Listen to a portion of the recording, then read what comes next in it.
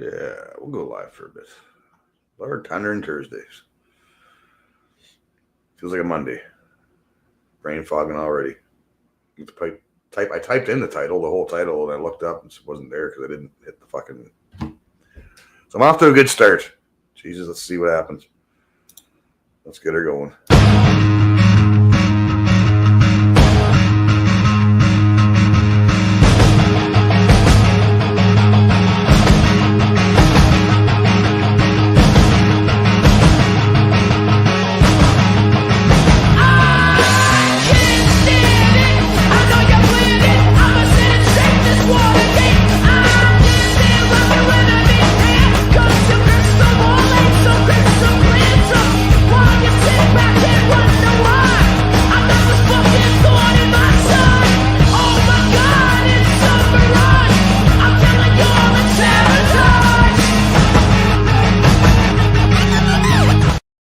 Oh, yeah, it's an early one, Daryl. I was gonna go a little bit earlier, but just watching some shit. A lot of crazy shit going on in the news. No shortage of fucked up stuff to talk about. But I'm not going all day because I got stuff I got to do. I'm just holding off right now because it looks like it might rain, and I hope it doesn't. Because I got some stuff to do. I got wood coming on Saturday, and I need to prep for that. I did get my screening though yesterday, and I got my things, all the things I need for my plumbing. So I got all the shit. Got some errands done. So yeah, today and tomorrow is yard work day. Preparation for wood coming on the weekend, and then we'll probably have a bonfire and whatever this weekend. We'll see. It's supposed to be nice this weekend.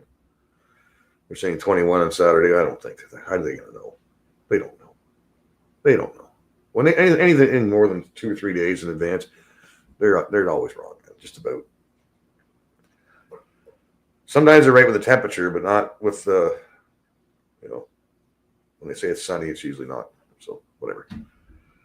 Just wake up that day and just go like this. And go step outside, have a look. Or look at the radar yourself, man. Fucking figure it out. You don't need a meteorologist or weatherman to tell you. Just look at the radar. You are here. Big cloud coming this way. Guess what? It's going to get cloudy. Might even rain. Not hard to read the radar. I didn't bother looking. I can just see. When I look this way, I'm looking west. That's usually where shit comes from. And it comes this way. So if I see a big, dark, fucking scary ass cloud over there at my back door, that's coming here. 9 times out of 10. So it's kind of looking like that now. Whatever. We'll do a live for a little while, see who pops in, shoot the poop, and then we'll shut her down around 1. We'll see. Normally I say that. You know what happens. Morning, Sarah. Yeah, every time. Just a quick one. No. But I did watch Viva's take on that RCMP DEI nitwit hire statement about the young missing kids there, and they had to do a land acknowledgement to African Canadians from Nova Scotia before they. What the fuck, man? What the actual fuck? How could she read that and not realize that she's a fucking idiot just for reading that? She should have said, no, I'm not reading that. This is about the children right now. We can talk about this shit afterwards. My God, man. Like, what the fuck? Like, did you find them? Any leads, any clues? Well, we'd like to acknowledge that we're living on stolen land. And it's like, no, the African population, the black population in Nova Scotia wouldn't be there if it wasn't for Canadians and us, man, because we gave them a place to stay. Like, they weren't. Some of them were escapees from fucking the States, man. Come on, do your history, guys. You should be thanking us, not the other way around. Fuck off. We shouldn't be fucking apologizing. God damn it. It's the most inappropriate time, too. Fucking. I'll play it. I'll play Viva's clip in a bit. Morning, Sarah Jean. Yeah, call Frankie McDonald for the weather. Yeah. Yeah. He still does that, doesn't he? Pretty sure. He must. I should look him up. I don't know if he's on YouTube or what. I thought I subscribed to him. I don't see him. I don't usually get any of his stuff. I thought he was trying something else, or he's doing something else now or something. I don't know. It's been a while. First beer of the day. Tastes pretty good. Although I did have one beer yesterday. It must have got mixed up. It must have been a mixed up batch. It tasted like the Cracked Canoe. I don't know. They fucked up. It just had like a fruity taste to it. It's like fucking weird. And the next one didn't. The one before that didn't. And the one after that didn't. It's just, I'd like to think I know the taste of Alpine by now. Maybe I'll play that clip. I'll go back. Because that just fucking boiled my piss. All kinds of shit pisses me off nowadays. But I don't want to start my day off like that. I don't want to start my stream off like that. I mean, that's how I start my day. I watch the news, gets me pissed off and angry, and then I have to watch something, happy. The fucking, you're not all grrr.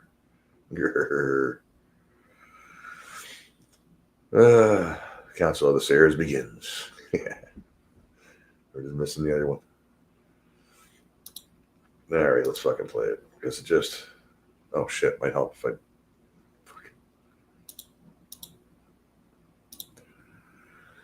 Might help if I pull it up first. Again, it's early. I'm not really awake yet. It's going to take me a minute.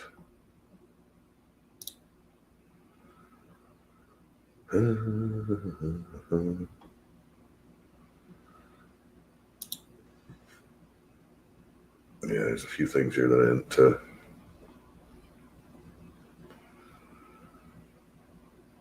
Oh, fuck yeah, I watched that. Some things, man, I just don't need to see first thing in the morning.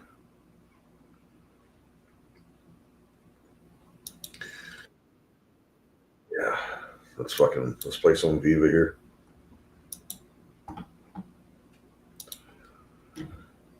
Yeah, it's beyond ridiculous, man. Like, the woke is ridiculous. The woke bullshit's ridiculous as it is on its face. But to inject it, like, it's like going to someone's funeral and that you barely know and standing up there and doing a land acknowledgement or something. Like, these people are fucking nuts, man. Especially coming from a DEI hire RCMP bitch. Like, fuck off, man. Tiny little broad couldn't fucking fuck. Fire them all of them, top down, man. Start this shit over again. Holy fuck, man, it's brutal. Anyways, let's fucking watch this. It pissed me off. I'm sure it'll piss you guys off too, and we'll all be pissed off together. How about that? Why not? Start your day. Fucking get your blood going. We'll start with Canada slowly. There's a very sad story coming out of Canada, coming out of Nova Scotia in particular, of two young kids at 4 and 2 or 6 and 4 who apparently left their parents' house and disappeared in the woods of Nova Scotia. The standard suspicions in these types of things, you suspect kidnapping. My first reaction was it one of a parent kidnapping the kids? We don't know yet. The kids have gone missing. Statistically, it tends to be people who are known to the kids, assuming that a human element was involved and assuming it's not just two kids leaving. But we're just going to start with that story right now because it's terrible, but it highlights what an absolute effing joke in the sickest, most depressing of ways Canada has become. From the Globe and Mail, RCMP scale back search for missing children in rural Nova Scotia. I listened to the press conference. That's where I saw this video that I said, this is just insult to injury coming out of Canada. Lily and Jack Sullivan update on missing kids as footprint found. I think from what they understood is that they found what they thought was a footprint and it didn't lead to any discoveries. Police said a potential footprint was spotted as the search for two missing siblings in Canada's Nova Scotia province continues. Lily Sullivan, Jack Sullivan, 6 and 4 respectively. Last seen Friday. We are now Wednesday. It is Wednesday. Friday to Saturday, Sunday, Monday, Tuesday, Wednesday. 5 days. If they walked out of their house in the wilderness of Nova Scotia. Pictou, the children are believed to have wandered from home just after 10 a.m. That's in the morning. The RCMP, Royal Canadian Mounted Police, said in a news release. Police told CBC News that searchers located what was thought to have been a footprint on Saturday, leading them to expand their search efforts in the area. Quote, since Lily and Jack Sullivan were reported missing on Friday, ground search and rescue volunteers and officers have meticulously searched the kilometers in the area around Lansdowne Station, where Lily and Jack were last seen. Searchers are diligently keeping track of which specific sections of the ground they have covered. Why it matters, like, what kind of title is that? The search effort for Lily and Jack is now in its fourth day. Multiple agencies are participating, including search and rescue teams from around the province, Civil Air Search Rescue Association, Department, dogs, etc., etc. Around 160 people are involved despite rain forecasts. What to know, Lily is described as having shoulder-length hair with brow bangs. She might be wearing a pink sweater, pink pants, and boots. A vulnerable missing person alert has been issued for the children. Police and others are involved. So that's the story, what people are saying. It has been a few days, but that has not dampened the hopes of the search teams and the police who are trying to help get these kids home. Roger Parker, they often say it takes a village to raise a child. Well, all of Pictou County is a village right now, and everybody is hoping and praying for these little ones. What's next? It's been 5 days, and the outlook is not so good. As I was watching this press conference earlier today, even the cops were basically saying we're scaling back because it's not optimistic. If the two wandered off 5 days in the Nova Scotia wilderness, it'll be tragedy. There are darker incidents where it ends up being a parent or the parents or something along those lines. I mean, that's just statistically where it goes. The police, they were not indicating whether or not they had any suspects. I think thus far they were treating it as the children wandered off. I go to watch the conference and it looks like a bad SNL skit. I guess every SNL skit is bad. This is how the conference by the police started off. And I shit you not, this is the absolute state of Canada. Imagine being the parents of these two children, assuming that they're not involved, which by all, there's no evidence to suggest they are. Statistics are what they are, but set that aside. Imagine the parents have lost their two children. And this is what you have to see starting off the press conference to update the general public as to the search efforts to find your two children. They slip her a phone, read the line. She looks like she's about to swallow her pride. Looks like she just Good afternoon. Fucking... Good afternoon. I am Corporal Carly McCann, Provincial Public Information Officer for the Nova Scotia RCMP. Thank you all for being here today. Bonjour, je suis la caporale Carly McCann, agent d'information publique pour la GRC en Nouvelle-Écosse. Merci de votre présence aujourd'hui.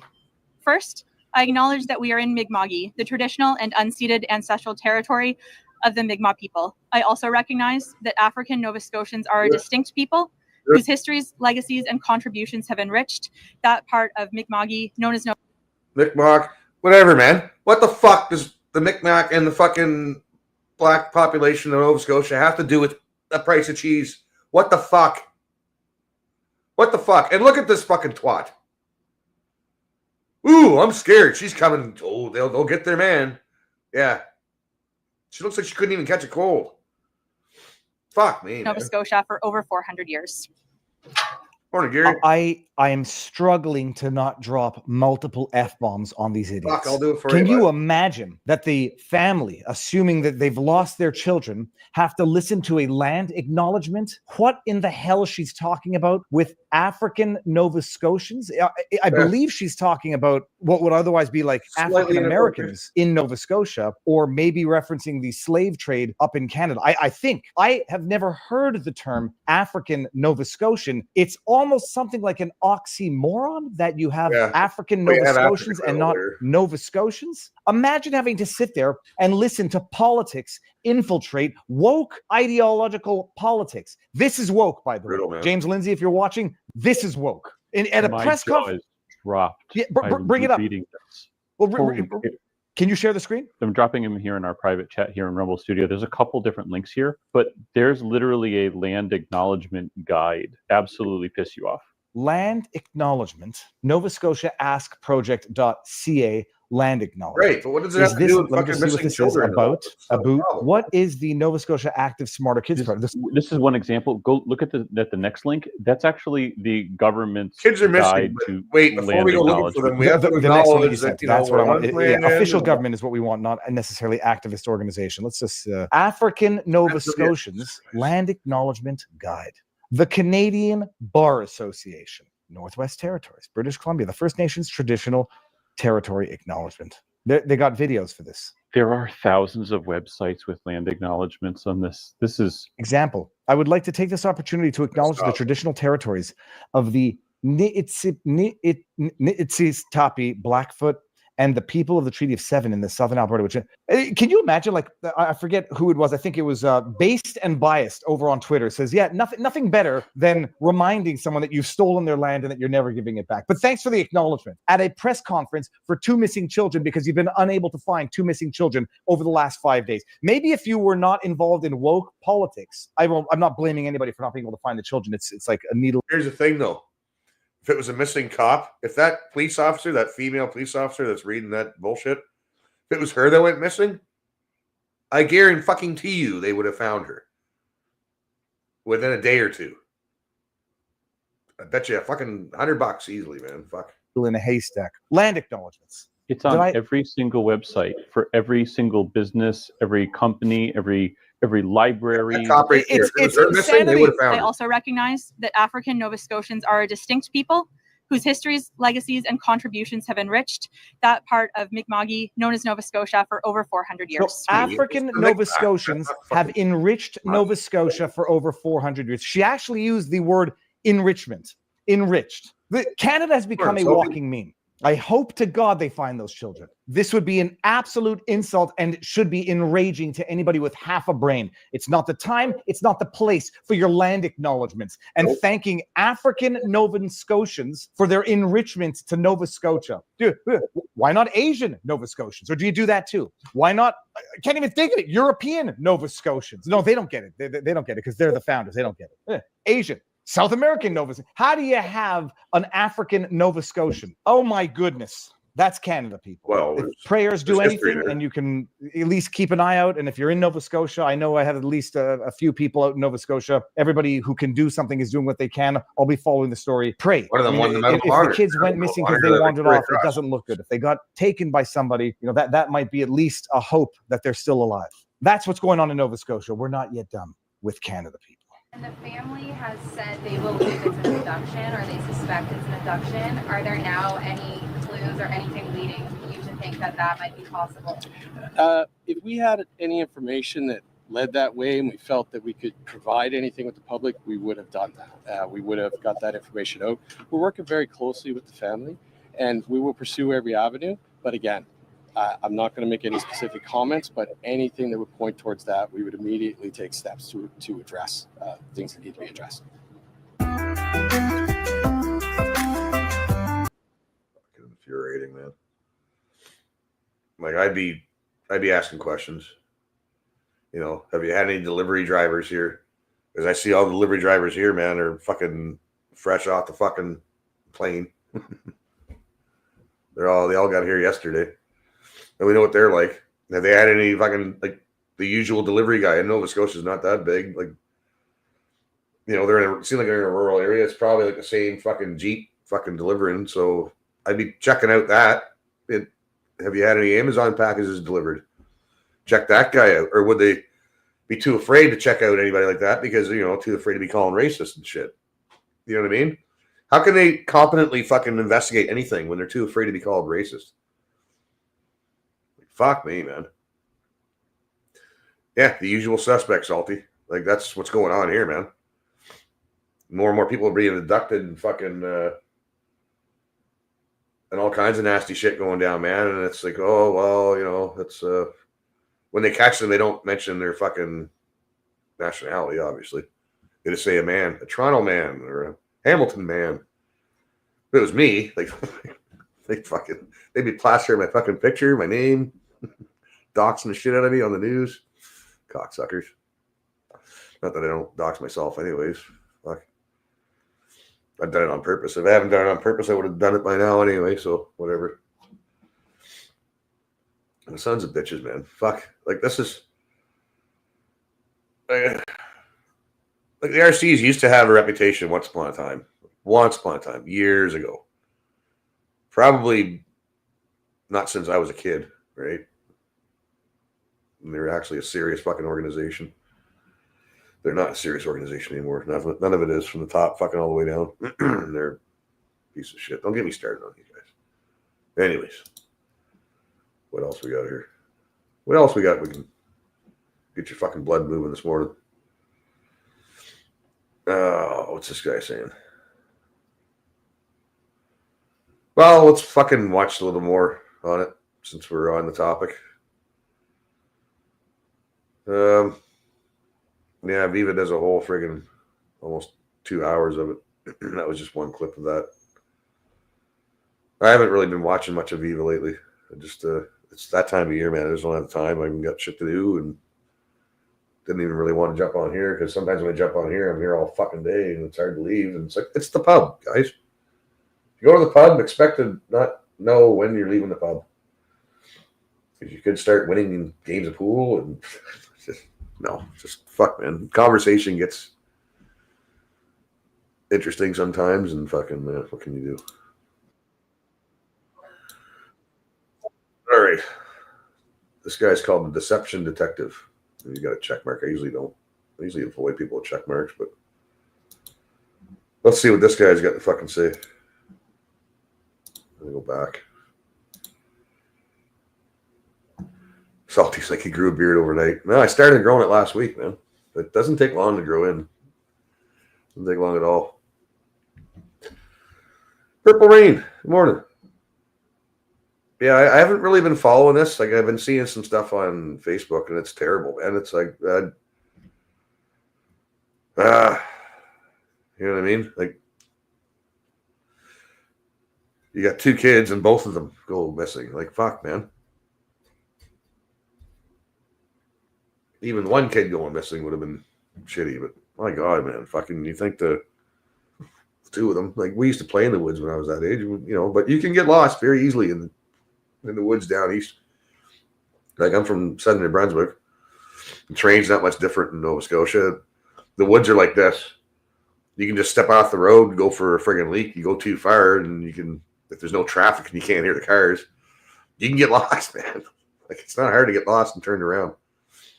The woods are so fucking thick. I have no idea how the hell moose go through that shit, but they do. But anyways, let's fucking see what this guy's got to say. Title just says, I'm hoping wrong. Well, let's fucking see what you got to say here. I want to hold them. And I want them home. Young.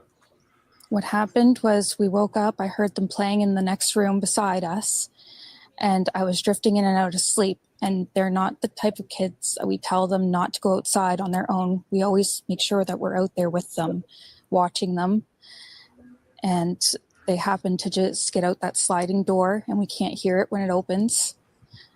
And they were outside playing, but we weren't aware of it at the time. That's Malaya Brooks Murray talking about her missing children. And for someone who doesn't know what happened, she seems to know a lot about yeah, the hop sounds like so today's video, let's watch her interview and see if we can spot any guilty knowledge. I'm Deception Detective, an attorney trained in statement analysis. This channel exposes lies and manipulation. So if that's your thing, hit subscribe. For early access, exclusive videos, and other cool perks, consider becoming a channel member. Link in description. If you're not familiar with this case, don't worry because it's brand new. I only know about it because my lovely subscribers have asked me to cover it. So before we grab our deception decks and start analyzing, here's a quick recap. The search for 2 missing children in rural Pictou County is now into its 5th day, and there's still no sign of 6-year-old Lily Sullivan and 4-year-old Jack Sullivan. The siblings went missing last Friday morning when it's believed they strayed from their home in Lansdowne Station. CBC's Preston Mulligan joins us now live from the search area with the latest on the efforts. Preston. Good evening, Tom. Well, as you said, yes, as we near the end of day 5 in the search for these 2 young children, sadly, there is still no good news report. The RCMP held a news conference a couple hours ago to give us an update. Basically, there's not much else to say other than the search for Lily and her brother Jack continues here and around these woods and these deep woods in the Lansdowne area. Now, RCMP Search and Rescue are still working under the assumption that the 4- and 6-year-old wandered away from the home in Lansdowne, just south of New Glasgow on Friday morning. Today, some of the family members walked me through into that wooded area directly adjacent to where they live, maybe 20-second walk from the home into the woods. And as you walk into the woods, there's a little, kind of a tree fort, a little lean-to, and that's where the kids would play. And the family around there say they find it very hard to believe that given how thick the brush is on some of the steep banks around that area and just the difficulty moving around if you sort of leave that trail, how difficult they find it to believe that they could have gone anywhere deeper than that into the woods. No idea. I had no idea. I'm still searching every day. I'm waiting for information. I have to let them do a lot of their stuff with the aircrafts and everything else. Okay, so that's the rundown. 2 toddlers disappear from their home in rural Canada, and that last voice you heard there was their stepfather. Which brings me to one final thing I want to go over before we start analyzing Malaya, and that's how I set my baseline whenever I start analyzing a brand new case. If you've been here for a while, you'll know that I'm a big proponent of Bayesian reasoning. In other words, our baseline is set at the statistically most likely scenario. In the case of missing children, one of the most likely scenarios is that they wandered off and got lost. So Hopefully they any find them evidence and that they're suggests that hydrated, theory will weigh heavily right alive, away. you know. But any evidence of something less likely, like a stranger kidnapping or a UFO abduction, will be really hesitant to weigh that evidence very heavily unless it's amazingly convincing evidence. And I know it might sound biased or unscientific, but it's actually one of the best frameworks for making predictions.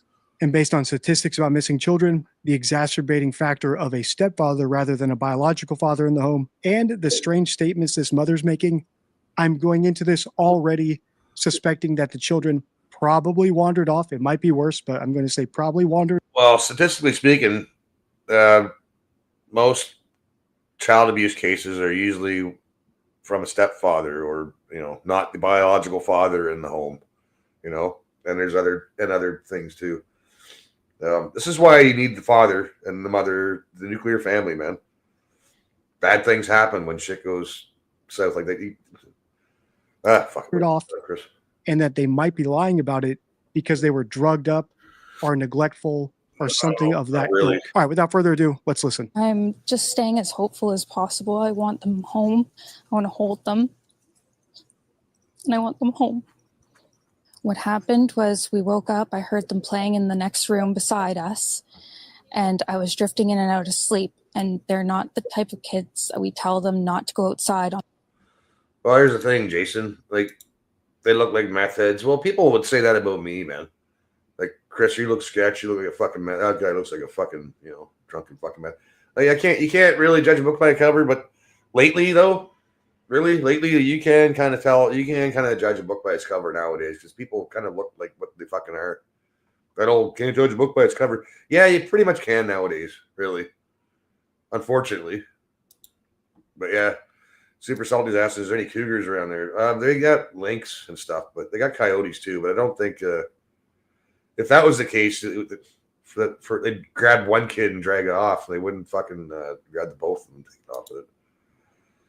I couldn't see a big cat taking 2 kids and no blood or anything. Yeah, and sheds of clothing and stuff like that. And I'd like to hear what the real father has to say about the missing kids, Jason says. Yeah, right? Yeah, where's he at? Anyways, let's fucking get through this. On their own. We always make sure that we're out there with them, watching them. And they happen to just get out that sliding door and we can't hear it when it opens. And they were outside playing. You can hear it when it opens. But we weren't aware of it at the time. We're off to a bad start, and that's because this mother is doing lots of the things that we've seen verified hoaxers do on the channel. I've put the Spotting Hoaxes card from the Deception deck, my 52 favorite rules for spotting lies and manipulation, on your screen if you want to read all 4, but I'm just going to point out 2 of them right now. First, she's conclusive about how the children left the house. When if her story were true, that they were in and out of sleep, and you can't hear whether or not that door is being opened or closed, she wouldn't be able to know that. She also said that the kids were outside playing. Maybe she's guessing about that stuff or suspects it, but there's no way to state it this conclusively. Unless, of course, she made up that story in her own head. Second, her story is vague. What does drifting in and out of sleep mean? What noises exactly did she hear which let her know that the children were playing in the other room? She didn't even say what the kids' names are. And this is yet another sign of a hoaxer, because hoaxers, especially when they have a co-conspirator, like I think her boyfriend might be, if they actually have guilty knowledge, have to line up their stories over time with themselves Get your stories and straight. with each other. So the more concrete details they give, the more opportunity for people to catch them in their lies. Or if they're just low IQ, like many of the hoaxers we've analyzed on the channel, they never even think of those details in the first place.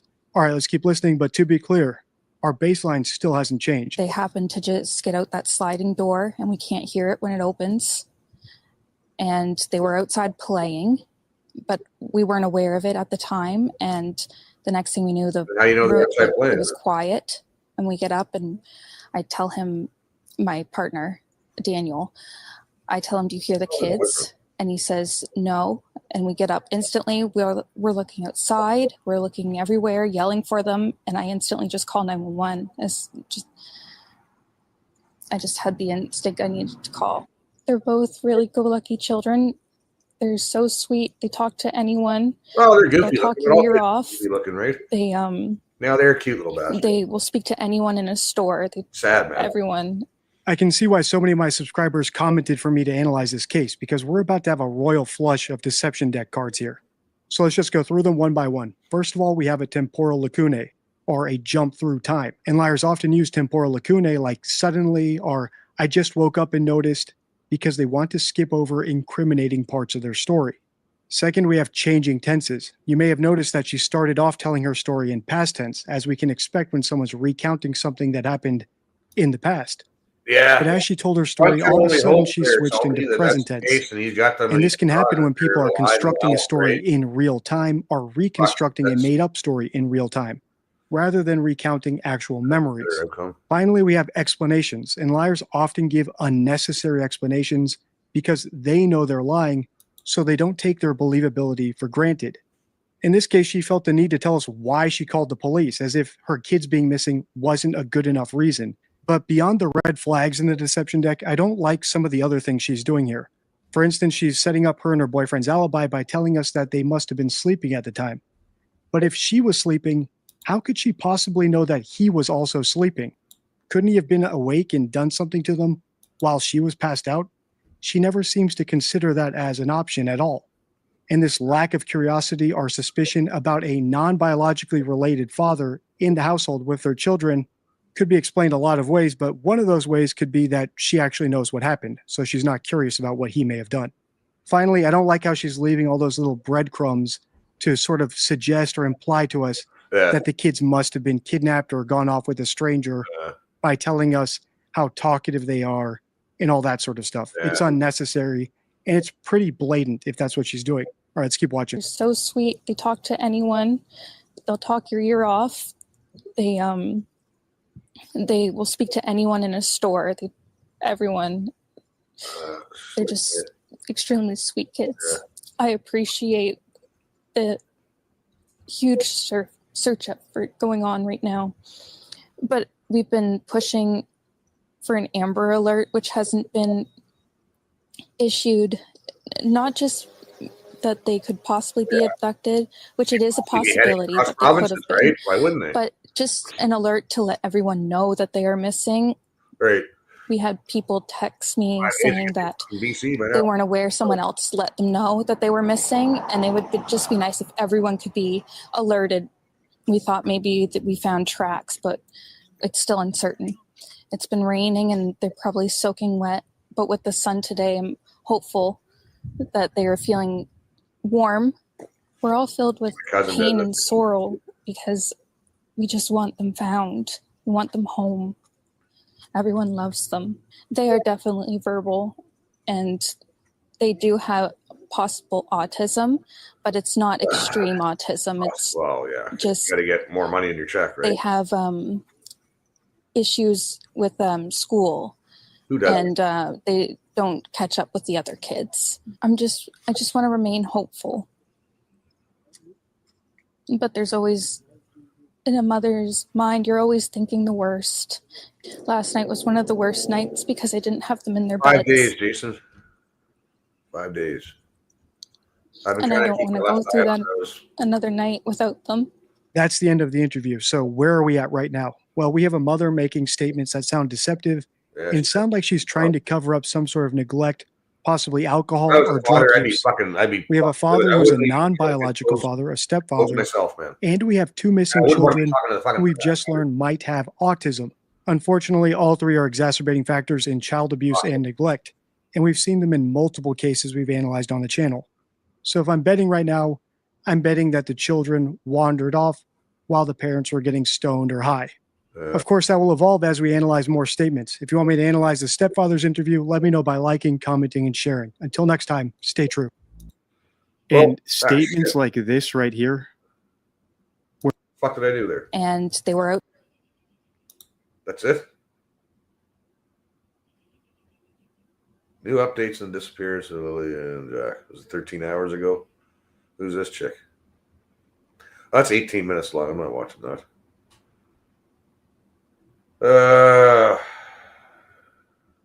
Yeah. Well, I don't know, man. I don't know. Everybody's like armchair detective, which really, I mean, that's what detectives do, man. They think what they fucking know and they try to come up with scenarios. And anyways, fuck, it's fucking brutal. Ruby says if they wandered off, dogs could find them. Yeah, dogs. I've been caught by the dogs twice. They're good dogs, good doggies. They will find you. All they need is your scent, man. And they're little kids. How far are they going to fucking go? The dogs will find you. Fuck.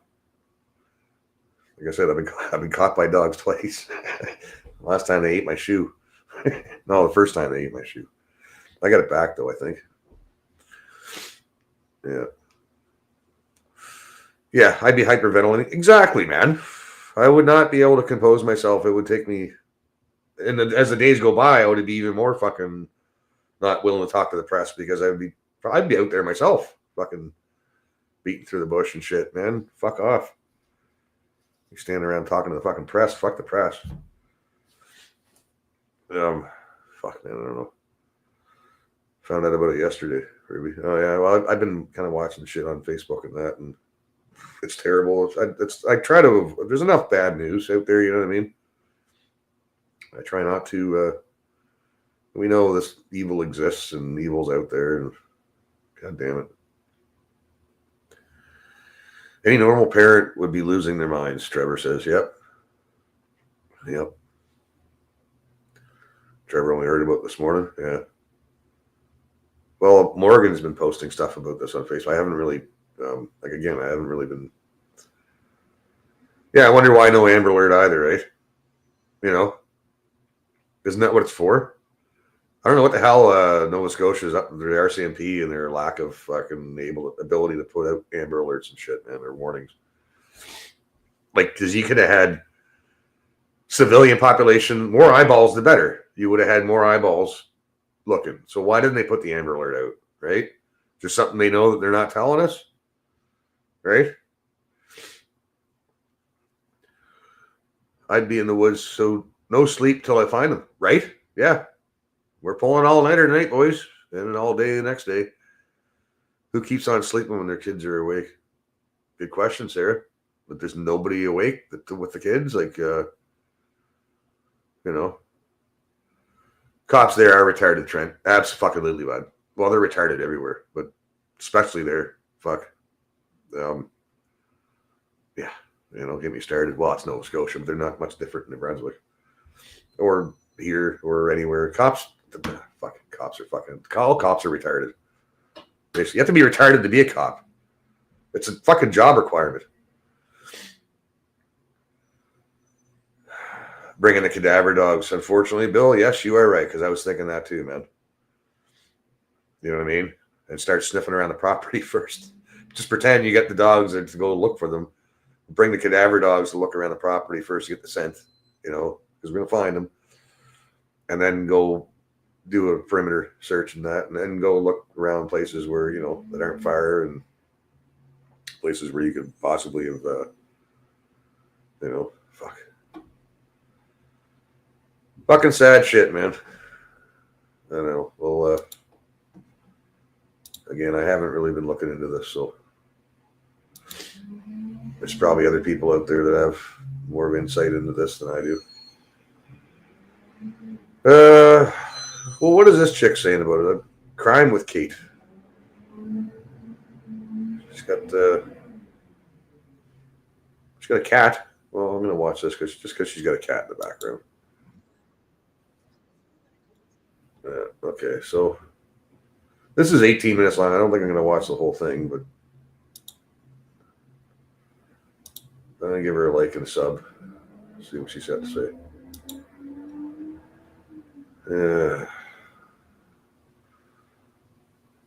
Mom and so-called dad are being shifty. Yeah. Well, I mean, they kind of look shifty too, but it's like I look shifty as well. But I mean, like, I don't know, man. Like, it's hard to tell by looks and composure, really. But what Buddy was saying, how she's kind of leading the listener, by saying, well, and honestly, we don't really hear that door. They don't go out to play unless we're out there with them. They talk to people a lot. They're kind of leading you to think that they're kind of making you think, put a picture in your head. They're painting something for you, right?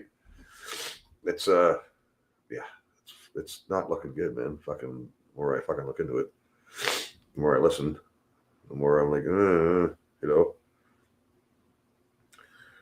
Well, let's watch this. Check, see what she's got to say.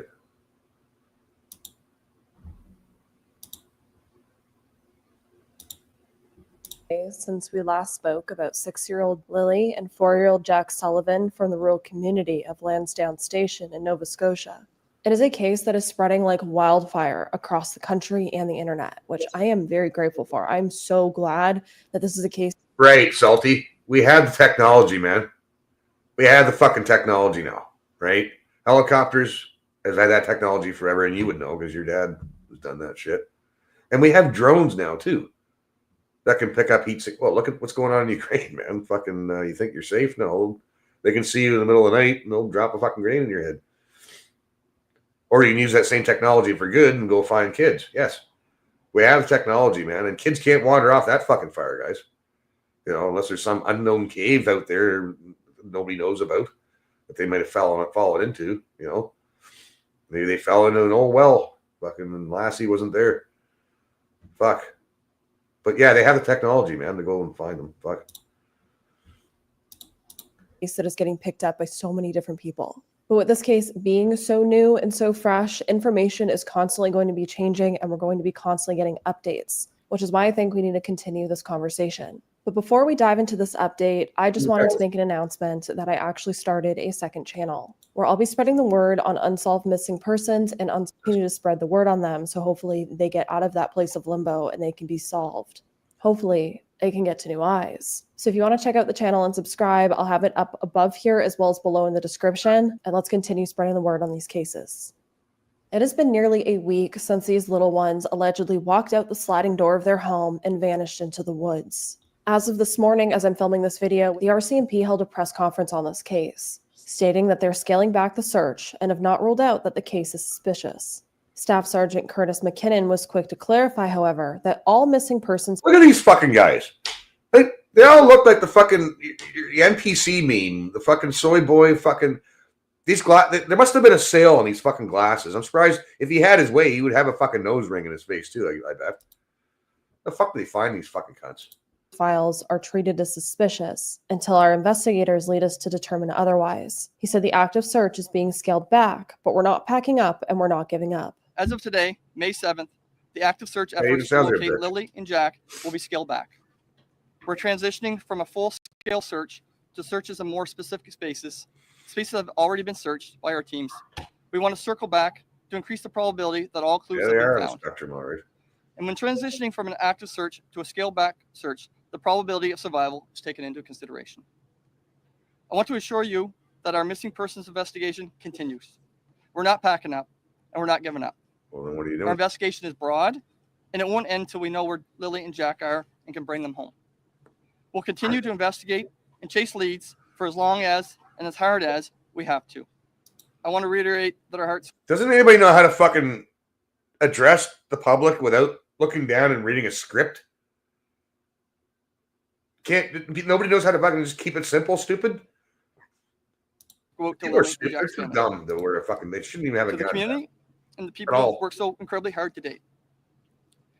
Many of us have children of our own and have wanted nothing more than to reunite Lily and Jack with their loved ones.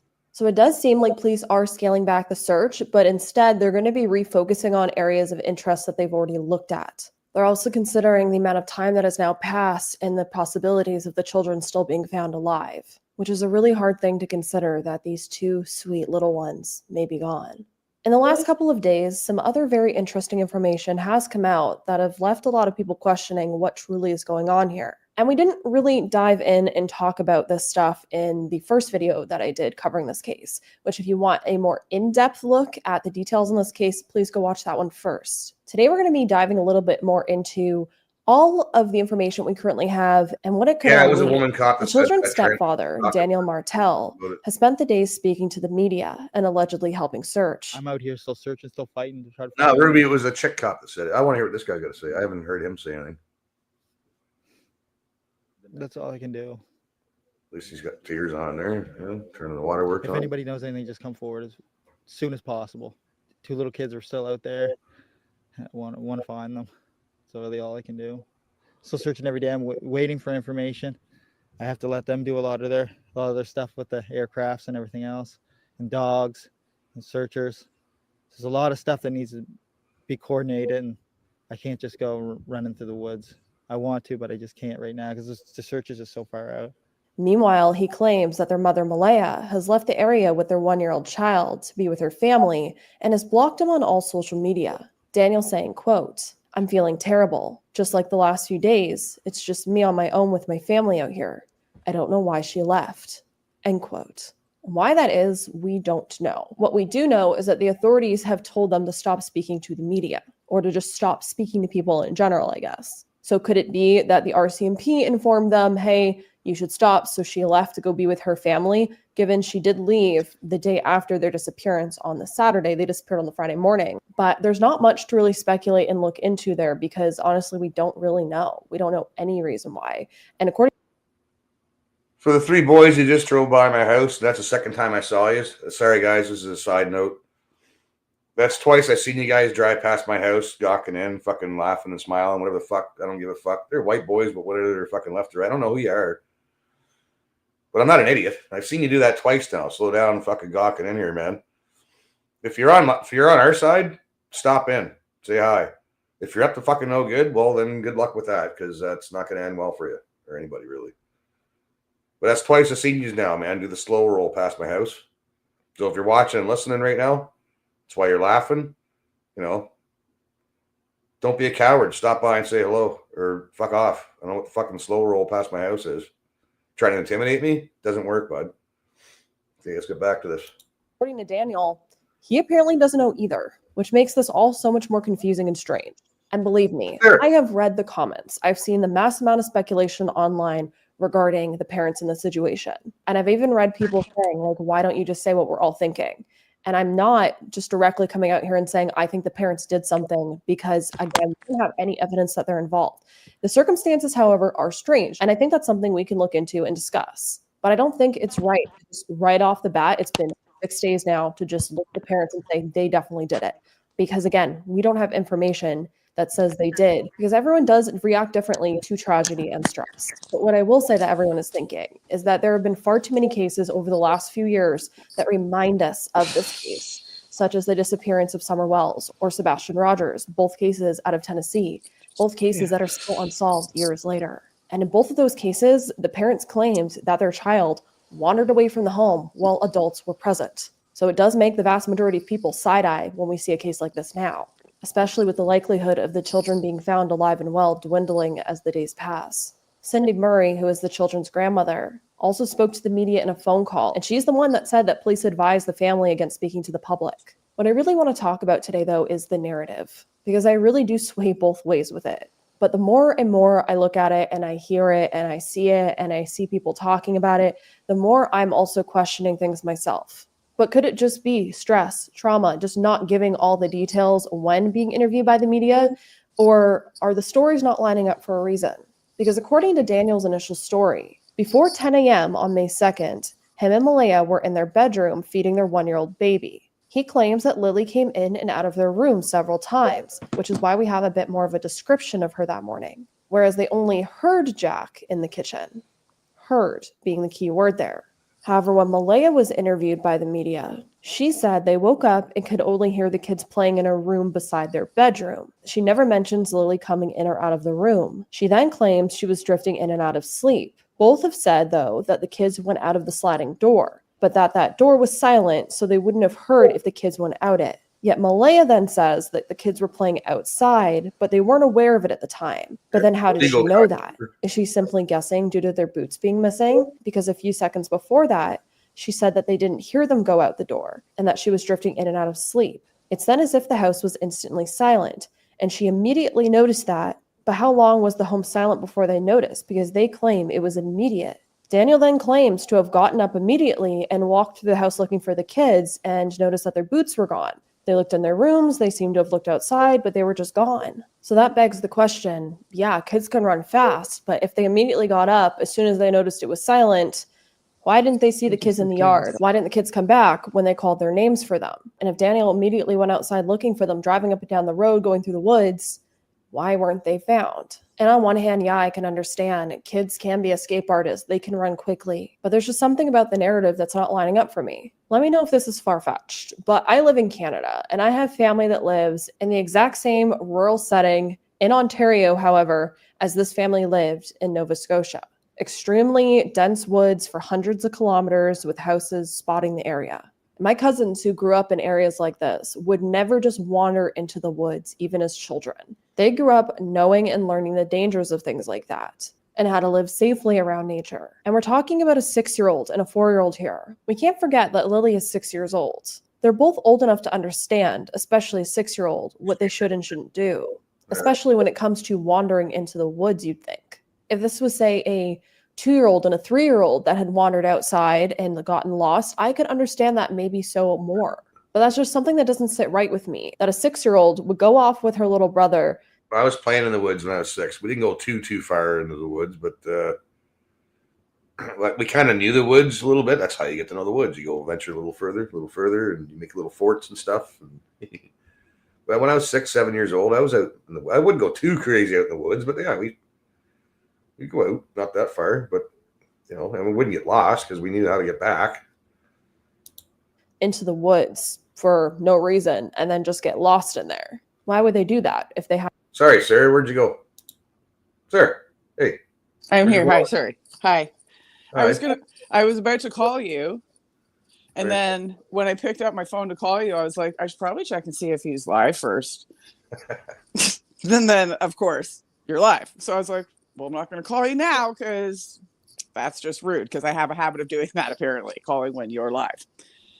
Well, I can play this and you can call me if you got something to talk about or whatever. I'll mute myself and turn my camera off. And no, I just wanted to say hi, good morning. Oh, okay, cool. Well, hi. I just haven't talked to you for like a couple of days, so I just wanted to say hi. All right. That's all. Well, hi. Hi. You can keep playing the video. I'm going to go outside and have a cigarette and listen, okay?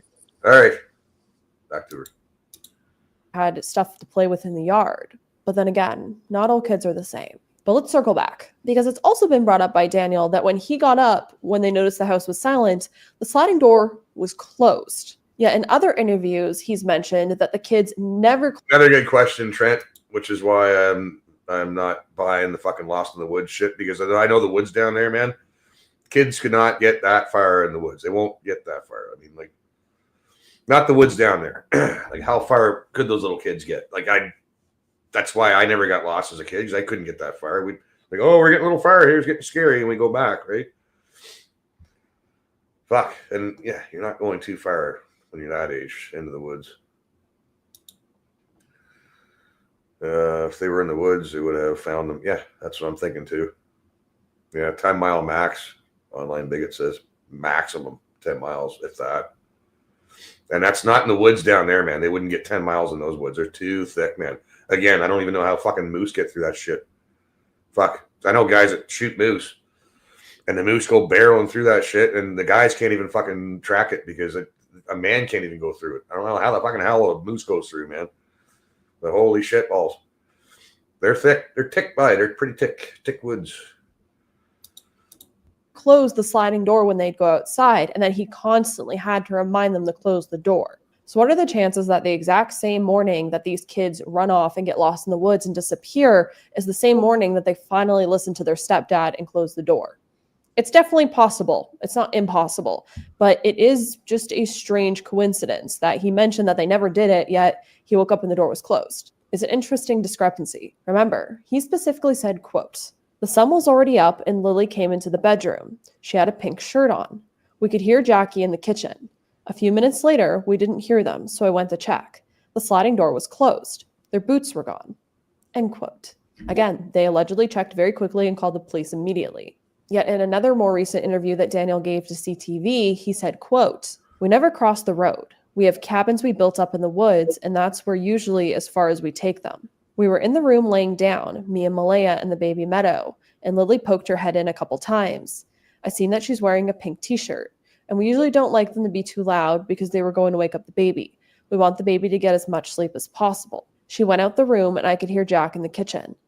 A few minutes went by, I heard nothing. Got up, went in the kitchen, checked everything. I seen they weren't there. Checked their bedrooms, and they weren't there. So I looked in the backyard. That's the only other place they could go. And their boots were gone. The sliding door was closed. Usually they don't close the door. I usually have to remind them to close the door over and over." End quote. So I'm not sure if this conclusion was come to because everywhere else had been searched. So it was just assumed, okay, the kids must have gone outside then. But Daniel says outside is the only place the kids would have gone. Yet Malaya says that the kids aren't the type to go outside alone. Morning, Breezy. Daniel's also been pushing since day one that the children might have been kidnapped. And we're asking the RCMP to lock down the borders of the province and check the airports. An abduction is a real thing, for sure. There's always a chance that someone with bad intentions was driving by at the perfect time. It was a perfect storm. The children were outside and they were snatched up. But to expect that from day one, considering it's pretty low on the totem pole, considering that you also said that the kids must have wandered into the woods, it also brings up a lot of speculation, and it really has. Although, again, it's always a possibility. I have talked about cases on this channel before where it was just the perfect storm, where a child was walking by the wrong house at the wrong time, and they were snatched. But again, the chances of that happening in such a rural area where there is hardly anyone around, again, it could go either way. It could be luckier for the perp, or what are the chances that someone was going by at that time? They would be lower than in a city. May 5th, the RCMP spoke to both Daniel and the rest of the family.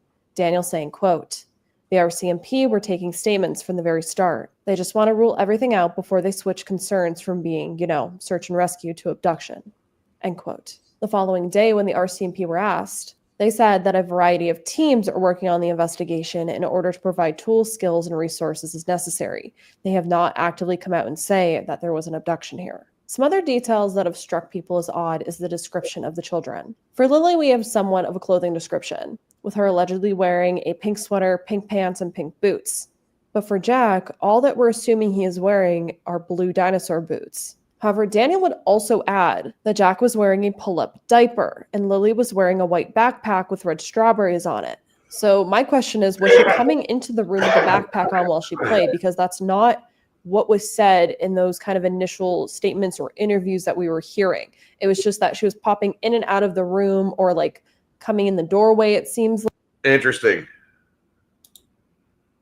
That's interesting, Bill. Didn't know that. But that is interesting. But then we only had the description of this pink shirt.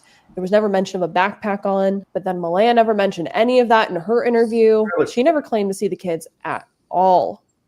Just Daniel. Daniel's the only one that claimed to see the children that morning. And you'd expect if Jack had wandered outside in just a diaper and boots, he'd have gotten pretty chilly from being just in the yard. It's not summer weather out there right now. No. So why would a 4-year-old wander into the woods instead of going back inside to get warm?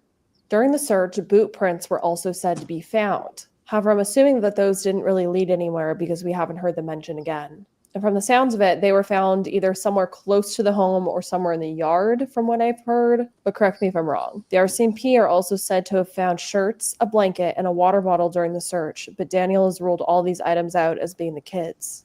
Investigators have even brought in infrared drones, so you'd think that those would have captured the children by now if they were out in the woods, although it is noted that these drones have difficulty seeing through thick canopies of trees. But what that tells me is that authorities are pulling out all stops here. Yet still, these kids have not been found. Not one piece of evidence of them has been. Lily and Jack's photos remain up at the command center as a motivator to all those searching. Despite scaling back the searches, authorities are not giving up or packing up their things. We also need to give a shout out to these searchers. The terrain they're tackling out there is awful. The weather has not been the nicest to them either. There's also said to be damage in the woods from Hurricane Fiona, which makes it even more difficult. The search manager saying, quote, I can't say enough about the searchers. They're pushing through all of these areas, going through all. What are you saying, Sarah? Seriously, I can't stand when people talk like that. When I went to fucking university, there was broads that talk like that, and I find it really but why does she have to, like, everything has to be like wah, wah, wah, and like every time she like finishes a sentence, like, I can't. Lord have mercy. Like, come on. It's Linda, the vocal like, fry. I feel like They bring it down and they fucking vocal fry it out. It's like the vocal she's just, fry. and she's trying to make it sound like so like, oh fuck, just me. I'm just gonna mute myself.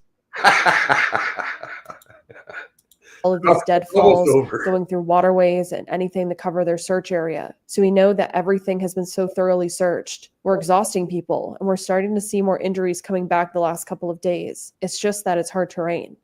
End quote. So please give these searchers praise and support in the comments. They are doing everything they can to try to find these kids. These people have spent the last 5 days away from their own families, endlessly searching and combing the woods. Yeah.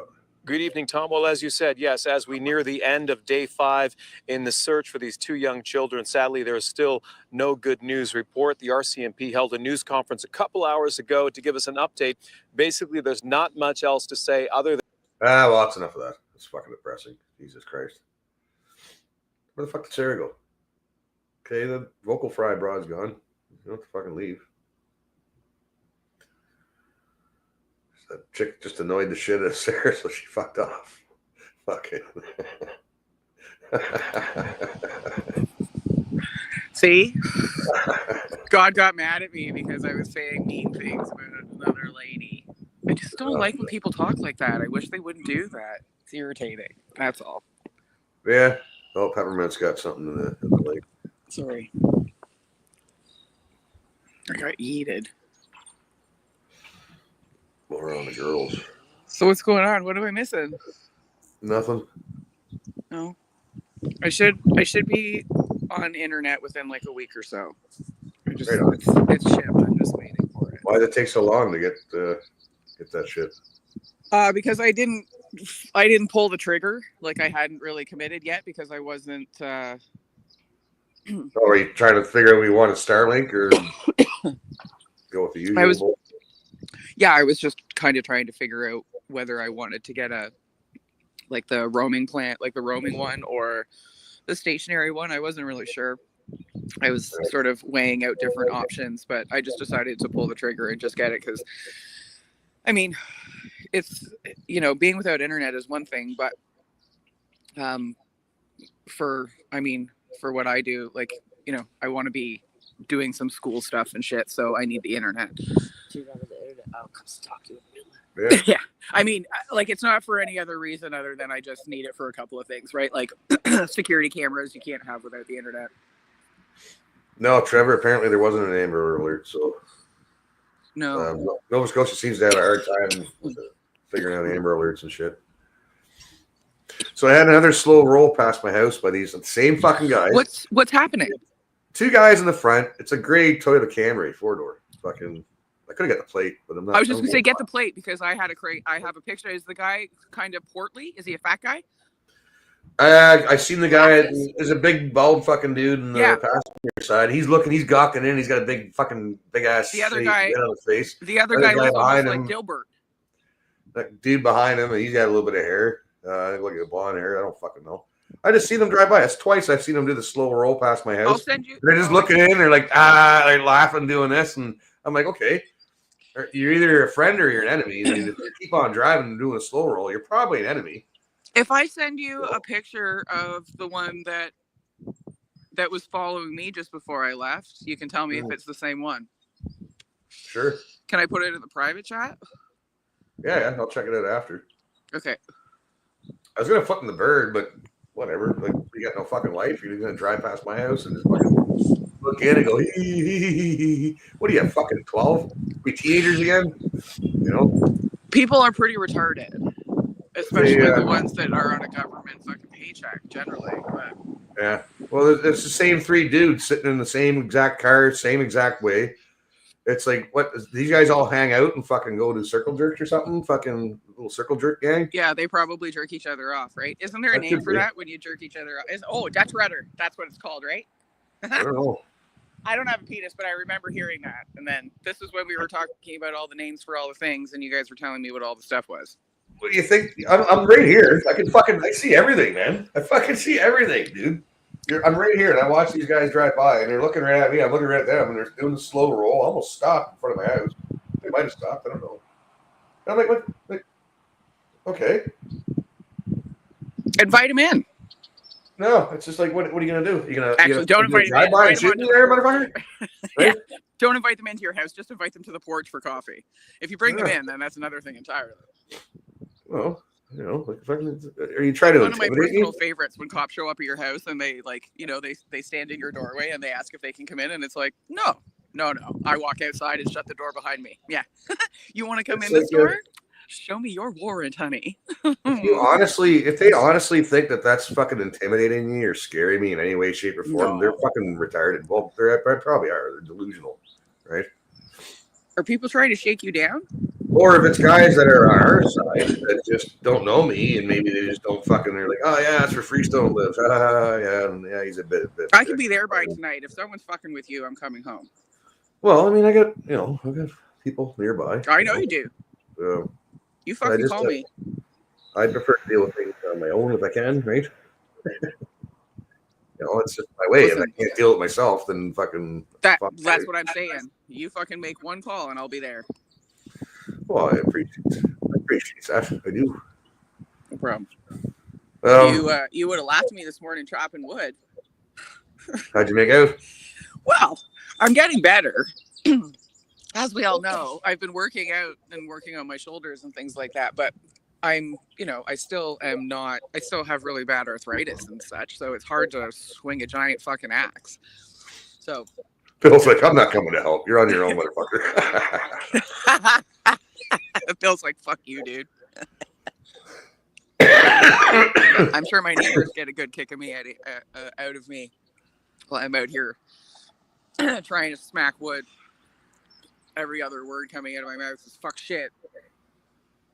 Piece of fucking shit. Get back here. And I'm swinging an axe around. Yeah, I'm really, really, really out of shape. I didn't realize how badly out of shape I was until I started doing shit fucking around the yard and stuff. Well, I mean, it's one thing to be doing stuff and whatever, but there's certain things. It's like, when you start golfing after you haven't golfed in 5 years, your first round out, holy fuck, you come home the next day and you're like, I'm dead. Yeah. Like you can't even lift your hands to wipe yourself. That's why you need a bidet. Right. Yeah. Or I just need, When you said wipe yourself, you could have meant this. My mind went right to the fucking can't even wipe my own ass because my fucking arms are so sore, right? I wipe my own ass. No, I just I don't let that shit bother me. Like but it's twice I've seen them, maybe 3 times I've seen them now. They just slowed down like right in front. They're looking right in, gawking in. I don't care. Like, all you want, man. See, right from the front all the way to the back. I'm right here. I'm like, hi. I don't really give a shit. Just bend over and show them your butthole. Ceasus loves that. Yeah, I could do that. Yeah. I love that. Like anytime they fuck with my phone, I just show booty hole, and then they go away. Then you get more Jeets. Yeah. Yeah. It's true. It's kind of odd because it's either there's only 2 things. It's either they either know who we are, like me, and because you're fucking terrifying. I'm scared. Right? Exactly. or they're the Antifa fucking types or the fucking the people who fucking some white supremacist fucking goddamn Kyle Hitler, Doc Martin wearing fucking motherfucker. I'm not, man. Like, settle down, guys. I don't care. I don't give a shit. Maybe I will be. Maybe I'll start donning suspenders and wear the fucking docs. Why not? Oh, don't do that. That's a uniform. So if they're either on our side or they're my enemy. You're either a friend or you're an enemy. Either or. If you're a friend, stop in and say hi. If you're not a friend, you're retarded. Like, what are you doing? You're retarded. Right? That's it. Yes. Hey, you know what I was just thinking? I should go and put on my red, my plaid shirt, because then, if we're wearing the same thing, it's a uniform. There we go.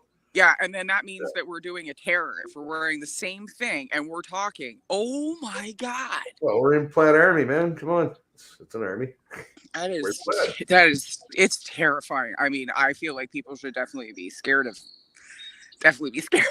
me sitting out here with my goat cup. Plaid is intimidating to some people, I guess. I don't know.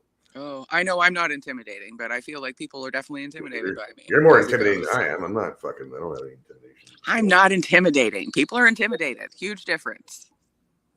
Yeah. Huge difference. Wouldn't go away if you show. I was gonna say that too. I wouldn't go away if you showed me your butthole. I'd be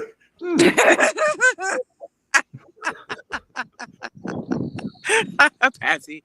I'm not showing my butthole, so I mean stasis for sure. They probably have an entire folder of my butthole, but that's just because every time my phone goes all fucked up, I'm like, oh, and then I show my butthole. Far right lumberjacks. You damn right. Far right lumberjacks. Oh my God, that's what we should call ourselves now. Far right lumberjacks. Chopping wood and eating jeets. Let's go. How's the fire? Okay. It's cool here this morning. Yeah, it's cool here today too. It was fucking beautiful yesterday, man. It was. Oh my God. I watched the sunset by the river, and it's so funny, like where I am, there's all kinds of geese and ducks and stuff, and like watching the birds of prey, and there's like a kingfisher couple, and anyway, so I don't know, I'm a weirdo. We're watching the birds and all that, and it's I love that shit. It's that time of year too, man. Yeah, it's like the 407 for the ducks. It's so funny. And the geese, yeah, they're just you just watch them. It's so cool. Oh, I love nature, man. I love watching all that stuff. I don't care. So call it corny or whatever. Hey, can you tell Bill that I'm not going to put my phone number in the chat? Well, you do. I'll do it right now. Hey, Bill, you can get my number from James Bullock if you want. James will give you my number, but I'm not going to put it in the chat. Mostly just because, nope. I feel like that's just opening a whole other can of worms. It's cold here this morning. 62 Fahrenheit. Again, 62. Don't know what 60. I don't know Fahrenheit. But I'm guessing it's probably around the same here, like 10 degrees Celsius. Oh, it's like 6 here. Right 12. now. Yeah. Well, I went and saw a blues guy the other night in Fredericton. Oh my God, it was so good. Oh, I should get you to look it up on YouTube and play one of his songs. Here's my phone number, Salty. Young kids wouldn't. Okay. The young ones wouldn't get that. The younger. Okay. Okay. Yeah, it was so good. It's so fun. There's such a great, like, everywhere around here. Like, I mean, it's not far, right? But there's cool stuff to do. Just 1 second. Oh yeah. Like I say, I love fishing, so there's all kinds of spots, and it's New Brunswick, so I know people like north, middle, and south. So short of hooking up with people and hanging out and doing stuff. Yeah, I'm super excited to find out who's around me and whatnot, but I'm just still in the process of getting things like unpacked and settled and stuff, and my car on the road and priority. So soon I will be sort of in a better position to be doing things, but it's New Brunswick just got way cooler.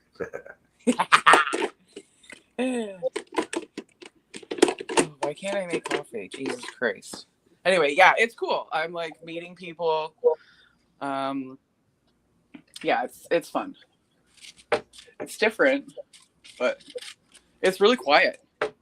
Like, it's funny because I'm like trying to figure out, I was like talking about long weekend and stuff, and I was like, oh yeah, like what day should I leave based on traffic and whatever, and then I was like,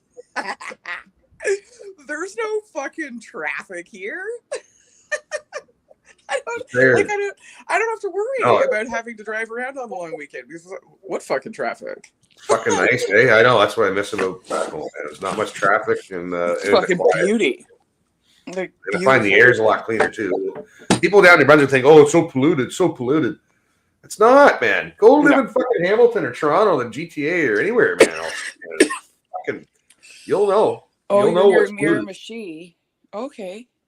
That's not too far from here. I don't think. No, Miramichi. They're not near the Miramichi there, buddy. Okay. There's a lot of Sarahs in here, Patsy. Okay. Hey, Chris. Huh? Never mind. I'll tell you after. Okay. Well, I can. Fine. All right. I have to figure out how far I am or where even Miramichi is in relation to me. So, all right, Sarah, I will message you. I think I have to find the groups and stuff in New Brunswick because I don't know. Like that's the thing. Like I haven't literally because I haven't had internet. I haven't been doing any of those things, and everybody knows I'm not on my phone like ever. So I have to get on that. So for y'all, I'm never on my phone either. No, but I will. For those of you who are in where I am now, then I would love to see you at some point. Yeah. Bill's outside Edmonton, so he's north, west, northwest. Yeah. Top northwest. Yeah, like everything is a couple of hours from each other. Yeah. So you look at a map of Brunswick. Bill's way at the top left corner. Yeah. He's like down in the middle, almost the middle, a little bit north of the middle. Yeah. I'm just trying not to dox myself on the stream. Well, it's a pretty decent sized province, man. Yeah. You know, it's not that small. It's maritime. Yeah, no, it's a huge place. I'm just saying, I will tell the people who I'm close to that I'm close to them when I talk to them, because I don't know exactly where, like I said, like where I am in relation to other people. I know where things are, but then I also get really turned around when I'm here because I'm still trying to figure out which way is up. Like legitimately. Yeah. Like in Ontario, you can figure everything out. It's a fucking grid. This is not a grid. Like it's not a grid here. So I'm figuring it out. You know what I mean, man? See, when I lived in St. John, it was easy because I knew the Bay of Fundy, the water was south, and everything else was north, east, and west. Like Maine was west, and PEI was that way. But the Bay of Fundy, it helped having the water. Like, and that's what fucked me up here when I moved to Hamilton because the Bay here is north, so it's the opposite. It fucked me right up. We'll see. Like that's the thing and then I think that the river, and then I'm like, oh fuck, but then I remember where I am on the river, and then it's like, oh okay, which way is north again? Like honestly, like even now I'm looking at my window and I still can't remember. You almost need one of those little compasses like they used to have on the back of those Rambo knives. You can get one for your dashboard. I have multiple compasses, and I do have one for my dashboard for my new whip. And I got a knife. Obviously, you have to have a knife in the car. What else do I have for my whip? An air freshener, a cell phone holder, a snow brush. That's it. I still don't have a radiator yet, so I'm waiting for that. Got some bear spray in case you encounter bears. Bears, right? The bears. Bears. There's bears in New Brunswick. I'm not scared of the bears. I'm more scared of the meth heads. There's a lot of those here. Well, most of the bears in New Brunswick are mostly dump bears. They're not really wandering around everywhere. I'm also not scared of meth heads. Give me 1 second. I have to mute this so I can grind my coffee beans. Just a sec. All right. I'm just reading the chats over here. These guys are. I should go play. Patsy put a link in there a minute ago. I should probably play that. That way I can go hit the can. Hit the can. Oh man. I hope we don't get rain. I'm starting to get creaky like an old man creakiness. Is that the one there, Peppermint? No, let me play that, bud.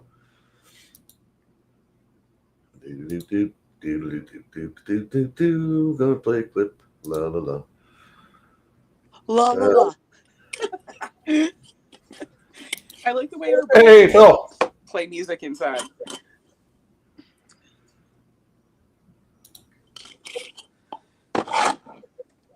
Be funny to like sit down and ask everybody what the rhythm is that plays inside your head all the time. What song does your brain play? Yeah, that's the clip. I already played this clip, Patsy. Yeah, I played that one already. But I think it might have been Ruby or somebody else that thought it was that dude cop that said the thing about the woke bullshit about acknowledging the land and black people. And meanwhile, there's 2 kids missing, but you're talking about land acknowledgement and shit before you make the announcement. Like, Jesus, man. These people are too much, man. Like how do they get? They don't take the guns away from these people. They're fucking crazy. Okay, crazy people shouldn't have fucking guns, man. Like you're a fucking RCMP officer, and you're crazier than a bag of fucking hammers up there talking about black, indigenous, and Micmacs and fucking whatnot when it's a press conference about 2 missing kids. You're delusional. You're fucking retarded. You're fucked. You're psycho. Take the gun away from that person, man. Please. Most, I would say 90% of these fucking cops shouldn't have fucking, well, probably more, but whatever. Shouldn't have fucking firearms, man. They're wildly conditioned. Like, that's the thing. Like, these people in the positions of authority, because I'm not going to say power, but these people in a position of authority have just been so wildly conditioned and programmed to just say these things that they go along and say them.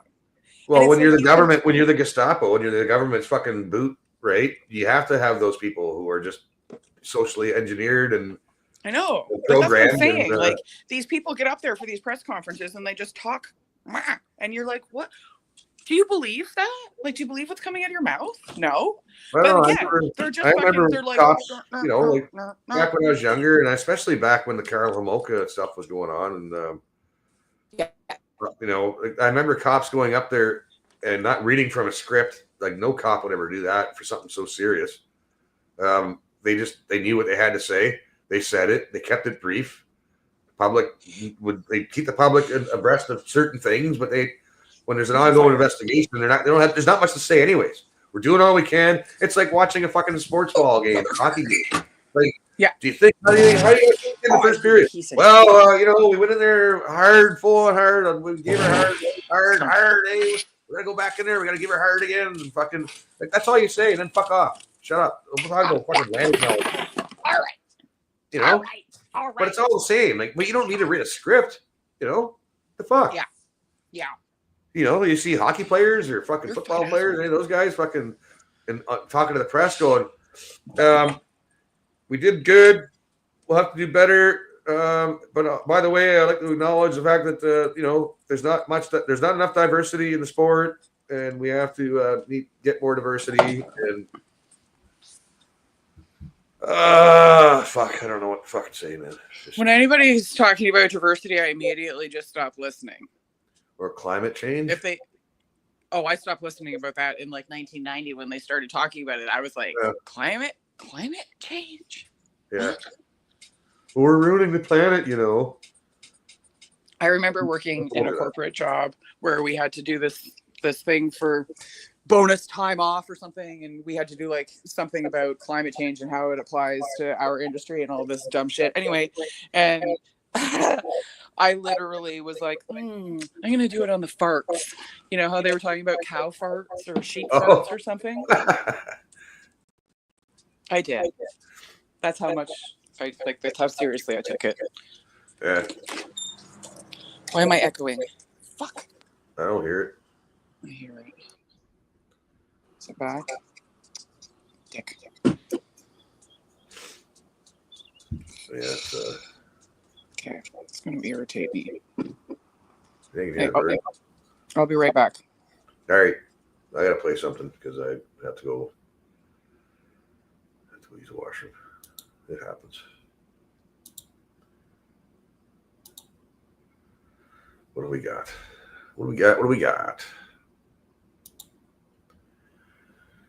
Oh, Patrick Lancaster's talking about Pakistan and India, frontline combat footage. Well, let's fucking watch this then. Why not? Change the subject for a minute till I get back.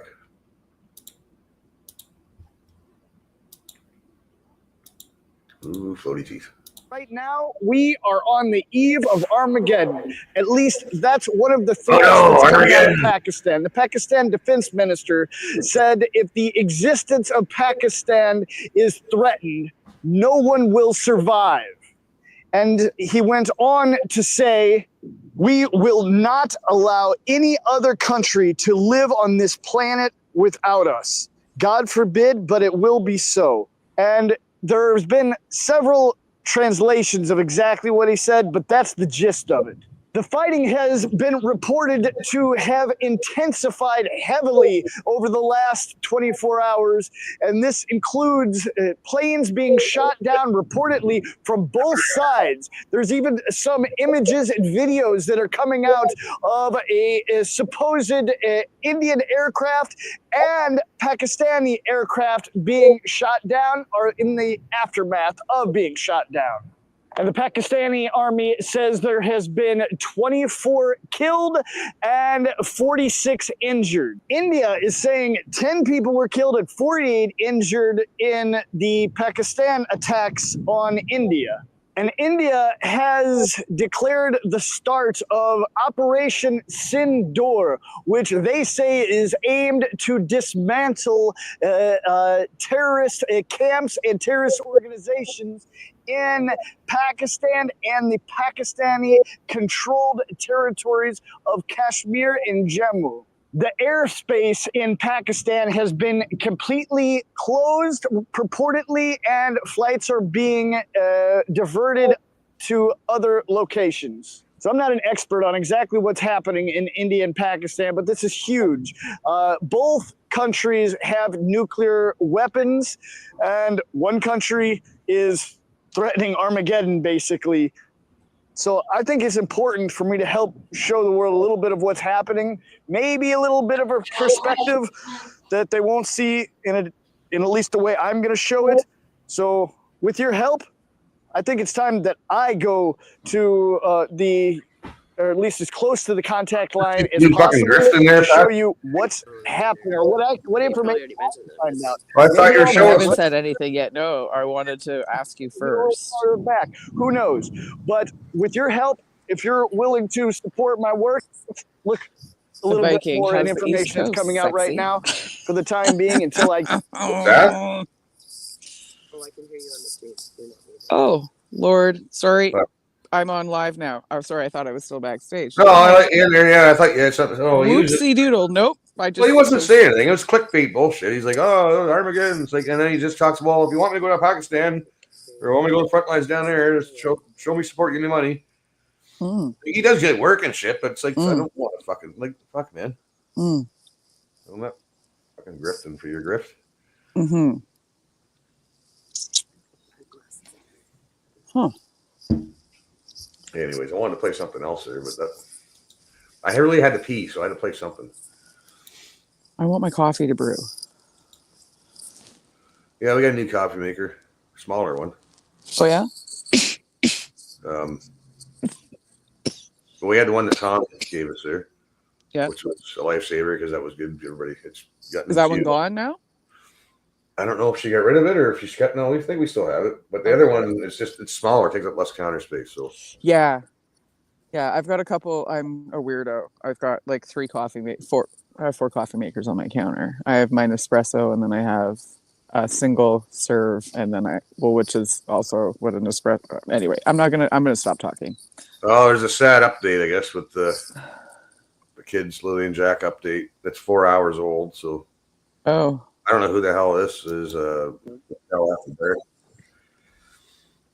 don't know who this is.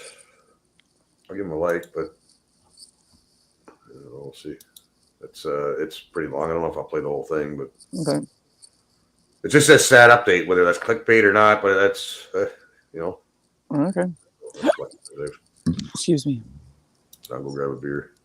And I need to tracks the time frames and their age, the likelihood that they're alive right now is very low. Breaks my heart.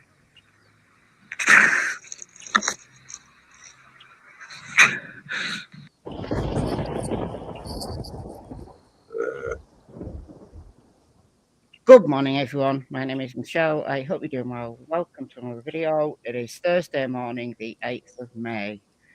And yesterday we had some heartbreaking news in the case of the missing siblings from Lansdowne Station in Nova Scotia, Canada. Lily Sullivan, just 6 years old, and Jack Sullivan, only 4. They've been missing now since last Friday. So what's At 10 a.m., the alarm was raised that Lily and Jack were missing. But it's always heartbreaking when the massive search effort that goes on for especially young kids, and you know that every second counts. If someone is out there, wandered away, got lost, injured, time is of the essence. So I kind of felt it was coming. I said yesterday in a video that it's only a matter of days before they decide to scale back the search. And yesterday, the RCMP issued a press conference. Yeah. They were Well, that's- scaling back. Is that your big fucking update there, lady? Or are you just clickbaiting the shit out of us Very here? little hope Fuck, man. that these kids are alive. Look, if it is true that and sometimes they could be missing for months or even years. And look, I've covered a lot of cases where people are found months, even years later, very close to home. Searchers have missed them again and again and again. It happens. The recent one, Tyler Goodrich, he was found something like 900 yards away from his home. The amount of searches that have been done by cops, search teams, volunteers, and they all missed him because he was up a tree. Nobody looked up. And this is no shade on the searchers who get scratched up, they get injured, they get bitten. It's no shade on them because they try their very best. But in circumstances Well, where she's not telling an me anything area that's is fucking so dense and there's hurricane damage in those woods from a couple of years ago. So there's a lot of fallen trees and debris and just really, really difficult terrain to search. So after 6 full days, they've decided to scale back the search. 40 or so when Daniel realized they were missing. That's enough of that fucking broad and her stupid accent.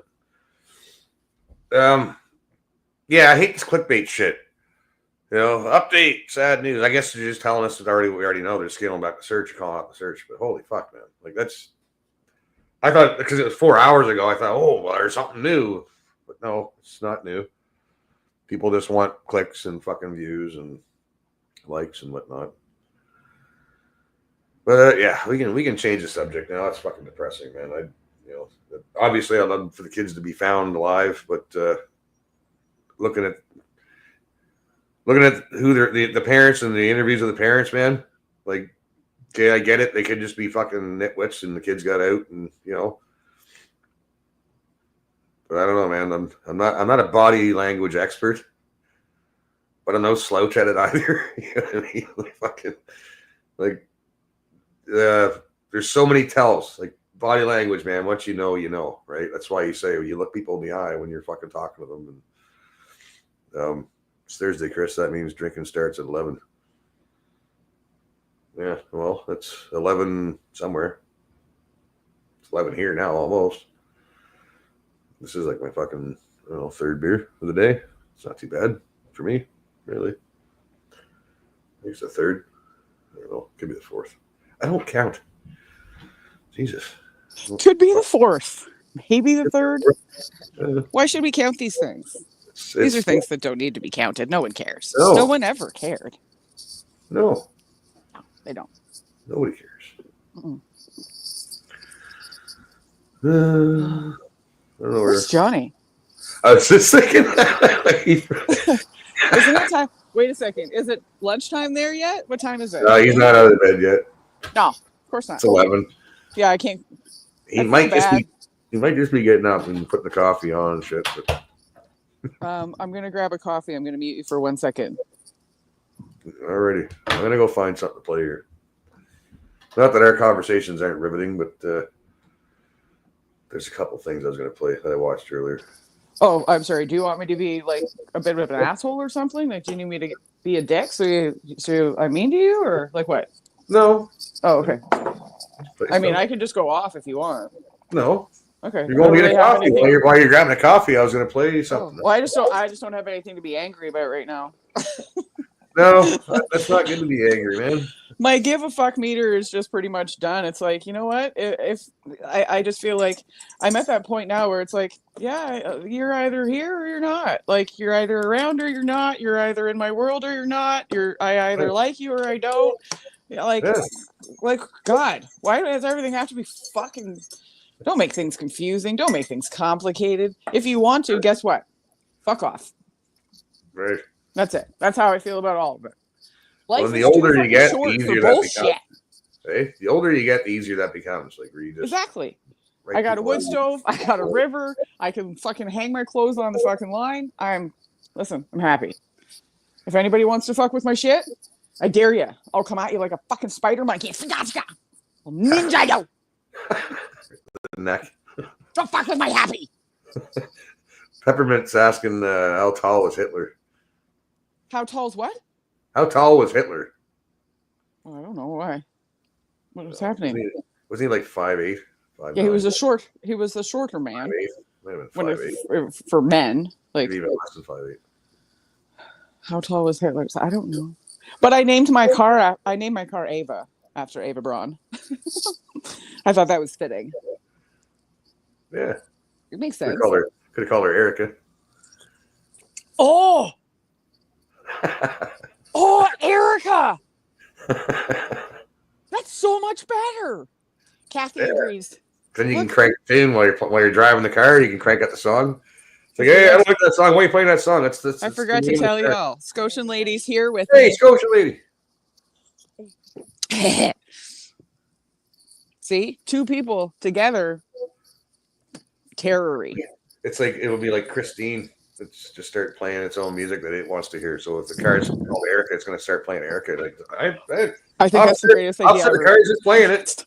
That's way better, Chris. It's Right? way better. I think Ava was a good name, but Erica's better. Just way better. It is German. Right? Right? But then the flowers are starting to bloom. It's a good time to crank it up to help the flowers bloom and blossom out there. And oh, that's great. Erica. Okay. Chris, that's why you're my favorite. Yeah, see? Jolene fit for the last one. Jolene was perfect for the Jeep. I mean, that was Jolene. Yeah. And you're right.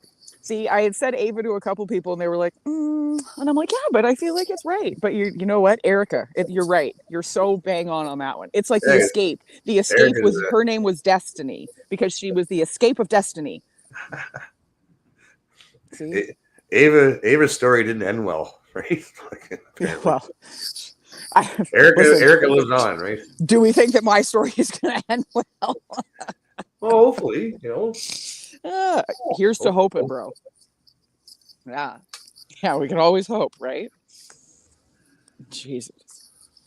I always just assume Scotian lady's in Nova Scotia, but then there she is there. It's right there.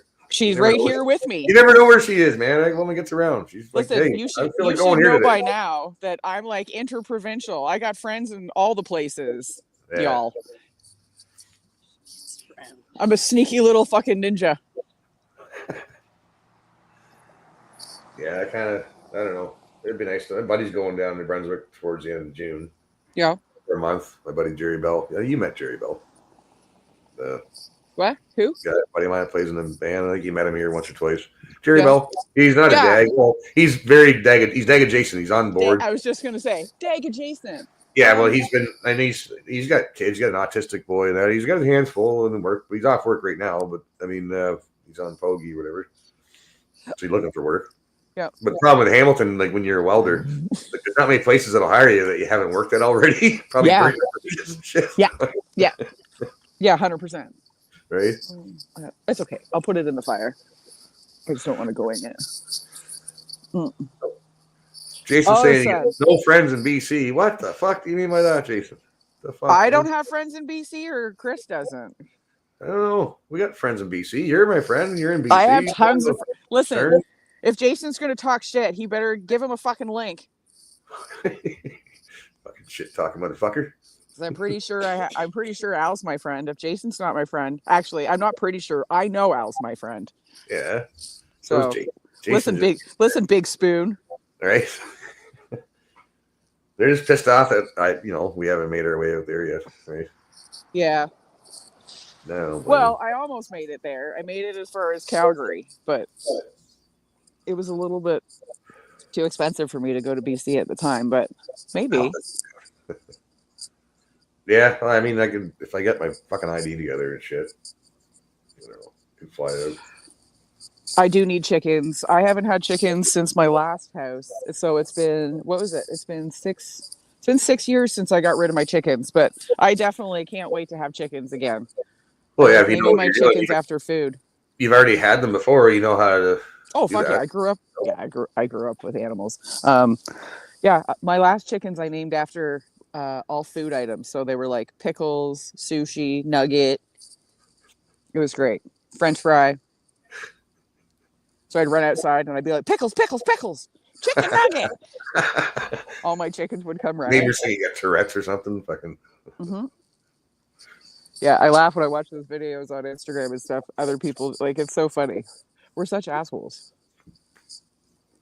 I remember giving my nieces animals every year for their birthday, and telling my sister, like, I'd give her fish. And I'd be like, here's your birthday present. I got you some sushi.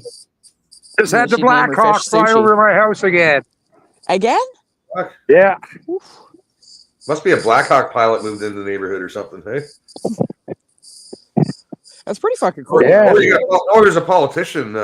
It's salmon season, so it's probably some rich fuck politician somewhere. Going helicopter fishing. Yeah. Well, look at Peter McKay did that. He would fucking use it for fishing and hunting trips, remember? Jesus Christ, Chris, you're so fucking stupid. Remember he got in trouble for that? For using the helicopter to go fucking doing hunting and fishing trips with his buddies? Yeah. But that's what this isn't about. Well, they're after you then. It's because there's all kinds of migrants there. Yeah, I guess I don't know where they come out of, but I know they fly all the way down to Edmonton, and then they circle around the border there at the border crossing. Yep. And then they come back. Yeah, they're going up and down that border line there along Maine. Well, because Trump is strengthening the border. Just doesn't mean the southern border. That's right. If Canada can't do it, we can. He'll do it if we can't. Border operations. Yeah, that's more likely, Anthony, in border operations. Yeah. Oh yeah, for sure. Yeah. And they can fly freely over in the Canadian side because. Oh yeah. No worries. Well, see, if they see any shit happening on the Canadian side, they can't make arrests on the Canadian side. No. But they can call the RCMP and they'll show up in their purple hair and makeup. Yeah. With their rainbow badges. Throw them in the car and take them to a hotel in Edmonton. Oh, terror glasses. Hang on. Terror glasses. Yeah, just a second. Do you know that if you wear the same thing, it's a terror? I hope you know that. Fucking twins here for a second. Like, seriously, if people wear the same thing, it's a uniform, and people should be. I mean, we were gonna slap a Ukraine. Hey, where's the Scotian lady? Where's the Scotian lady? Hey, sweetheart, how you doing? Bill's saying hi to you. Hi, Bill. We're having fun. Good. Good. How are you? I'm doing okay. Doing all right. I'm doing okay watching the American government interdict into Canadian territory. Mm. And they're interdicting with a big black cock. Yeah, it's foreign interference, a big problem. You're showing up with a big Black Hawk. Yeah. That's what the Americans do. They always show up first with the big Black Hawk, and then you're in trouble. Mm. Black Hawk down. Black Hawk down. Yeah, this is the third time in a week. Yeah. Well, they're ramping up those border operations. It's important. Yeah, definitely. Mm-hmm.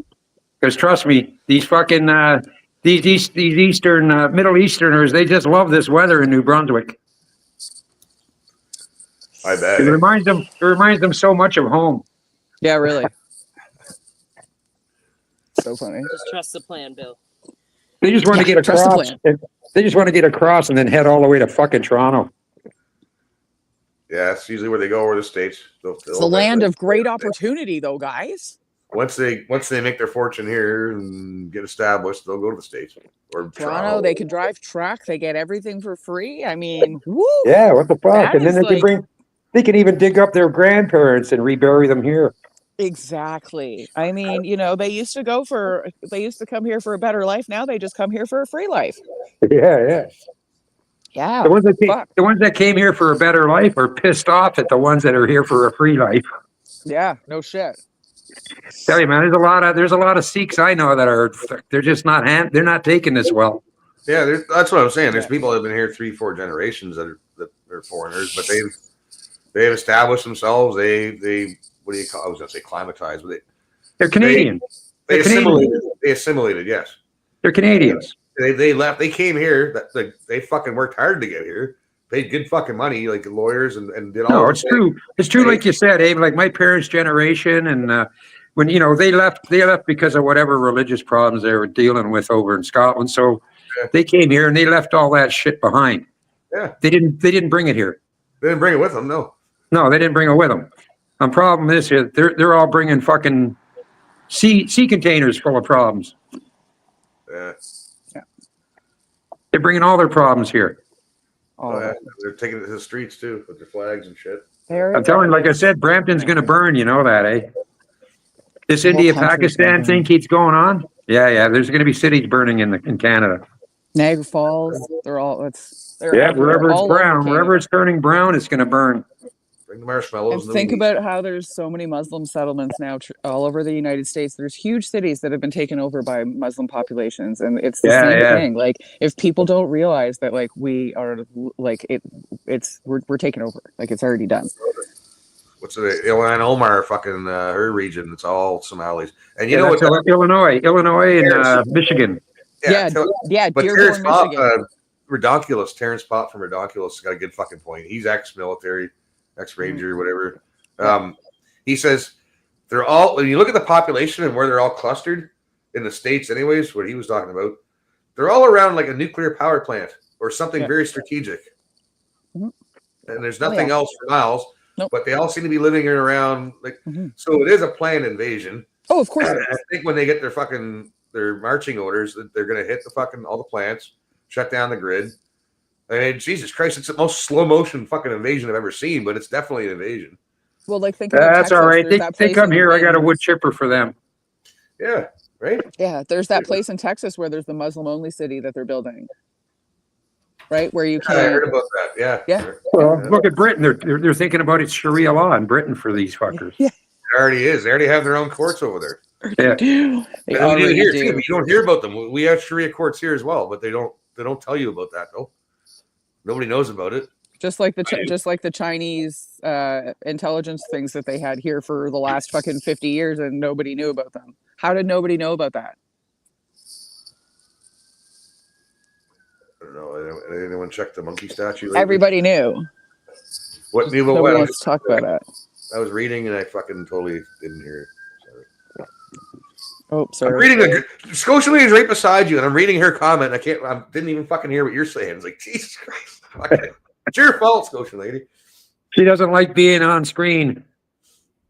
Yeah, she's all right. My phone is broken, so I can't. The speaker and stuff doesn't work, so it doesn't work. So it has. That's right. That is so lame in the 21st century. Listen, I'll have internet and my computer and everything set up in like a week and a half max. I say, get yourself Starlink.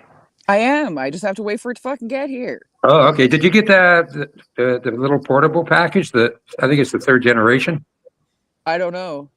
You don't have to mount it on the roof of your house, right? You can just fucking carry it around. Oh, I didn't get the mobile one. No, the roaming one was roaming one was more expensive, and I decided to get just the home base. Yeah, just the home base unit for now because I don't plan on moving too far in the next year. Yeah. I got the mobile one because like I was mobile, over those last couple of years, right? Yeah. So it came in handy when I was all over the place. Yeah, I figure if I am going to do that, I might upgrade at some point, but I figure for the next 12 months, I'll probably be in one spot ish. Yeah, right? yeah. Like even if I move, 20 minutes away or whatever. They it's got a still- good startup deal too. Yeah. Yeah. I was going to get the other one, but I missed it. So this one will work. But yeah, that's why I just don't have anything decent set up yet. No computer or anything yet. So sorry, guys. Oh, don't be Next apologizing. Next time Kathy's here, we will have a better setup. You're gonna get Starlink, though, aren't you? No. Yeah. Oh, yeah. Like I've ordered Starlink. Like I said, I'm just waiting for Oh, it. It's okay. just I think because so many people probably ordered it that it's just like it's supposed to be a 7-day shipping. So I'm assuming it'll be here in the next couple of days. Yeah. Yeah, and it's simple, man. Plug in, log in, you're in. That's it, eh? Yeah, pretty well. Yeah, you set up your Starlink, turn it on, get the app on, and just set up your account. Okay. And you're in. Yeah, Sweet. Yeah, I guess it is. Like, yeah, people to keep in touch and.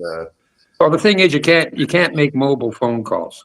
No, it's not about Yeah, and that's okay. Like I have a satellite phone too that I'll probably just anytime social media that I have for emergencies and stuff, right? Yeah. Here, I just use roaming on my phone, right? If any calls I get are normally from the government, anyways, not from persons. I usually get texts and emails, right? Yeah.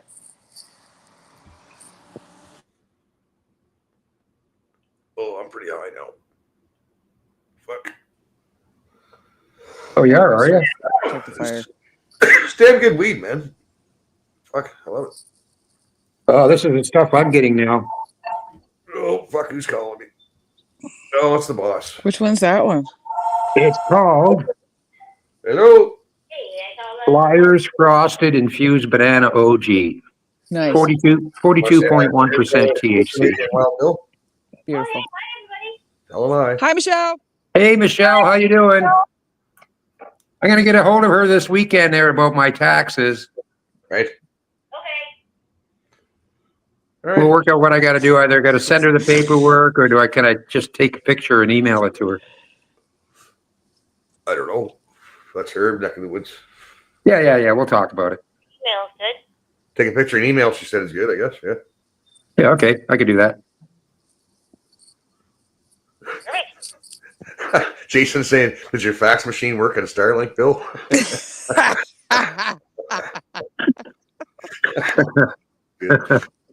Yeah, it does take about 5 minutes to download each picture. Yep, love it. See you, bye. The old Nokia is a little slow. The old Nokia. I love it. Oh, it's so nice out there. I might have to go for a walk. Yeah, it's about 12, 13 degrees today. Yeah, it's getting nicer. The sun is actually coming out now. Well, the fact too, it's in the the pluses at night now, so Yeah. I'm not using the wood fire. No, I put one on this morning just for a bit, but it's just because it was nippy in here, and I'm not turning on my the bullshit, whatever the fuck they're called. What are those The things heat called? pumps. Yeah, The heat pump. fuck. Gay. Yeah. Oh, I watched my fucking electric bill go up crazy when the heat pump was on, but I got this portable heater that I use. And basically, it's just enough to keep the temperature in the house up because the house is well insulated. Yeah. Yeah. So There's no. I consider that I'm at a comfortable 23, 24 degrees. Jesus. I'm like happy if it's like 18 or 19 in here. I'm like, yeah, that's good for me. Yeah, I can't handle that. I'm a bit of a pussy when it comes to that. It's 22 degrees in my house right now. That's what I got it set at. I got the fan on. It's all good. If I get it too hot, then I have to take all my clothes off. So it doesn't. I mean, it works for other people sometimes, but Yeah, not especially if you're on a necessarily Zoom call or something, eh? Ceases loves it. Trevor fell asleep with his window open last night and fucking froze his nuts off because the temperature dropped like 3 degrees or something there. Oh, that sucks. Yeah, I think we're done with the frost here. Yeah, I don't think it's gonna. Yeah, I don't think it's gonna go back down. I put May some of 2 my for- tropicals outside, so I hope not. May 2-4 here is usually where it's like you're in usually pretty good. A lot of people plant before. Well, when in Hamilton, anyways. So if you check the Farmer's Almanac, this part of up here in New Brunswick, it's June, first week of June for planting, I believe. Yeah. Yeah, there's certain areas, right? Oh, but I thought climate change and everything, right? Like, well, fuck, man. People have been planting the same fucking week in every region for fucking generations, man. But climate change. And Sable Island. Fucking get me started on climate. Sable Island's still there. If the fucking climate's changing and the water levels are rising, Sable Island wouldn't exist, man. They'd be Yeah, gone. those horses wouldn't be there. They'd be swimming. Jesus. But it's one of the But most. at the same time, all the billionaires are buying, putting bunkers on islands that would definitely, go underwater. Yeah, right. And if global warming is such a big issue, why can you still get a 50-year mortgage on a condo on the ocean side? All the oceanfront property. That's it. Yeah. Why can you get a condo for 50 years if the global warming? You really think they're going to insure your property? Yeah. If it was, exactly, because insurance is. Well, they could do what they did there. Where was that? And somewhere in the States where they canceled all the insurance just before the fucking fire. In California, wasn't it? No. Yeah, they canceled all the insurance just before the fire. Yeah. I heard about that. Yeah, that was one of that them. was California. Yeah, some of them are, or they came up, or they got notices like, oh, you're up for a review or a renewal. We're not renewing or something. Yeah, we got to renew your insurance or whatever. And some of them never did it, and fucking, I don't know. I was just reading what Anthony's saying. There's frost in Cape Breton every year, right until the end of June. Fuck. Well, that's Cape Breton, eh? That's why I don't live there. Yeah, Cape Breton's freaking cold, eh? You got to be a stubborn Scotsman to still be there. Fucking or goddamn Eskimo. I want to get build a little greenhouse. Yeah, that's not hard what to I want to do. Yeah. You gonna help me build a greenhouse, Bill? Yeah, I'm thinking Wallapini though, sweetheart. Ooh. Okay. I can operate the excavator. Okay. Because then you can do it all year round. Ooh. Like a big one. Oh yeah, it doesn't have to be big. Just big enough for what you need. Oh. Right? Good. You can always expand later. Yeah. Because I find with above ground greenhouses, the weather's, they take a shit kicking in the weather, right? Some of them can even get blown over, knocked over, crushed by snow. Yep. That Countryside Acres show that I watch, he's got a nice little chicken coop. It was just basic, simple. He picked it up. Well, he used the tractor and dragged it, but if you had a couple guys, you just go inside and lift it up and you move it. Yeah. Yeah, that's what we used to do. We just used the John Deere lawn tractor, and you just pick her up. Yeah, because that's free range, basically free ranging them, right? Like you just move them around. And they were using, they got a paper shredder, so they were just shredding paper and using that for bedding for the eggs and stuff. Yep. Right? I don't know what the ink would be. It doesn't really matter, right? Doesn't matter. No, it wouldn't matter. I'm going to go inside. It's not like they're going to be eating it. No, right? It's just using it for sleeping and shitting on. Yeah. Stay warm. I'm just going to make a coffee. I'll be right back. It's pretty neat though, man. The guy's pretty smart. He knows his farming. He's been a farmer all his life. He's got to be a little younger than me. Looks like, I don't know, not much younger than me. Probably in his 40s. Early 40s, maybe. I don't know. The family moved from Ontario. He took his whole family. So they got like fucking 7 kids or something, man, or more. I don't know. Big ass family. Didn't like the shit that was going down here in Canada. They're not super religious, but they're old school, almost Amish. Like they kind of grew up in the Amish area and stuff up north. So they're not, they have their values and their morals and shit, and they don't like where the government was going and the schools and stuff, and government saying this and telling you what to do. And because I think they're probably up their ass about homeschooling, knowing our government. And yeah, they just didn't like all the gay shit and stuff. So they went to Russia and they're doing fucking awesome. It's only been there 1 year, man. Like, well, he's been a little more than a year, but in 1 year, man, he's got fucking shit built and going already. Fuck, he's already planting stuff this year. His first year planting, I think. Well, seriously planting, right? But the fucking see, that's the kind of progress I like to see, man. Watching shit get built. You know, he just built the whole fucking farm. He's got lots more to do, obviously, like finishing touches and stuff. But the house is up, school's up, fucking barn's up. It's got a workshop already. No, dude, I'm 67. I'm planting 4 plants. That's the height of my harvest. Yeah, I'm not farming anything other. Fuck that. I mean, if I had to, I would. But I got a building. I got an outbuilding here I could use as a chicken coop. Yeah, it's just not hard to build. I might get around to it. Like I said, like I'm not in any hurry. You use the thick vapor barrier plastic, whatever, for the outside.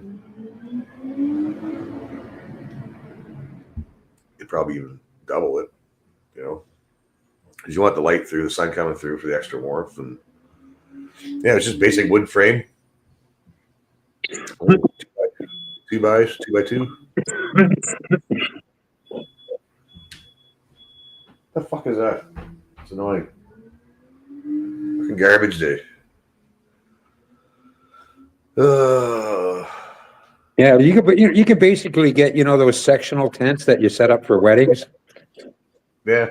Yeah, use the frame and not the tarp. Use the frame and then use the frame for your greenhouse, right? Right. You just got to be able to find a way to fasten the clear plastic, whether it's going to be solid or whether it's going to be film. How to anchor it properly to the frame so it doesn't blow off.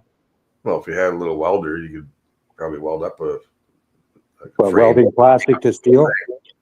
Just give it more structure and give it something that you can attach. I'm just giving you a general starting point, right?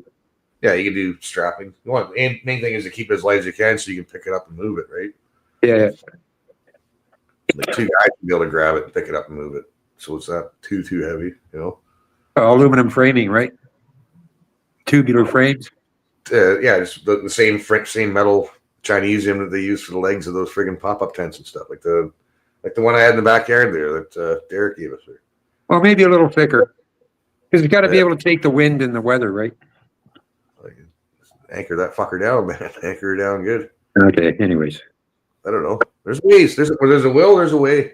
But I could keep it light, and you could even bolt it to something, like have some anchors or something, and I don't know.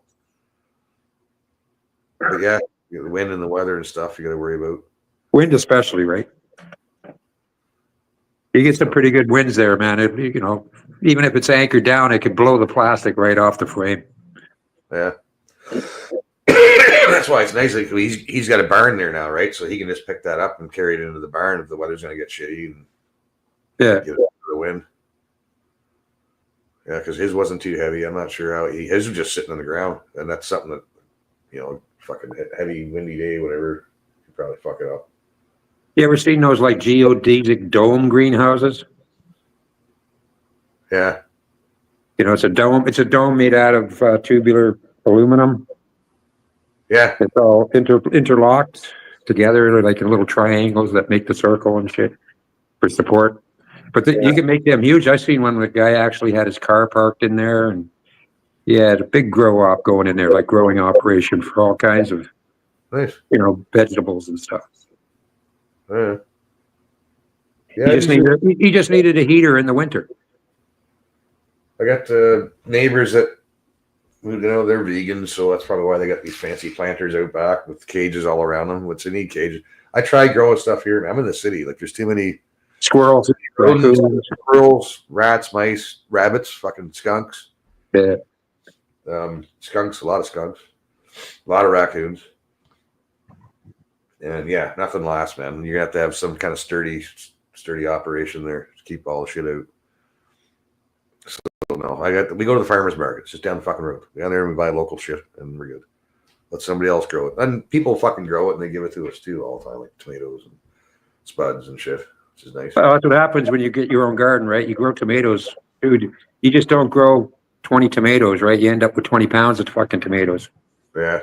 So you got to start making stuff like sauces. Yeah, you got to start canning it, or like you said, you can give it to your friends, or you could sell some, whatever. But some of these vegetables you grow, the next thing you know, you got like a shitload of vegetables. Yeah, well, like you give some to neighbors, and they're like, oh yeah, okay. Well, they usually swap out with something else. Well, I got a bunch of potatoes, or hey, I just made a bunch of pickles here. Want a jar of pickles here? It's like an even trade, you know. Like you just gave me a shit ton of tomatoes, which I need, and I here have a jar of pickles that I made last year. You know, it's always that go around. You know, we do that on my street here, man. Like Mick was good for that. My Taiwanese neighbor, he'd bring me over something. Fuck, he made good noodles, man. Oh my god, because that's all they do over there, right? And he'd make good noodles, rice. She made fucking sushi and stuff like that. Fuck, it was good. And we'd give them burgers. I'd bring them over burgers or have them over for burgers. They love my fucking homemade burgers, man. So yeah, we do that little fucking food swap. You know, like my other neighbor over here brought me a bag of fucking fiddleheads there yesterday or the day before. Like just out of nowhere. I don't even hard to talk to the guy. It's just, he did it last year though too. It's like just brings me a bag of fiddleheads. Doesn't say anything. Hey, Yeah, they'll be popping up around here. yeah, it's that time. Yeah, I get all kinds of fiddleheads around here. You just got to know which ones to eat, and I always forget. So, not the fuzzy ones, I don't think. It's the ones that don't have the fuzz. I don't know. I can't even remember. Yeah, you can Google that shit nowadays. You just Google all that shit now. Or you read a book, because literally, just because you read it on the internet doesn't make it fucking true, y'all. I've already read it. I should know, because I already knew. I used to pick them. Be but now smarter than just say Google it. Yeah. My personal favorite is watching videos of people who are so dumb that they go on the Google page and they type Google into the search bar to get to Google. It's like something I do. Googling Google. If you're that fucking dumb, you should probably read a book and get off the computer. All right, I'm shutting her down. I got the perfect book to go read. How do you Legitimately. The fuck, dude! If they're googling Google, imagine how they're going to be looking. How would they be at the library looking for a goddamn book? They don't know what a library is. They have to Google find out where the library is, and they can't. So they're fucked. Yeah, fucking try figuring out the old Dewey Decimal System, right?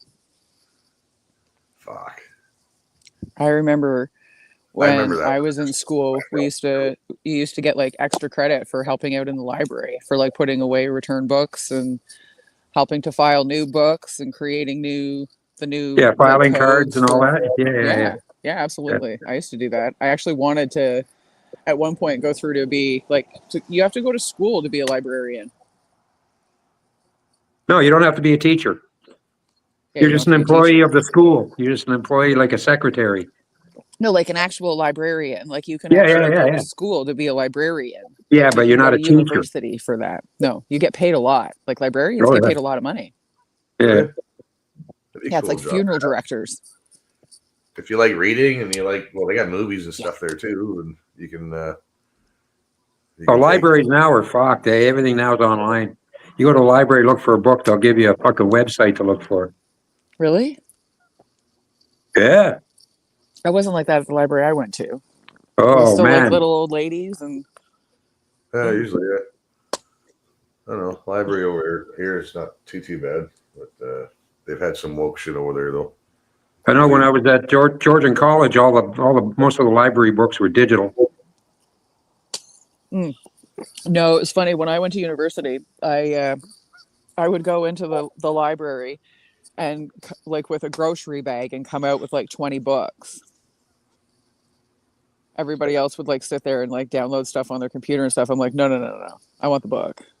Oh, they didn't even have the books at Georgian College. The library really didn't have a lot of fucking books. That's crazy. Yeah. Yeah, like the books are like movies over here. Like I'll go over there, I'll grab a bunch that seem to interest me. Yeah. Take them home and I'll start watching the movies. Like, no, this movie's fucking stupid. Same with books. I'll start reading it. It's like if I can't get into it after so many pages, then I'm not going to get into it. You know what I mean? It's not going to get any more exciting. It's I don't want to read it. Dude, you got to read a book through, man. That's why you only know half the shit you know. Because you only read half the books. I waste my time reading half the fucking Sarah? book. That's why he only knows half the shit he knows. He's only read half the books. Right, because the other half's retarded. I don't fucking waste my fucking time. It's like, I already know this book's stupid. I don't care what. No, if you get to the point where I don't even care what the ending is, you're a shitty writer. Okay? Now I don't even care who fucking dies or who lives and what the fucking end of the story is. Because now it's just getting retarded, some books. and movies too, man. I'm like, that's why I can get like 5 minutes in, man, with a book or a fucking movie to know whether fucking hilarious, man. is it worth any more of my time, or should I move on to something like fucking else? You know, fucking it's books and movies same way, man. Fucking if it doesn't grasp you, then I don't fucking care. Fuck off. No, I finish it to the end because I want to know how it ends. I'm not gonna fucking no. If I take out a book or I buy a book, I'm reading the fucking book, whether I like it or not. Right. Why do you think I bought it or borrowed it? I was interested. Right. I try exactly to get how I feel. Sometimes, but some authors are pretty boring on how they write. Others are pretty, good. But you just got to work your way through them. Oh, sometimes I do. Sometimes, a lot of times I do, but there's times where it's like, no, I can't read anymore. This is dumb. But then again, there's books I read just like Mental Candy. It's Clive Cussler. You ever heard of him? Yeah. Yeah. I read Clive Cussler's. I don't even remember. I probably don't even remember the story just after I read the last page. I couldn't tell you the beginning. Yeah, it's like Dan Brown. Yeah, just mental floss. I'm just going through the motions, keeping my eyes and brain moving. Yeah, exactly. It's good for that. It keeps you engaged. Mm-hmm. I mean, some people do have the gift of total recall or partial recall of things, right? That's why they can knock off times and dates in history or whatever. Yeah. I can't knock off times and dates. Oh, I'm good at that. Oh, no, not me. Yeah, I'm good at that. I don't know why, but no, I didn't even reminded of. That's why I got married in 2000, so it's 00, so I wouldn't forget. Did that on purpose. Numbers. I'm serious. I'm fucking dead serious, man. I got married in 2000 on purpose. Fucking just saying. Because of that whole remembering dates and times and shit, man. I'm fucking not making this up. You're so simple. Jesus fuck. I know myself, right? Please don't. Hey, Chrissy Simpleton. Well, this is why, you gotta, when you know at least he's honest. Can't remember, then you Simply Chris. That's what we'll call you. Just Simply Chris. Like, don't hide money on yourself because I'll never find it, right? Like, I fucking don't hide things. If I put it over here and nobody will ever find it, means I won't find it either, right? Fucking, oh man, I just have a shitty memory when it comes to some things, not everything. But I remember, those guys that just drove by today. I remember seeing them once or twice before, right? I remember that kind of shit. Never forget a nigger. Even if they're white. Hoorah. That's right.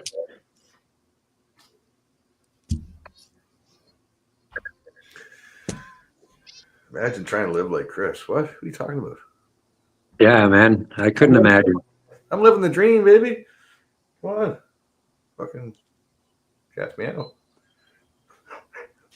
Fuck. Yes, I can because I live like Chris.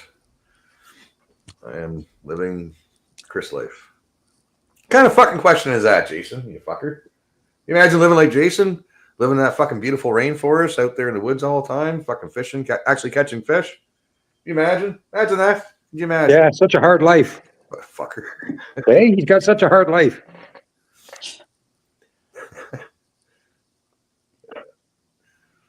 I do have some half-read books. I got half-started fucking paintings. I got drawings I haven't finished. I do kind of half-ass shit. I'm like, must be. I see a trend now. Yeah, see, keep it simple. I start something and I finish it. Yeah. Or I say something and then I'm going to do it.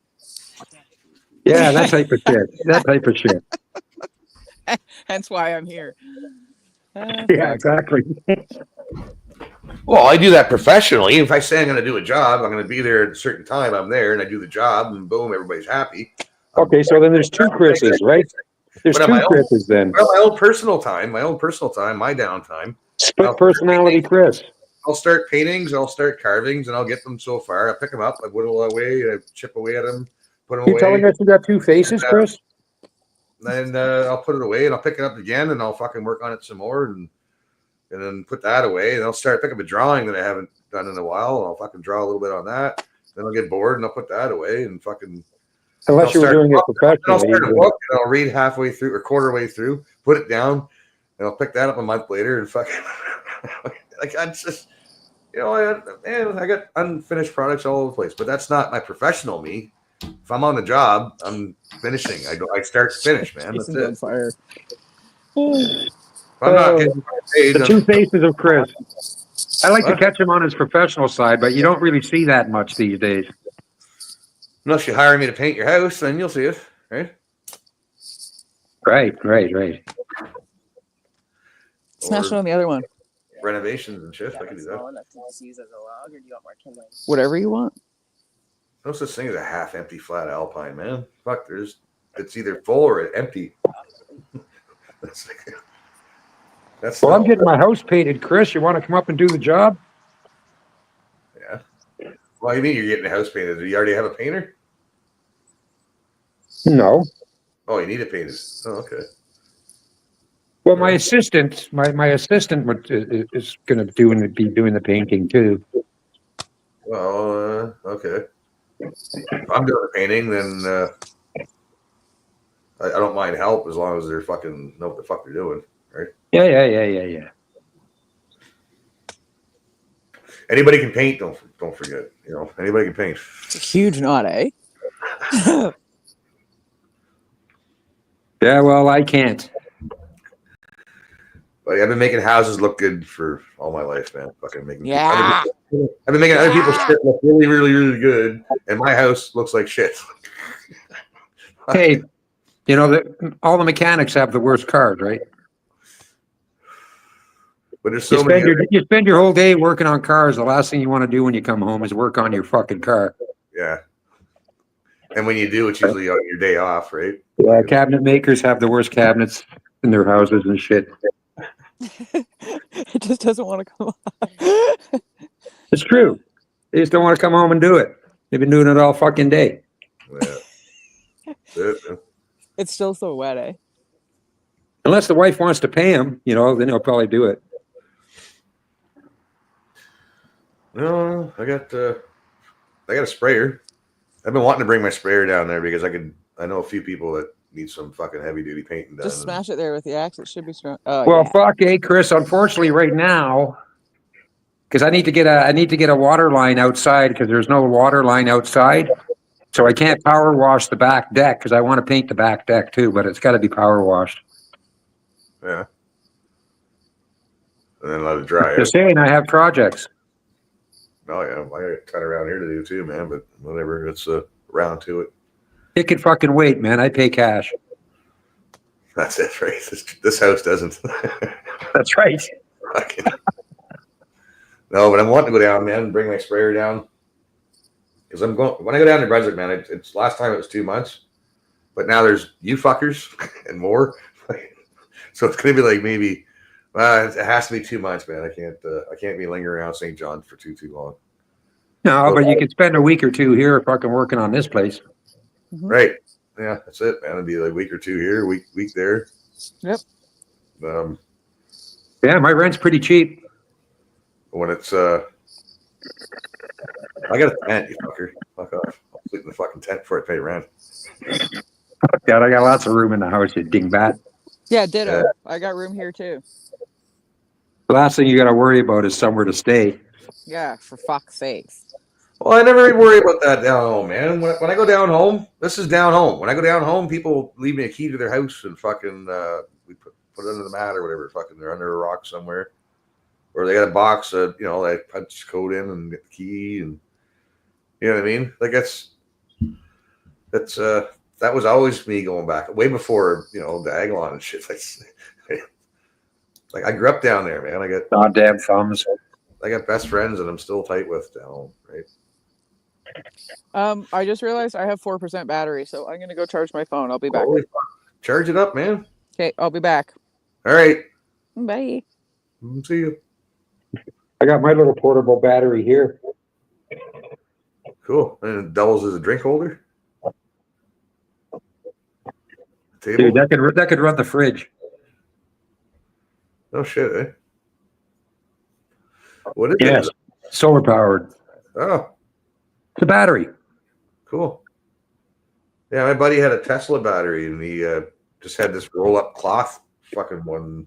He'd unravel it, put it on his board, and Yeah, and it just charged up his Tesla battery, which his Tesla battery would run not only the lights, but you could run power through and into his garage or whatever. Yeah, this is 2,048 watt hours, 40 amp hours, 512 volts or voltmeter, looking whatever the fuck. I don't know. That's something I don't know a lot about. I've seen some Exactly. guys places. Oh, I went up north, man. I met some dags up north, and they had pretty cool little setups. They had like their own little off grid power grid, but the wiring has to be and there's a junction box here, and there's like this is digital over here. You have to kind of know your shit. And you got to pay attention too, right? Well, yeah, because you actually when you're running it into the house itself, you need like a transformer that'll change the power from the battery to the power to the house. Yeah, and they got so they can switch over to their generator. It's all about amps and volts, right? Yeah, and draw power. But some of the setups I've seen up north, man, are pretty fucking impressive. Like, wow, yeah. Holy shit. Like and they wired it themselves. They set it all up themselves. They might have had a little bit of help, but I could never fucking wire that shit. I wouldn't know what the hell I'm doing with that, man. I know negative, positive. That's it. Fucking not wiring nothing. Fuck off. Well, this one I could charge with solar panels, or I could charge it with plugging it in the wall or cigarette lighter in the truck. But I guess out of necessity, you'll fucking learn pretty quick, man. If you have to, when it comes to solar power and shit like that. Yeah, I mean, if we get a power outage, sure, I got the Jenny anyways, and the house is rigged so I can plug it into the house. I gotta have something here in case we lose power, man. I need a generator or like a solar backup just to keep the fridge running, like you got, right? Yeah, that's the main thing. All I care about is to keep. I don't want save the food, and I want cold beer. Yeah, I got a big fucking freezer too, right? So I got to keep that stuff. If anything, that's the only thing I'd keep running. I could pull everything out of the fridge and put it in I got a solar powered cooler too. You know, if you think about it, it's like if you had some people have like thousands of dollars of meat in their freezers and shit. Yeah, I got half a cow in my freezer. Right. So so you want to cheap out and not have a generator for backup generator. You know, just one power outage for 3 days, and you're procked. You're procked after 3 days. Yeah, so that's especially if it's in the summer. It's my next big purchase. That last power outage we just had actually was, I think, lit the fire. I want to get a fucking generator now. Yeah, but can you plug it into the house, or do you have to get the kit? Well, I'd probably have to get some kind of kit, but at least I could run fucking plugs for the time being, just keep the fridge going. Yeah. Just run extension cords, right? Yeah, I got lots of those. Yeah, I got one out right now. I'm looking at it because I'm supposed to go cut my grass. I've been waiting because it's been raining, man. Now it's finally dry, but it looks like it might rain. I'm kind of almost like I'm hoping for rain, so I have to cut it. It'll be my first time cutting it this year. It's kind of due. Yeah, not yet here. I got some green patches, but I got a spot that's a low spot. It's still kind of brown. Yeah. I'll give it about another week or so, and then take the fucking Husqvarna for a test drive. Yeah, that's the thing there too, Jason. Make sure you have gas for it. Gas doesn't store for very long, I don't think, right? Oh yeah. You can keep it as long as it's sealed. Yeah. Yeah. Yeah, it'd be good to have, just in case. And if I need gas, I'll fucking get gas. Trust me. I'll fucking. I don't need. I'll be my own Corey and Trevor. I'll just go right out and siphon it out of my fucking neighbor's truck. Yeah, I got 150 liters. Back up because I got the Jenny, I got the lawnmower, I got the snowblower. No, I know exactly where I go to siphon the gas. It wouldn't be my neighbors. It wouldn't be people I like. It'd be people that, I don't know, possibly send letters around and shit. No, people who send letters around about me and fucking wave certain flags. I'd just go siphon their gas. If they're gonna steal our cars, at least I could take the gas out of it. Yeah, right. Use it to power my house. until I get solar figured out, right? Because you need solar is where it's at, man. You gotta have something just to keep the lights on and you got too many trees in your backyard for solar. What direction does your front door face? East. Back door faces west. So it would have cool. You could put it on the front roof. Put it right behind me on the roof, yeah. Yeah, put it on the front roof. Oh, front I'd get morning. Well, you'll get sunlight through most of the day because it goes right up over the house, right? Well, the sun comes up here and goes right up over this way, so and then down right behind me, so I can watch. I'm just saying, your backyard though, you got a lot of trees there, right? The sun will start getting cut out. Yeah, there's only. Doesn't matter. You don't need the full day of sunlight as long as you can get a good 7-8 hours of sunlight. Peek at my roof on behind me here, up on the roof. You just want to be able to charge the batteries, right? Yeah, that's it. Well, that's the problem too. When you have 3-4 days of fucking overcast, goodbye solar.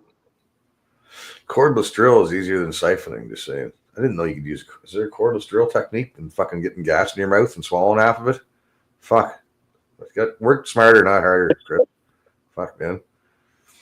When I used to siphon gas, I always get some in your mouth, right? You just spit it out and wait before. Yeah, I know a guy who fucking lost a lung because of that.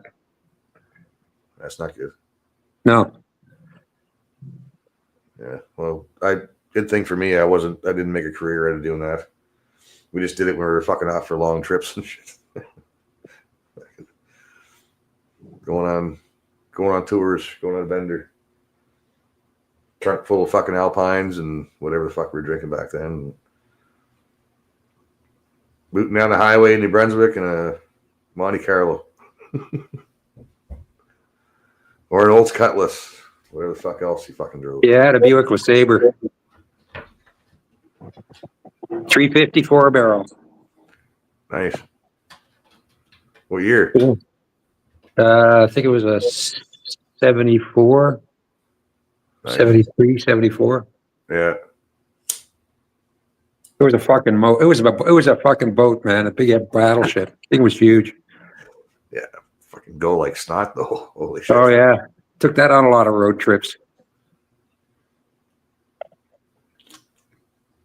I love how those cars, like the Monte Carlo, all the cars from the 70s, 80s, 60s, 70s, 80s, the big old fucking cars, man. And when you got them opened up and you're on the highway, I'm not even driving, just sitting in the back seat or anywhere you sat in these cars, they're comfortable as fuck. And you're just floating along like you're in a boat and you're just on the water sometimes. You're just fucking booting her, but you're doing like 160, 70, 80 kilometers. Oh, you don't feel it really. Yeah, you're just fucking flying. You're floating sailing. along. And you're just, it's comfy. The breeze. Fuck, man. The days. Yeah, those cars are comfortable as fuck. And fast as fuck. That's it for sure. It was fun, man. Like racing back in the days. You know, my buddy, fucking just the sound of those 4 barrels when they kick open. Bob! I fucking love it. Yeah. But then you got to watch the gas gauge go. Yeah. You can see it go. My buddy couldn't watch it, but he asked me to watch it. You know, but it's 70 cents a gallon, you know. But then again, you're only making, $1.80 an hour. Yeah. Yeah, and the peel outs too. There's like $5-10 worth of rubber right there, gone. Cheap. That's why you work extra jobs, man. Fucking, if you want to have that shit, you gotta make it a money. That's one thing I did learn about New Brunswick, man. You really got to be on the fucking ball to find work and look for work. And yeah. There's not a lot here unless you want to work for Irving. You got to be ambidextrous, or what do you want to call it? You got to be able to do multiple jobs. Yeah, you got to figure it out, man, because you got to make some money somehow. Fuck, I did all kinds of weird shit down here, fucking painting and signs and tattoos and fuck whatever the fuck I could do, man. Moving jobs. I fucking worked at a pallet repair company, for fuck's sakes. Cutting grass. yeah, fuck, man. I didn't. Not a lot of places, hired me down there that I applied for and shit. So I just did odd jobs, side jobs. Wasn't always a lot going down there when it came to painting. I did eventually find a landlord who had he had so many properties that there was always an apartment that needed painting. Yeah, it kept you busy. Oh, fuck yeah. And he was paying me $18. I was 18 years old and I'm getting $18 an hour cash, man. Fuck, that was fucking, I had it made. That was fucking awesome. Yeah, rent was like a $225 a month or something, right? Yeah, it was like I think I was paying $250. Yeah, fuck off. So yeah, I was making good dough, and then shit hit the fan. Fucking shit went south. Chrissy had to leave.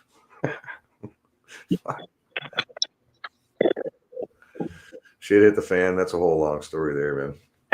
Yeah, I knew back in the day they were always giving people shit about these blue collar jobs, right? Yeah. But the problem is, your white collar job, I'd make more money in a week on my blue collar job than you'd make in a month on your white collar job. Depending on how hard you're going to hustle.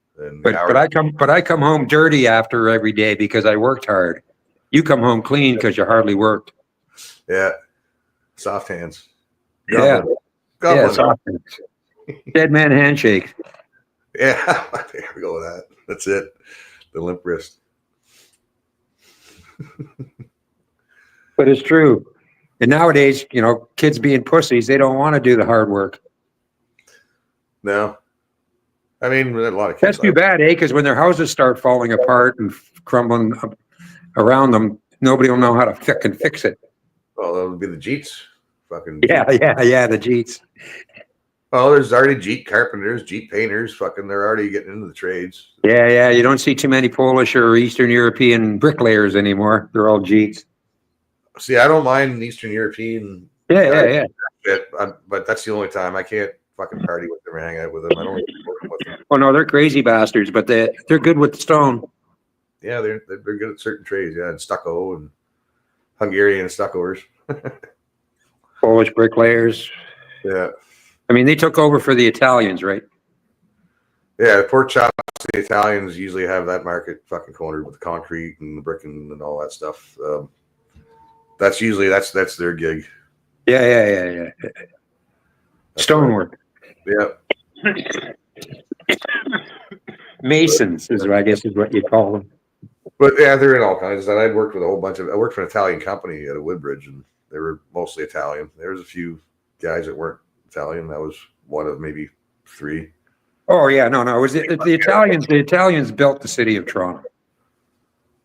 Yeah, and the Portuguese. They built the city of Toronto. They they laid all the brick and paved the roads and made the sidewalks and everything. Yeah, it was the Italians and the Portuguese. Well, there's trades that came, and we made fun of them as kids. There's trades that came. Well, that's the same thing with the last big project I did was down in Niagara. They had guys from all over the fucking place, all over this country and the States, to go work on that because it's hard to find people who have the skills, right? In your area, apparently. I don't know. Unless I guess you had to be union, but they had subcontractors out there too. So, but I do believe that Polish and Italian bricklayers laid brick than fucking East Indian bricklayers. Quality wise, come on, because unless the Portuguese guys are training and teaching them how to do it, then no. These guys are all been there, done that. Of course, yeah. And they walk on the job, say, "Oh yeah, been there, done that." Yeah, they want to be the CEO. They want to own the company. They'll tell you they'll be the boss, right? Yeah, they've done it all until you actually see what the fuck they're doing. They'll learn how to build one wall, and they're the CEO now. But by the time you hire them and they get working, it's too late. The damage is done. But they'll work for you. They'll learn the trade, and then they'll start their own company now that they know how to fucking. And then they'll undercut you and put you out of business. Now they know it all, and now they're going to go start their own little thing on the side. And they'll undercut you and put you out of business. Steal your customers, fucking your customers, right? Yeah, with a handshake and a smile. Mm-hmm. Right? They don't have the same ethics because that's something I would never do, man. When I was fucking working for other people, man. If a customer wanted me to do extras or side jobs, I always said, "Well, let me run it by so and so." Well, I thought we keep it to ourselves. Yeah, no, I can't. Because I'm not going to undercut my boss. No, automatically that customer's a piece of shit to me. I won't say that to them, but I'll just say, Yeah. no, you know. And I'll let my boss know. I'll tell my boss. My boss can then go call him a piece of shit, which is hilarious. I've seen that happen a few times. But yeah, man, it's called ethics, work ethic, man. You don't fucking undercut your boss. The guy who's paying you to fucking do a job, you're doing a job. You know, just because the customer's the one signing the check for him, he's the one signing the check for you. You don't, just because a customer you don't fucking do that shit. I see it all. Hey, man, I look at it this way, too. If you hate your job so much that you're fucking treating customers poorly and shit, then get the fuck out of the job. But that's all other jobs. If you hate your job, not talking about anybody that works anywhere. If you hate your job that much, that you go home angry every night or every day, or, you know, you're angry, fucking get out of it, man. It's not healthy. That's kind of what I did. I had to stop because it was mostly. I walked away from jobs. I've walked away right at lunchtime saying, "Hey, fucking coming back." I've done the same. I've walked away from. I told bosses to fuck off. And, yeah, I ain't doing that. You can't treat me like that. Yeah, but they're saying no. I after I was painting since I was 14, man. So when I was in my fucking, I'd say late 30s, I've pretty much had enough. Like I was just getting the bullshit that came with it, the travel, the commute, the highway, fucking every day was more stressful than the actual job. So it does stress you out, man. When you're coming home and you're all stressed out every fucking day, it's time to find something else. So I said, fuck it with painting. And I applied at Home Depot, Lowe's, fucking Rona. Not just once, twice. I got one phone call back from Home Depot, and I told them, I gave them my pitch for how I just wanted to be, you know, working with the contractors, right? That's where I want to focus. For contractors to get in and get out, you know, because I was a contractor, and that's my pet peeve of Home Depot. I want to get in, get the fuck out, because time is money, money is time, right? You know, and instead of because they're always focusing on little old ladies and retirees and shit that go in there because they got a little pet project going on, and they're asking, and it's taking up time because and you got like $5,000 worth. You got $5,000 worth of product, and you're in a line behind 5 fucking people with 4 things. Yeah, I need this. I gotta go. I don't have time for the weekend warrior fucking lineup. I gotta get in and get out. Yeah, I pitched that to them, and they didn't. They never got back to me. So that was, at least I went through phase 1. But they won't hire me. But I'd be willing to flip burgers at McDonald's. I don't give a fuck. I just don't want to fucking paint anymore, man. It's driving me fucking nuts. I can do it. It's good money. It's just I'd rather go fucking fly a kite, for fuck's sakes, man. Jesus. Anybody that knows that they're doing something for so fucking long, if you don't like it after a certain amount of time, man, you're not gonna. If you don't want to do it anymore, you're not gonna do it. That's it. Yeah, that's what I'm saying. Then find something else. Like every day. Like I do the odd job here and there. I couldn't do it every day, man. Fucking 50 hours a week. So, you know, I'd be good for, you know, like, I don't know, 30-hour week would be nice. You know, not even that. You know, help a buddy out, go fucking work part-time or something. Yeah, or one good job a week, right? Like you say, it could take 3-4 days. Yeah. Do a job, takes me a week or 2, take a couple weeks off. Yeah. That's usually what I do. It's fucking 9 to 5 shit, man. I can't. Not when you've been doing it all your life, man. You just you physically can't after a while. People don't get that. But Chris, you look so young. You're so young, man. You look fit. You need to work out more. Yes, I do need to work out more. That's besides the point, man. Fucking. Even if I was in fucking tip-top shape, I still ain't fucking doing that shit every day. Anyways, I need a beer. It's depressing me. But yeah, my point was, going back to the fucking Jeets, taking jobs and shit, they're in the trades now, and they don't have any ethics. So they'll be stealing your customers. They'll be stealing from your customers. No fucking doubt. Yeah. And not only that, they'll be doing shitty work under your company name. Yeah, and it's not going to look good. I can't. And then they'll set up their own business. That's what's happening.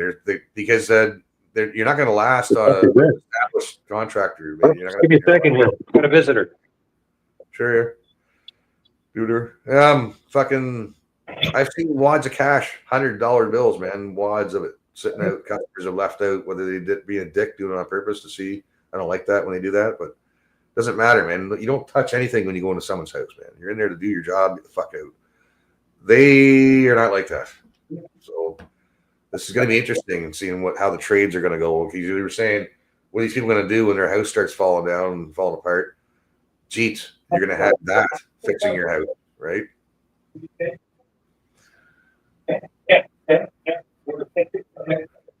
All right. Anyways, going to play something. He's got company. Oh, fucking NB power. Oh, there you go. I'm getting a new meter, but not a smart one. Oh, good. What's wrong with the one you have? Is it broken? Well, I guess it's just an older one. So tell him to leave it. No, he's going to replace it with a new one. Oh, He says it has to be changed. I'm not going to argue with NB Power. Fuck out. I just got here. Once they change it, then your power bill's going to go up. Oh, I know what they've already told us. It's going to go up.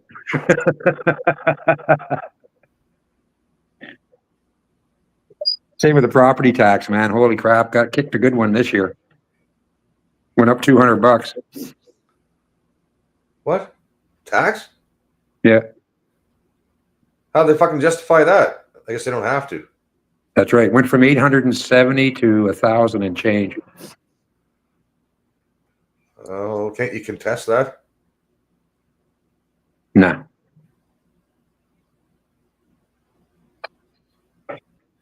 They're telling us what's being done. They're not asking us. Seems to be the way. That's what they do. Sounds about right. I just thought I'd find something here. Fucking. Yeah, I'll be back in a second. Dude. You get yourself sorted. I got to take a leak. All right. I got to do the same. That's why I'm looking for something to play.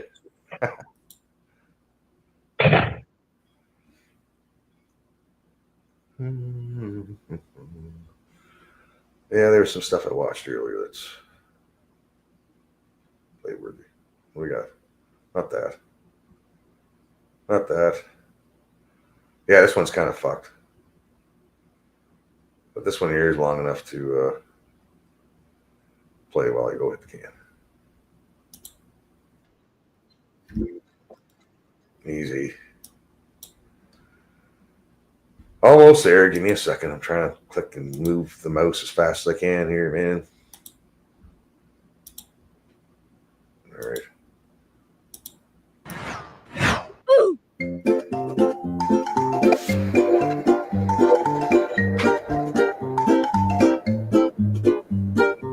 Legally, he did everything by the book.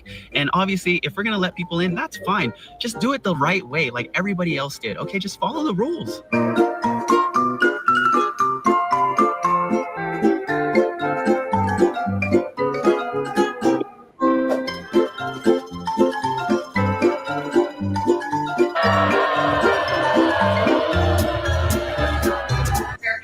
Is there anything he can say to you in the course of your meetings with him today that gets you to lift tariffs on Canada? No, Why not? just the way it is.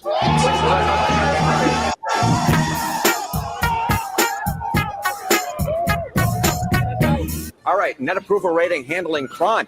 What do we have here? We have a positive rating for Donald Trump, even in the most recent polling. Look at that, at plus 2 points. Far better than Joe Biden, who was so far underwater. My goodness, he was setting records at minus 26 points. You rarely ever see it. And at this phase of my life, I'm in therapy right now because I'm transitioning.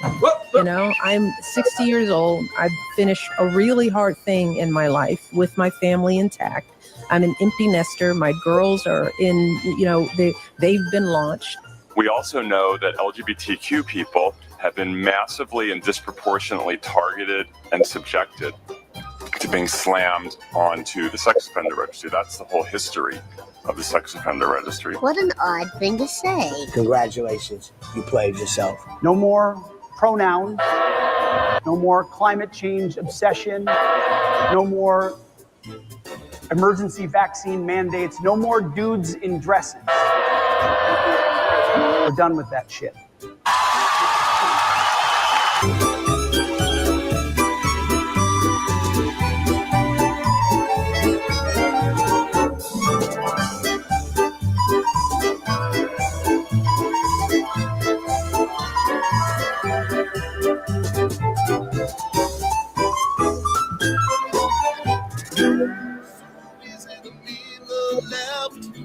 Cell phones all around.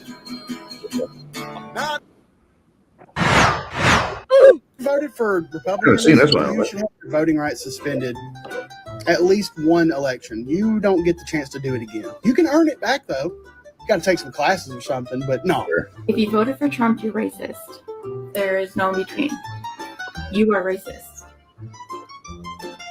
There's nothing else to say. You are racist. You. My name is she, her. Sometimes it's they, them. Oh no! Please don't call me he. Please don't call me him. Just cause my voice is deep. Doesn't mean nothing. That's really I did. If you go back to your casa on your own, then maybe we give you much bueno opportunity to come back to El America legally. If Russia invades, that means tanks or troops crossing the border of Ukraine again. Then there will be no longer a Nord Stream 2. We will bring an end to it. It was a deliberate act of sabotage. And now the Russians are pumping out disinformation and lies. We're going to work with our allies to get to the bottom of exactly precisely what happened. There will be no longer a Nord Stream 2. We will bring an end to it. Bring home the gang member already from El Salvador. Like, he's a dad. And I get that he's in a gang. And I get that he's beat his wife, but he's sorry. Oh, he's sorry. And it's not okay for them to just take him back to the country that he came from, even though he came here illegally. He's a dad. He's a dad. I'm gonna be a dad.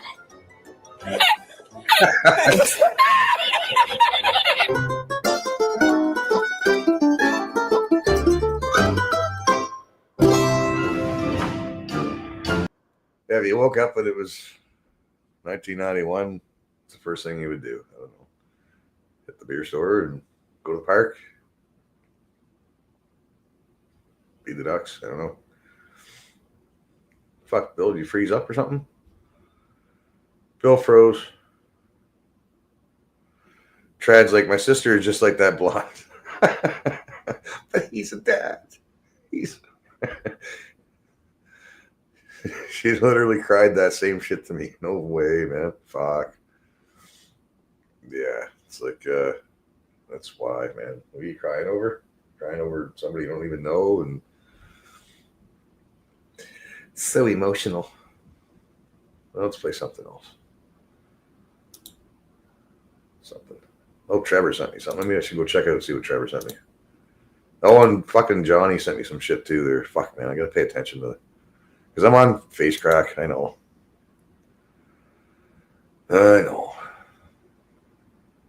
Let's start with what the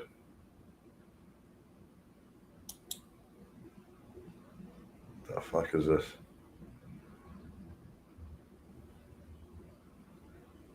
I don't know if I can watch that. If I want to watch it, Johnny. Jesus, man.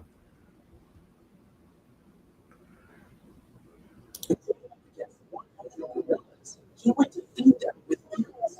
However, if the gorillas were carrying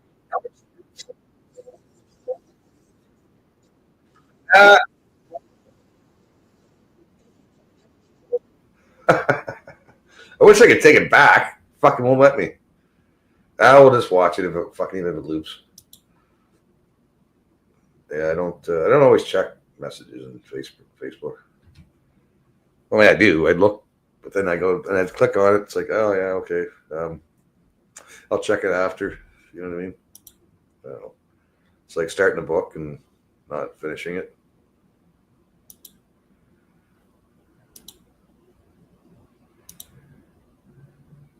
What up? And put him up against 100 gorillas, he would defeat them with ease. However, if the gorillas were carrying Narcan, they could use it to shut down his Fent reactor. This would make him vulnerable to their attacks.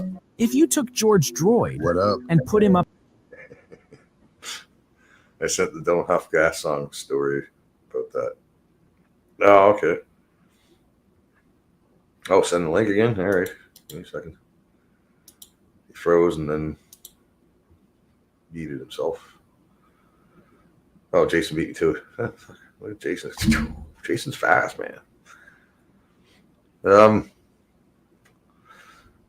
Yeah, fuck. I don't know what the fuck I'm gonna do. It's well, I gotta wait till he comes back in now, or otherwise I won't see him if I go off the. There we go. There he is. Nope. Yeah. He unplugged the meter there. Lose the meter, lose the Starlink. Oh, yeah, that's not good. Don't do that. Okay. I was out of power for a few seconds. Shit. All right. Oh, the Bad Hat said something. I'm gonna go check that out. I'll be right back. Hang on a second. Oh, I'm still here. I'm just gonna go. We're all good. Power's on, everything's good. Yeah. Take care of yourself. All right. Have a good day. You too. Should have given some need. We were talking about fiddleheads, and somebody brought me down. I think it was moose meat or something, man. From up north, and I had fiddleheads with it. I got a memory from 2 years ago. I got a plate of fucking moose steak on a plate, fucking fiddleheads, potatoes. Looks delicious. Oh yeah, they got fiddlehead signs all over the highways along here. Yeah. See, 2 years ago the fiddleheads were out. Just bang on cue, man. Just like this year. Where else we got here?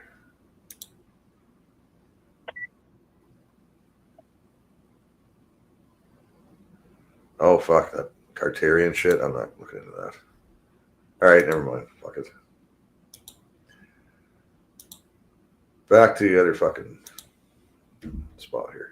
What the fuck do we got? This guy usually has some. I like these guys.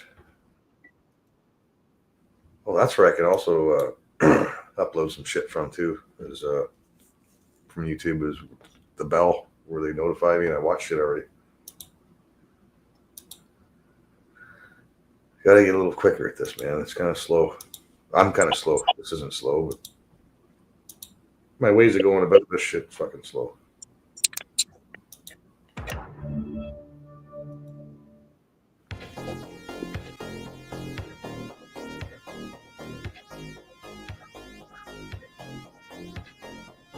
I haven't seen this yet, so.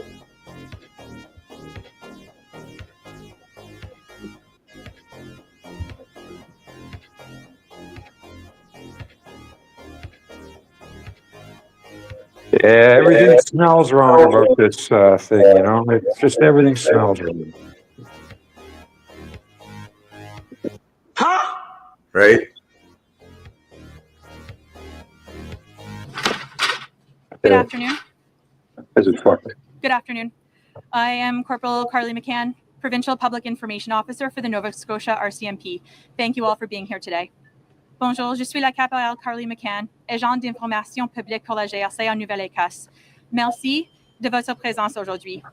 First, I acknowledge that we are in Mi'kma'ki, the traditional and unceded ancestral territory of the Mi'kmaq people. I also recognize that African Nova Scotians are a distinct people whose histories, legacies, and contributions have enriched that part of Mi'kma'ki known as Nova Scotia for over 400 years. Fuck. Fuck. What the fuck does that have to do with anything? Yeah. Great. Fuck. Of the essence, exactly, man. You know what? Time to run out of that shit. I get time for that shit. Yeah. Unbelievable. It's true. Yeah. RCMP. These fucking assholes. These fucking assholes. The fuck is their problem, man? Right? Fucking fuck, man.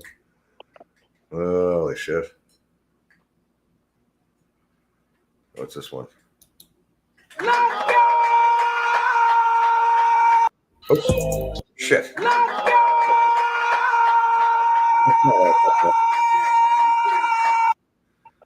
Anyways, that's enough of that. Tell you, man, these fuckers couldn't find you if you were in a two-room house playing hide and seek.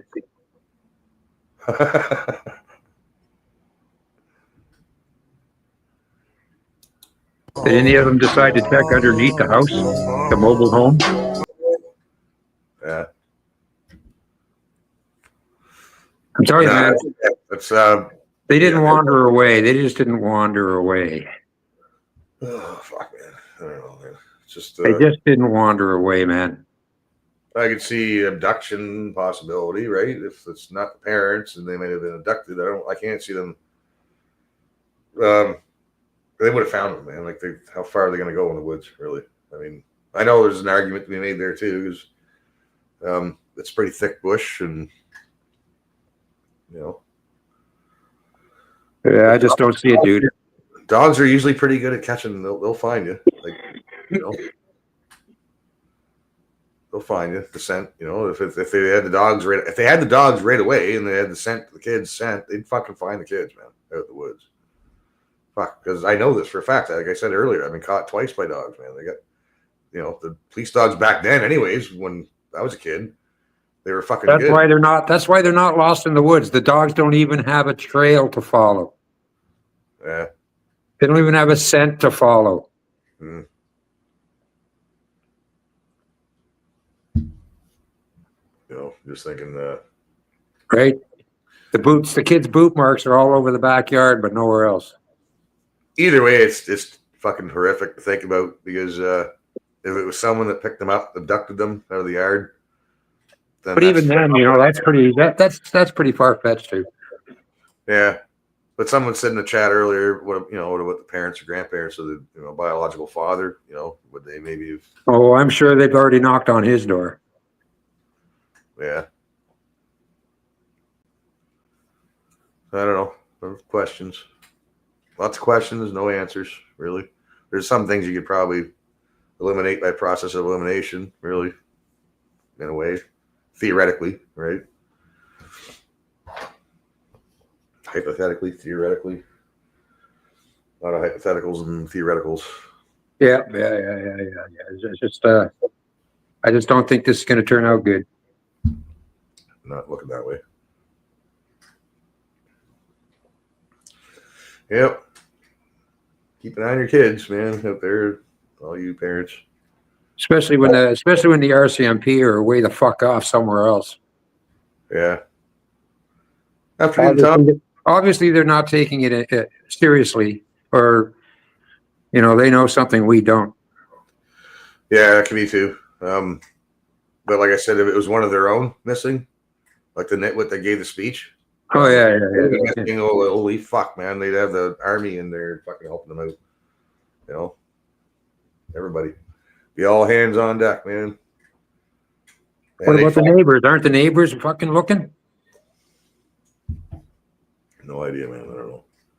You know, it just all smells wrong, man. Well, yeah, there's a few parts that are kind of like red flags. They're not really passing the sniff test. Even the dogs agree. Yeah, even the dogs agree. But that's what Sam, I think it was might have been Trent earlier saying they should just bring in the cadaver dogs. Yeah, that's right there earlier, yeah. Nobody has to know that they're cadaver dogs or not. They can just say, okay, we're just going to do another. We're going to bring in these dogs, start fresh. Yeah. Like, nobody has to know that they're cadaver dogs. Nope. Just dogs. Yeah. But we're looking for cadavers, right? And that's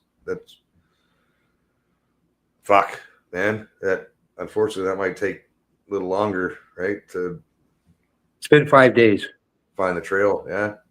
If they're lost in the woods, they're dead in the woods. If it's been 5 days, they're 6 years old and 4 years old. Fuck, especially man. Up this part of Nova Scotia, New Brunswick, in this weather. Yeah. So, or if anything bad happened to them and their bodies are out there, whatever, then the cadaver dog should be able to find it. Yeah. They'll find a piece of them if they're out there. Yeah, if it's an animal or whatever. Yeah, fuck, man. But still, shitty. I think they're a lot closer to home. Yeah. I never really. I heard the mother there talk for, I don't know, about 5-10 minutes, and I heard the guy speak for about maybe 5 minutes, and he started boo-hoo and whatever. I haven't really, heard them talk enough for me to fucking really, like get a fucking scope on them, right? But but 1 minute she's talking about these kids will talk to anybody, they walk up to strangers, they're talking all the time, but they may have autism. every kid has autism now, man. So you can get extra money from the government. That's how. Just saying that, lady. Can you prove it medically? Your kids are autistic, or you're just using that? You're just saying it. To me, yeah. No, all kids are fucking autistic now, so you get more money for welfare. That's just a thing, man. My neighbors across the street were like that. Anyway, they were all autistic, man. None of them were. She just threw that out, though. She just threw it out. They made them like that, fucking. They had learning difficulties and learning disabilities and shit because, when the parents are just doing drugs and fucking watching soap operas and talking on the phone or whatever the fuck they're doing. And they're eating Fruit Loops with all the fucking red dye and the orange number this and the blue number that. Yeah, and chicken nugget, fucking cheap chicken nuggets from, President's Choice and shit every day, hot dogs. And I know. Okay, so a lot of kids live like that here. I get that, but we're coming up with some kind of theories here, you know what I mean? But I'm just saying that I think those two children weren't treated that well, considering basically their whole focus was on the 1-year-old. Yeah, pretty much. Yeah, they didn't want because the 1-year-old is both of theirs. The other two are with she's got that with another guy. Kids, yeah. That could be something there, man. I'm thinking for sure. That's what things are smelling bad. Play devil's advocate. My point was saying before, like I haven't seen or talked to them. I don't really know these people, but by looking at them, yes. Do they look white trash? Yes. Do they sound a little bit on the fucking lower IQ level? Yes. From what I've seen, but I mean, I haven't seen enough of them and heard enough of their story to really fucking like I could get a lot more if I heard and saw more of them, right? Well, like we said, for a mother whose 2 kids are missing, she's pretty calm. Yeah, it's she's fishy, a little fishy. I think I'd be pressuring them a little bit at this point if I was a cop. I'd be like, oh, you realize like if you did what we think you did, like if you come clean now about it, you won't be looking at fucking 30 years or whatever, right? Like just scare tactics, right? I'd be trying to get them to confess. What I'd be trying to do, separate them and get them to confess. What I'd be doing because well, the leverage you have is the 1-year-old, right?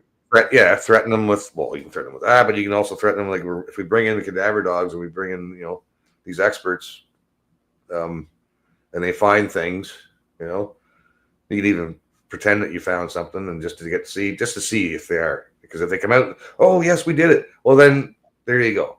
If not, and they're innocent, well then they're innocent. You know what I mean? These people will never admit it if they did it. Most people like that don't. They go to jail. They go to jail proclaiming their innocence. This is why I'm saying we have stupid fucking cops. Oh man, let's fucking face it. Look at those cops. They're morons. All right, would you be intimidated being questioned by them? It'd be all about your feelings nowadays, right? Like, oh, we don't want to intimidate them too hard.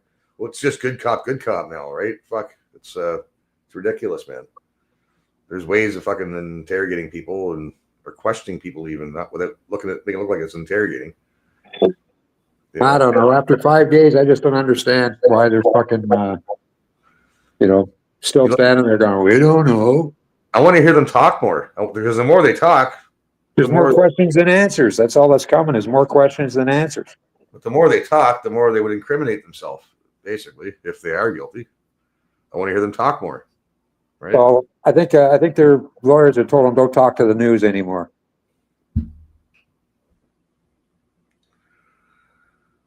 That's assuming they have lawyers. No. Well, they're gonna get a lawyer. They don't have a fucking pot to piss in there, man. They're fucking out the trailer. If they're crackers, they've got lawyers. They've needed them before. Oh well, usually they don't give fucking legal aid to white people, right? Even if you're on welfare, doesn't matter. They still don't give you legal aid. Usually, they give you duty counsel. You get some shitty fucking duty counselor, and he doesn't even know your name. Well, they haven't been charged with anything, so they don't get duty counsel yet. No. But they might have sought some advice, though. If they're clamming up, that means. Well, I think that's it. Clamming up, basically not talking to the press. I'm sure they're talking to the police or whatever they're telling the police. The police haven't walked away from that house and said, "Oh well, they're not here. We guess we'll have to look somewhere else." I wish I could hear more interviews. If they did interviews, I wish I could hear more and see more of them speaking. I want to see body language and I want to hear what they're saying. Fuck. I don't know, man. I can usually I can tell when someone's guilty of something. Normally, I'm not fucking Sherlock Holmes over here. Just sometimes it's like you get if it walks like a duck, talks like a duck. It's a fucking duck. You know what I mean? Sometimes, the answer is playing the nose in your face, basically. Excuse me. It's based on your income. Yeah, I know. I was never eligible for legal aid back in the day. But there was fucking Mexicans that couldn't even speak English that were in the office that day, and they were in a lineup. I guarantee they got it. Pretty sure they did. No word of a lie. They were from Mexico, and they couldn't speak a word of English. Because I'm like, hey, what are you guys in here for? Yeah, because they weren't making enough. Yeah. But he's probably here, seasonal worker, probably here, got caught drinking and driving or something, or some fucking charge, and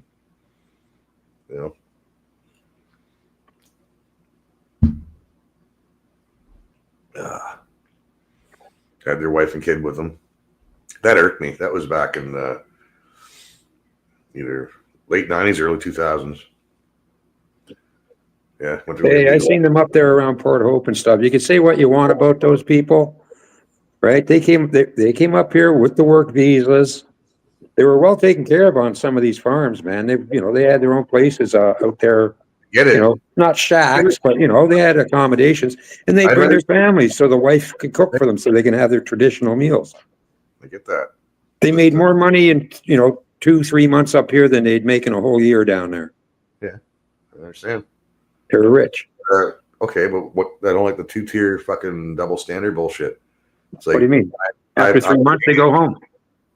I'm talking about the eligibility for things where I'm not eligible, but they're eligible. Like, well, how is he eligible for legal aid when I can't? And I fucking pay taxes, and he's here to work for a season and fucks off, takes his money with him back to Mexico. Why is he getting a better lawyer than me? I don't understand. Don't blame him. Blame the system. Well, exactly. It's not their fault. Well, it is really. I don't understand. Well, you're angry at him, really, for whatever reason. Well, because he fucked up, and you're in a different country, and you need a lawyer, and you're getting a better lawyer than me. That did make me angry. Yes, I don't give a fuck what color he was, or where. But he's not from Canada, right? If you're not from Canada, why are you getting a better lawyer than me? It makes no sense. And an interpreter, probably costing. Oh, definitely more. An interpreter. Yeah. I've seen interpreters. I've seen guys speaking English and out in the fucking hallway with their family. They go into court and they get an interpreter. Yeah, I've seen it. Yeah. Fucking the judge even knows it. Just because they can, and it makes them look better. Their lawyer said, because it keeps the interpreter employed too, right? Yeah. It's a big fucking hustle they got. A good little hustle they got going there. Call our justice system. Fucking joke.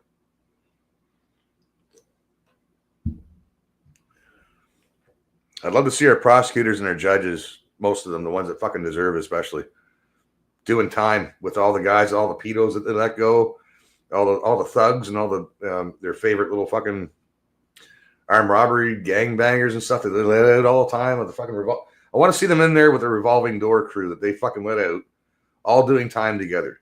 Judges, prosecutors, the gangbangers, the pedos, the rape hounds, all the fucking foreigners that they let off. Put them all in jail together. And open fucking range. No fucking PC. No, you're not going. You go to solitaire if you want, but not for long. And you're right back out in general population. All of you. Let them sort each other out, man. It'll be fucking hilarious. That'd be a fucking. And televise it, right? No, it's those judges and stuff that got into the pot business once it got legalized. The same judges that were throwing you and your kids in jail for 5 years for a joint. Yeah. Next thing you know, they own all the pot businesses. Yeah, funny that, eh? Funny that. No, legal aid isn't necessarily a better lawyer, really, Jason, but at least they know your name and they have a better, they're not just showing up at the moment when your name gets called and they just got your file right in front of them. That's duty counsel. They're just reading your file as they're standing there and it's your turn, right? Duty counsel does not represent you. They represent the court. Yeah. Duty counsel will never try and get you off. They'll just try and get you a better deal. Yeah, that's it. So you're better off just representing yourself, really. Well, good luck with that. I tried that. Didn't go over well. I have no respect. I have zero respect for the court as it is. So, and I would let that be known right off the hop. You know what I mean? I avoid those places like the plague. How's that? Yeah, that's the best way. But be surprised how easily it is. You can be found in front of a judge, man. It can happen just like that. Well, you know, whenever you get into the system, it's never good. No. It doesn't matter whether you're right or wrong. It's just not good. The fuck, Alex jumps in there and you creeping down there, Alex? What are you doing, bud? Yeah. Or is he still stroking? He hasn't finished the big stroke. I'm trying to fix my fucking camera that decided not to work. And it seems, the whole system is down. I need to reboot to be able to do anything. So it's like, yeah, fuck. Okay, fuck it. No camera. I'll reboot it if you have to, man. We're still here. I ain't going anywhere yet. Yeah. It's just, it's trying to install the new software or whatever update that I got, I guess, since yesterday night. I was online, I was live yesterday night, and I had no problem, but today it's not going. Not too bad. So you did a live stream or you were on someone's live stream? I was on someone. We've been talking about a lot of people are talking about what's going to happen with Alberta and stuff like that. So. Oh, fuck. Yeah, that's fucking wide, man. Why waste your time? I don't know if you guys want to talk about it, but... it's retarded. It is. I watched what Jeremy had to say about it. Jeremy's spot on about it, too, man. Like, I was saying the same thing. You're still going to have rainbows, crosswalks. You're still going to have fucking immigrants. You're still going to have fucking the same shit that we have everywhere else. Like, what? All that's going to magically go away because you separate? It's going to be fucking your utopia now? I seem to think so. Somehow people in Alberta seem to think that everything will magically go away. Yeah, your mic is fucked, by the way. It is? Yeah. I just got a new one, so I hope. Is it shaky or? No, I can hear you fine. A little better now. Okay. It was popping. That's still popping a little bit. Well, I have to hold the mic in my hand because the headset is broken. So I broken my headset piece in thousands of little pieces. Sounds like shit. Sounds like absolute crap, man. It sounds like crap. Fucking crap. Yeah, a lot of people seem to think in Alberta that by separating, it's going to change all this. Everything's going to stop. I'm like... people in charge are all going to be like nicer people now, and they're going to be all for, Albertans, like old stock Albertans. What kind of Albertans are going to be for? What kind of Albertan are you? Fucking... I love when going on. I love when Jeremy said, "Oh, it's the Easterners," and it's like, "Oh yeah." I know. Yeah. I heard I'm that all right. So I'm like, yeah, fucking, we've been shit on all the time. Exactly. Like it's our fault. Like fucking, we've been shit on all our life because of this. It's like I lived through it. I know what it is. It's not. You can't blame this on the boomers. No, man. Try growing up in a place that you love and it's your hometown, and you just. Again, like I said earlier, it's work to find work, man. It's a whole other job just to find a job. You have to fucking get good at finding even a shitty job. Even a shit job. Even shitty jobs, yeah. Anything to make money, man. Everybody I know down home has a side gig or two, right? Some guys collect copper wire. Some guys collect copper, and some guys keep aluminum. There's always a little side gig on the side. We used to go to the flea market and have a table on Sunday to make a few bucks. That's our beer money for the weekend, right? Yeah. We always had a side hustle. Always. That's the Maritimes. You had to, because the work was seasonal usually.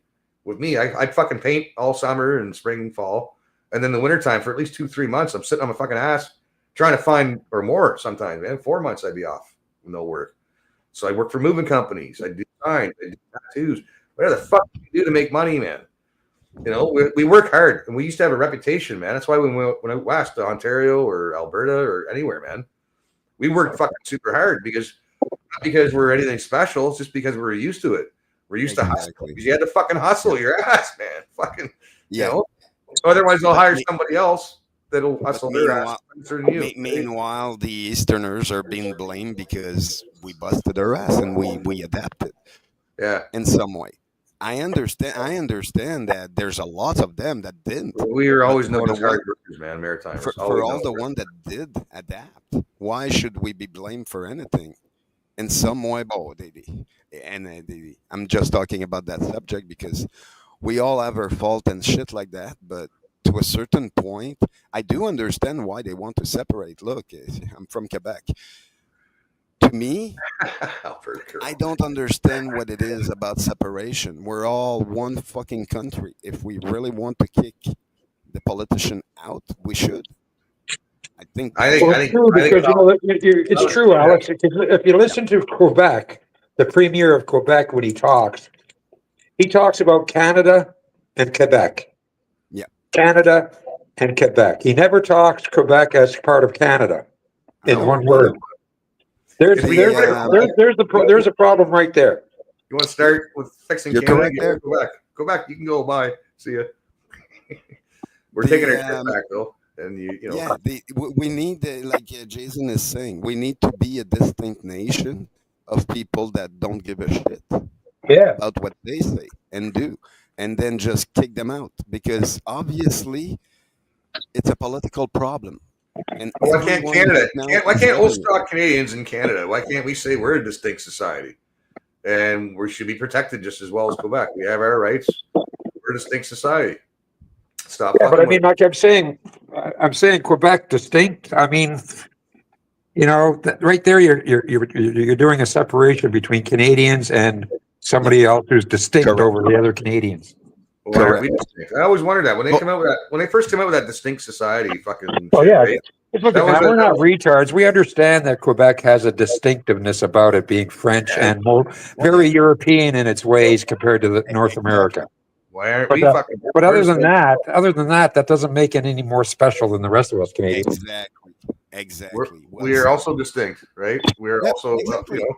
New Brunswick is also distinct. Like it's the one thing I never understood is Quebec did fight for their independence, but in some way, none of the other provinces ever did it to be true Canadian.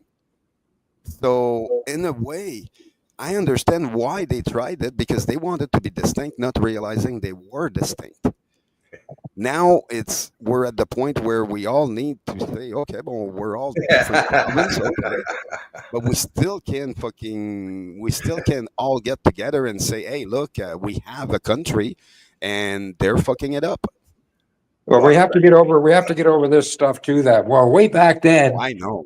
Us French, we beat you British. Well, we're not British. Yeah, we're Canadian. We became Canadians because of that. Because of that struggle. Oh yeah, exactly. Because of the struggle, we are all at the same point, and it's like, to me, every time I speak to people in Quebec, I'm telling them that, and oh man, they hate me for it. But I understand it is the process of changing people slowly, gradually. Look, my aunt is on board. Like my mom was on board too, and it's like, okay, well, it took years to deprogram them to look, we're all the same people. We're not privileged or we're not different than them. We're just having a different language. That's it, and a different culture. We can all adapt together. We all have different culture. That's how Canada was built, fuck sakes. Like I don't remember Quebec being built only by Quebecers. It's like no, they were built by everybody in Canada. That's the reason why we are who we are is because we have more in common than we don't. Right. Exactly. That's why we managed to get along, like religions and everything, Catholics, Protestants, all the different, whatever. There's all the different Christian religions, basically, especially like French Catholics and. Well, that was the big problem way back when with the French and the English. The French were Catholic and the English were Protestant. Yes. Yeah, it used to be a distinction about the religion, but since that is out, I'm like, okay, we're all the same people. To me, no, because the religions are still there, and those people that still believe in that way are still around. Well, there still is this Catholic Protestant problem. Oh, wait, we're never gonna be able to stop that one. Like, just like we won't be able to stop. No, but we work together and play together, and we have children together. So there's that. Right? Yeah. But what we need to overcome the people that are trying to use that against us instead of for us. Right. Exactly. Always that division. Exactly. Man. Like, we have to stop letting them walk all over our back. Like I was mentioning in the chat, and another chat, someone was mentioning, he's like, yeah, if we separate, Quebec will have to fucking pull their fair share. I'm like, are you kidding? No, they don't. They will never. Quebec is the non-complying fucking province, and you want them to comply. That's gonna take 500 years to even make them understand why they should comply. I'm like, we're not even on the same on the same stage on that one. No, because Quebec doesn't look at Canada through the same way the rest of us do. I know, no. But that's the thing. Quebec, the main thing with Quebec and the resources is because Quebec province, as the political people, weren't the Laurentian elites. Fuck, Alex, your mic's getting worse, man. Fucking, it's hard to hear you. It's just all I hear. That's what it sounds like. In between what you're saying, I can barely hear you talking. All I hear is that. Is it better just this way? Popping. What? Is it better this way? That's yeah, it sounds all right. Okay. So I need to push the mic further away. Okay. Yeah, don't deep throat it. Yeah, no, but like I say, I'm trying to figure it out. I'm holding it in my hand right now. That's good there. Whatever you're doing right now, leave it. Yeah, I get to be 3 inches from me. It's okay. But yeah, in Quebec, like the whole thing is we have to learn to unify because we build this country and they're trying to destroy it as the government. Like people were saying, oh yeah, but Quebec has to cough up more resources, but they can't.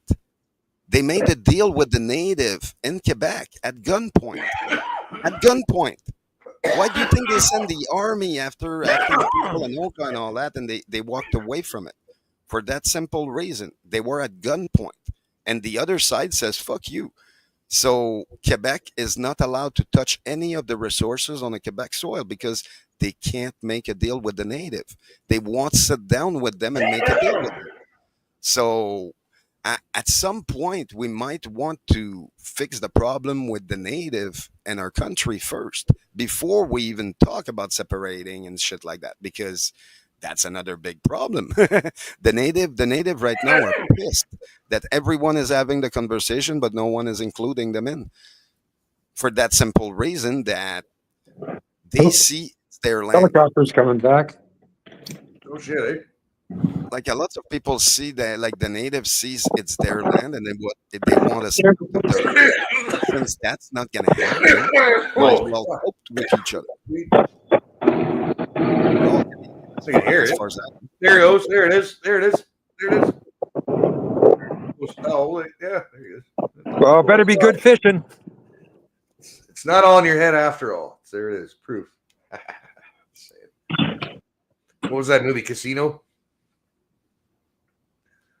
Casino? Is that what it was? Fucking buddy thought it was in his head at first. The helicopter's flying around. He's looking around like, nope, those helicopters are for you. Oh, you didn't see it, I guess. Yeah, because I was. Anyway. No, I saw it. I saw it. You posted a picture before one flying over, and it is right over your fucking house, basically. Yeah, it's pretty well the same chopper. It's been over 3 times this week, in a week. Same flight pattern, which is... Yeah. Same flight pattern. Roughly the same time. So if you look at a map, you can pretty much see where he's... well, actually, there's a site you can go on that should show you. Yeah, Google Earth, Google Maps. No, but there's a site that takes you to flight patterns, and it shows you where all the planes are and where they're going. Oh, yeah. I don't know about... Yeah, anyways. That's above my pay grade. No, it shows you the air traffic. Exactly. Yeah. No. Because they're all tracked. Every aircraft is tracked, and you can fucking look it up, and you can see. I don't know if you can do it in current time, but I know you can look. You can look up, if there's a crash or something, you can look up that app, and it'll show you where it went down, basically, because it shows you where they were.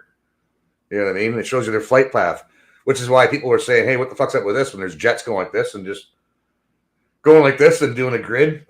It's like, what's up with that shit? Why are you flying like that? And then a crisscross. Why are you making Cheerios or fucking shredded wheat in the sky? What's going on? But you can see all those flight patterns now. They can't hide any of this shit anymore. That's the thing, man. technology's out there. You can see where these people are flying, what they're up to. Like even the layman can look this shit up and see where they're flying, where they're going. That's all I'm saying, right? You know what I'm saying? You know what I'm saying? You know what I'm saying? We have the technology. Yeah, I left Quebec 28 years ago, as far as I know. I go every year, but I could not stay and live there.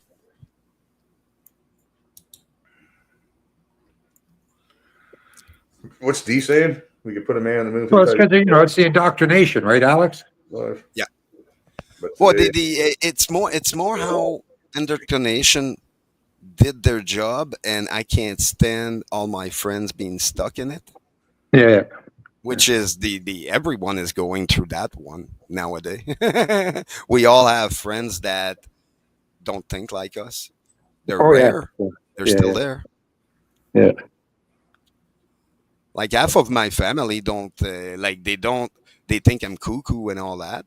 I give them points, but at the end, I proved them that I was right. So who's cuckoo now? So now they won't talk to you because nobody likes to admit they're wrong, especially when they're really fucking wrong. Both of my end that are both over 50 believes in me. They believe in what I'm saying. They know that I'm right. But everybody under has been indoctrinated through the camera, the TV, and all that shit. It's like the radio. School, work. Oh yeah, big time. Some of my friends from back in the day who don't follow the shit and usually stay out of it and that. But we'll get into it about certain things. Like I get into it with my best friend about progressivism. What's the definition of progress? And how do you look at progress? And we're talking about progressives and people that are progressives because they're throwing that term around a lot. Progressives. Yeah. He thought progressives were a good thing. I'm like, this is progress, right? And then we get a big argument about that. It's like, no, it's not the right progress. It's not the kind of progress that I'm talking about. Exactly. Progress is what that farmer did over there in Russia in a year, right? Yep. That's progress. Watching things. Now it's all about political progress. Yeah, progress is going from horse and buggy to car. But sometimes they'll make an argument, even though they know I'm right and they're wrong. But they'll just get me going anyways. Get my goat. Yeah, they'll throw a label on it just to get you going. Yeah. Some of them have come around, but they know how I think and what I watch and shit and where I'm at. Hey man, I was watching this program. There was something they were saying they did a study. It was an investigation through some kind of I don't know if it was a news network, but a vast majority of school principals in the U.S. homeschool their children. Yep. And I understand why. They won't send their kids to public school. Yep. And they don't have cell phones either, most of them. Yeah, they won't send them to public school because they fucking know. And they're the ones that are implementing it. Yeah, and they're very strict with the screen time and stuff. Yeah. They'll send their kids to private school or public school, but not or homeschool, but not public school. For how long Canadian thought that the Mormon were kind of behind everybody? Yeah. Where are they now? They're ahead of everybody. They know something. And I'm not talking it's in what they live every day and they do. It's like they know we've been controlled. They just can't say anything about they probably do, and we just didn't want to listen or live that way. Is Trump gonna be the new Pope? Is that what it is? Trump's gonna be Pope and President at the same time? That should be cool. It wouldn't surprise me. It wouldn't surprise me if it'd be a 14-year-old Pope either. Oh, no, that wouldn't surprise me. It'll be a chick. Hey, it'll be a chick. I think it's going to be a 14-year-old boy. It's going to be a chick, because they got to be diverse. Oh, right, yeah, or Or he's going to be black or Chinese, one of those cardinals. No, there is one guy who was supposed to be a runner-up or something like that. He's a black guy, but he was all against the inclusive, diversity, and he was against the immigration, right? He was against that because he was all for. He was pretty base too. He was a cardinal or something. Black guy. It's on YouTube. I've seen it. You guys have probably seen it. He was saying this a few years ago about the influx of immigrants and stuff, and how it's going to devastate those countries. It's like, he just came out and said it, like what we all know, right? That he can be Pope. Fucking sign that guy up, man. I don't care if he's black or not. I don't He's give a big, shit anyways. As long as he knows what's what and he was calling it out. It's on Who the record. fuck's the Pope anyways? Just a job. RL1 rolling onto the scale. Pipe run, half-inch rock. Nice. So what is it about that Mike Myers thing that I see popping out everywhere? What the How fuck much do you happened? weigh? How much I do you thought weigh it was- there? Wait, I want to know how much he weighs. He's at the scale. Let's see. 569,000 He's going on empty? pounds. No, I'm full. Yeah, 569,000 pounds. That's let me look. I think it's 16 tons. 16 tons of rock. 16 tons of Half-inch gravel. Yeah, see, we don't get that shit here. We get crushed. We get all crushed shale up here. Hey, I just thought about It's a it. crushed What rock. happened? Yeah, no, we don't get gravel. I asked for gravel, and they brought me crushed shale. Can it be Diddy as a pope? Can that be the new There's pope? your- Make sure you're watching your information there, man. Don't be fucking doxing anything. You got to be careful. when And you who be fly. the new pope? Yeah, Diddy. Diddy will be the new Yeah, pope. did he?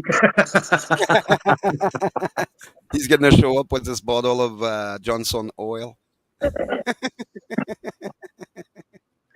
Yeah. All churches from now on don't carry holy water. They carry baby oil. Hey, Terry. Thursday, Terry. Yeah. Watch it. The priesthood will fucking jobs will skyrocket. Yeah, it's basically all they're good for is covering shit up. Seems though. I don't. How are they building? Are they? All their churches are closing down. Why is that? They raised. Oh, it. yeah. Well, they had raised to pay off. They had to pay off all those settlements. Jesus. You don't hear about it in the news because they settled out of court for like hundreds and hundreds of millions of dollars. But where's the Vatican when all the churches are burning down? Are they helping to rebuild? Are they building? Are they footing the bill? They got tons of dough, tons and tons of dough that people have been giving them. You see the fuck? It's the same as these evangelists and shit, man. It's the fucking packed stadiums, and they're all fucking Driving out in limos and private jets. They're giving them all their fucking money, man. They're giving like $1,000 checks and shit, and $500. They're just fucking fleecing these people, man. Well, they deserve to get fleeced, is all I can say. Yeah, fleece the sheep, I guess. So Yesterday, well, they call them their flock, right?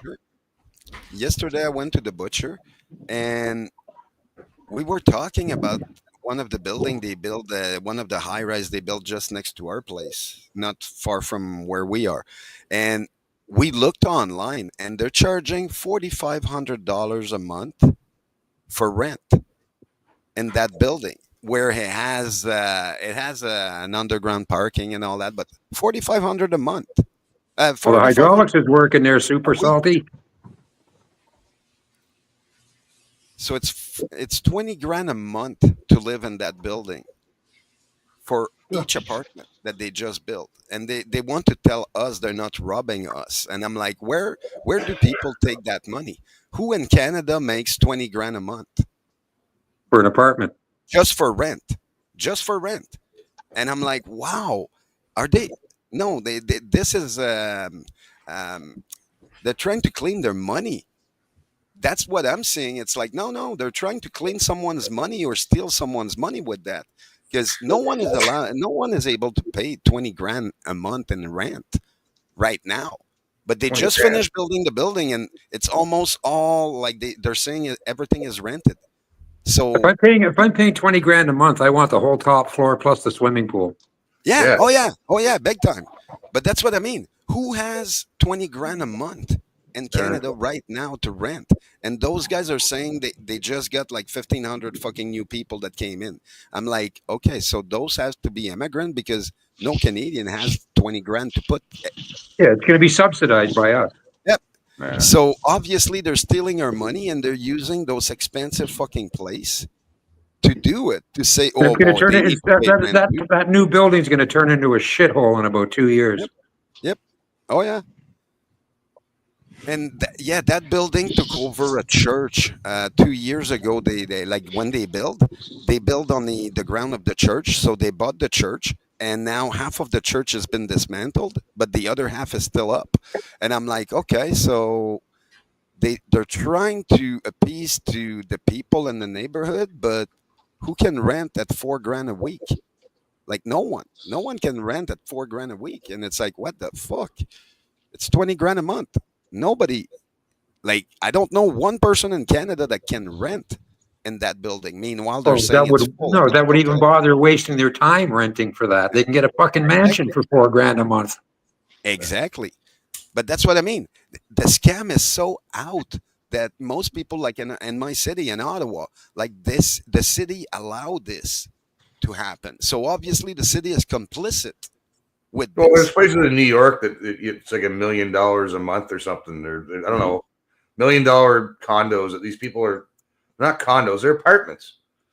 New York has some pretty fucking incredible up there apartment prices where people rent. Oh yeah, you see some of those walk-in apartment buildings. Like those apartments are 2 floors, 5 bedrooms, 2 bathrooms. You can't own it. It's a beautiful redone fucking old, penthouse or whatever. Yeah, Epstein owned that whole building he had though, right? But because they won't sell it, it's top-notch fucking property, and they're not going to sell, so they only rent it, and it costs you. You need to be a millionaire, man, or a multimillionaire in order to afford it, right? Yeah. Or a mobster, or you be subsidized. Same thing, right? Yeah. But that's what I mean. They're creating a place for what they want, pushing us out. Well, it keeps the riffraff out in their eyes, right? It's fucking New York, anyways. Pretty soon they'll be gaining those communities. Yeah. Mm-hmm. Oh, I wouldn't be surprised.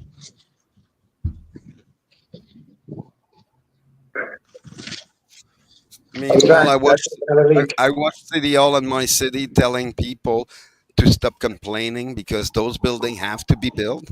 The city wants those buildings there. They don't care that the neighborhood will all be destroyed. Like they say it's going to be revitalized. And it's like, no, it's not. It's going to be a 20-story building next to a house.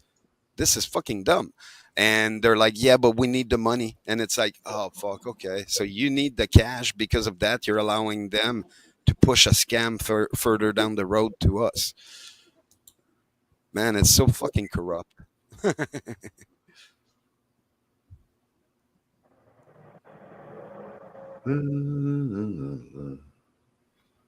Yeah, it's so corrupt. Yeah, I like this show over here, man. I should. He's got quite a bit done. Every time he comes up with a new show, it's always more progress.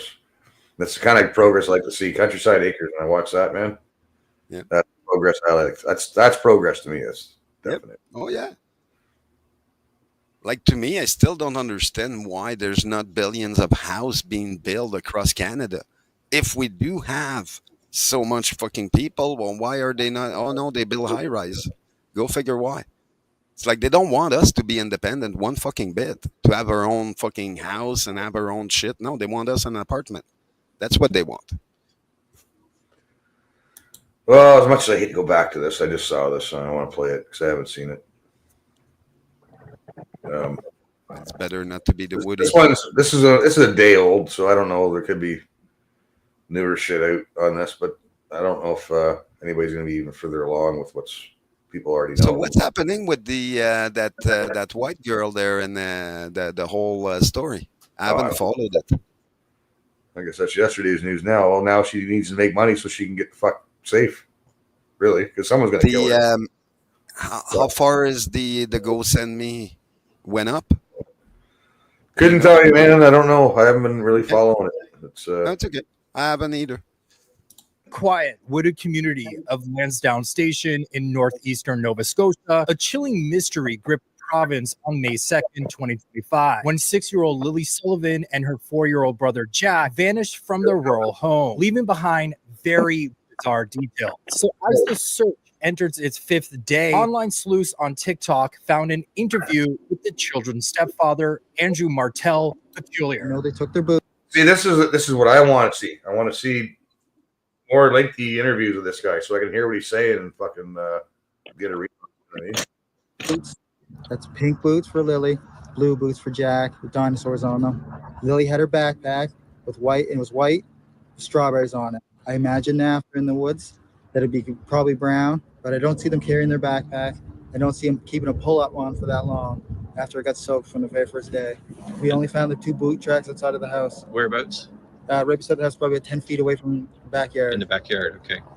Nothing new, other than the helicopters are still in the air, and they had dogs. They took around the dogs today, and as of last night, they had 8 more drones going on with infrared. I urge the public to come out if you have anything, come out as fast as possible and get it to any detachment or any police service that you have available to get to talk to. And Jack just absolutely loves bugs, dinosaurs, anything like that. But Lily loves girly things, but she also loves doing everything with Jack, bugs. They're like best friends, not just brother and sister. So sleuths on TikTok pointed out how the stepfather spoke of Lily and Jack in the past tense, as if they were already gone. For example, he said, quote, Lily had their backpack and Jack. I caught that too. I'm glad Buddy Boy caught it here too, because I haven't heard this before. That's why I wanted to hear more of this fucking guy talk. Loved bugs. Other sleuths pointed out how he described Lily's strawberry backpack as brown or dirty, which they found was kind of weird to point out. I guess almost foreshadowing how she may be found. And sleuths found it peculiar how he knew particular details about what they were wearing. For example, Jack's blue dinosaur boots, despite claiming he never saw them that morning. These points sparked heated social media debates. I mean, it could be argued that he knew what boots Jack had on because the boots were missing from the home. A CBC News report later quoted Martel saying the children were home from Salt Springs Elementary on Friday, May 2nd, because Lily, quote, had a cough, end quote. And then this reporter goes on to clarify that neither children attended school the entire week of April 28th to May 2nd. There you go. Awesome now we're kids. talking 12 days, not 5 days. They'll talk to anyone. They want to go with anyone. They're just looking to have as much fun as they can. A spokesperson for the. So they were gone they were out of school for a week before they disappeared. Bill. I got you. I heard it. I'm not sorry, man. I'm not meaning to freak out here, but it's twice. I want to hear. First time I've seen this guy talk, and I want to hear what this guy's got to say. I already caught him fucking say the past tense 3 fucking times now. So did this guy. I want to hear what this. I want to hear this. Very kind. They'll talk to anyone. They want to go with anyone.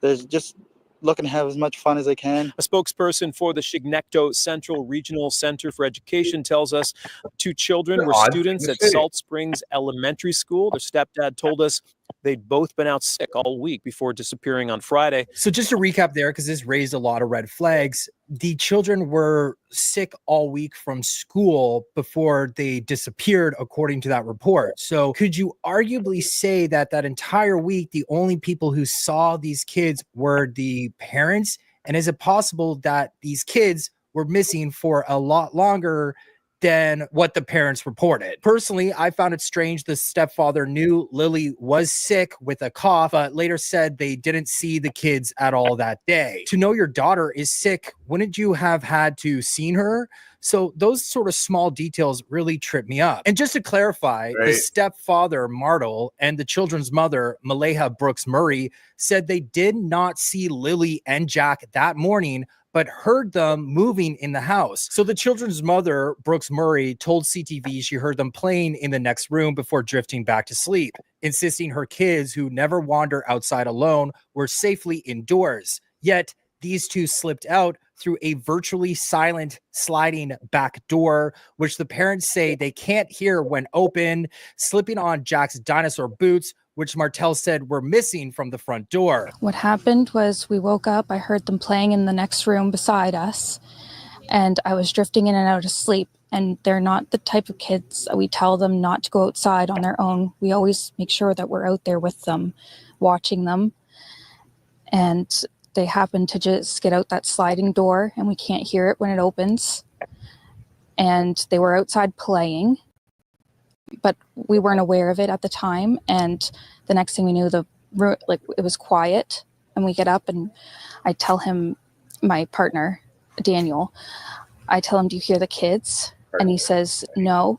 And we get up instantly. We're looking outside. We're looking everywhere, yelling for them. And I instantly just call 911.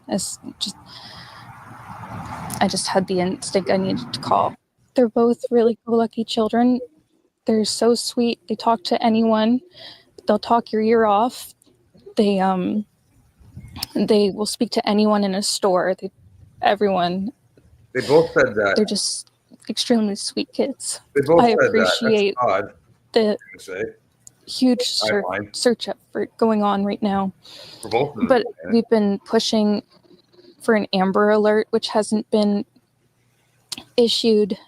Not just that they could possibly be abducted, which it is a possibility that they could have been, but just an alert to let everyone know that they are missing.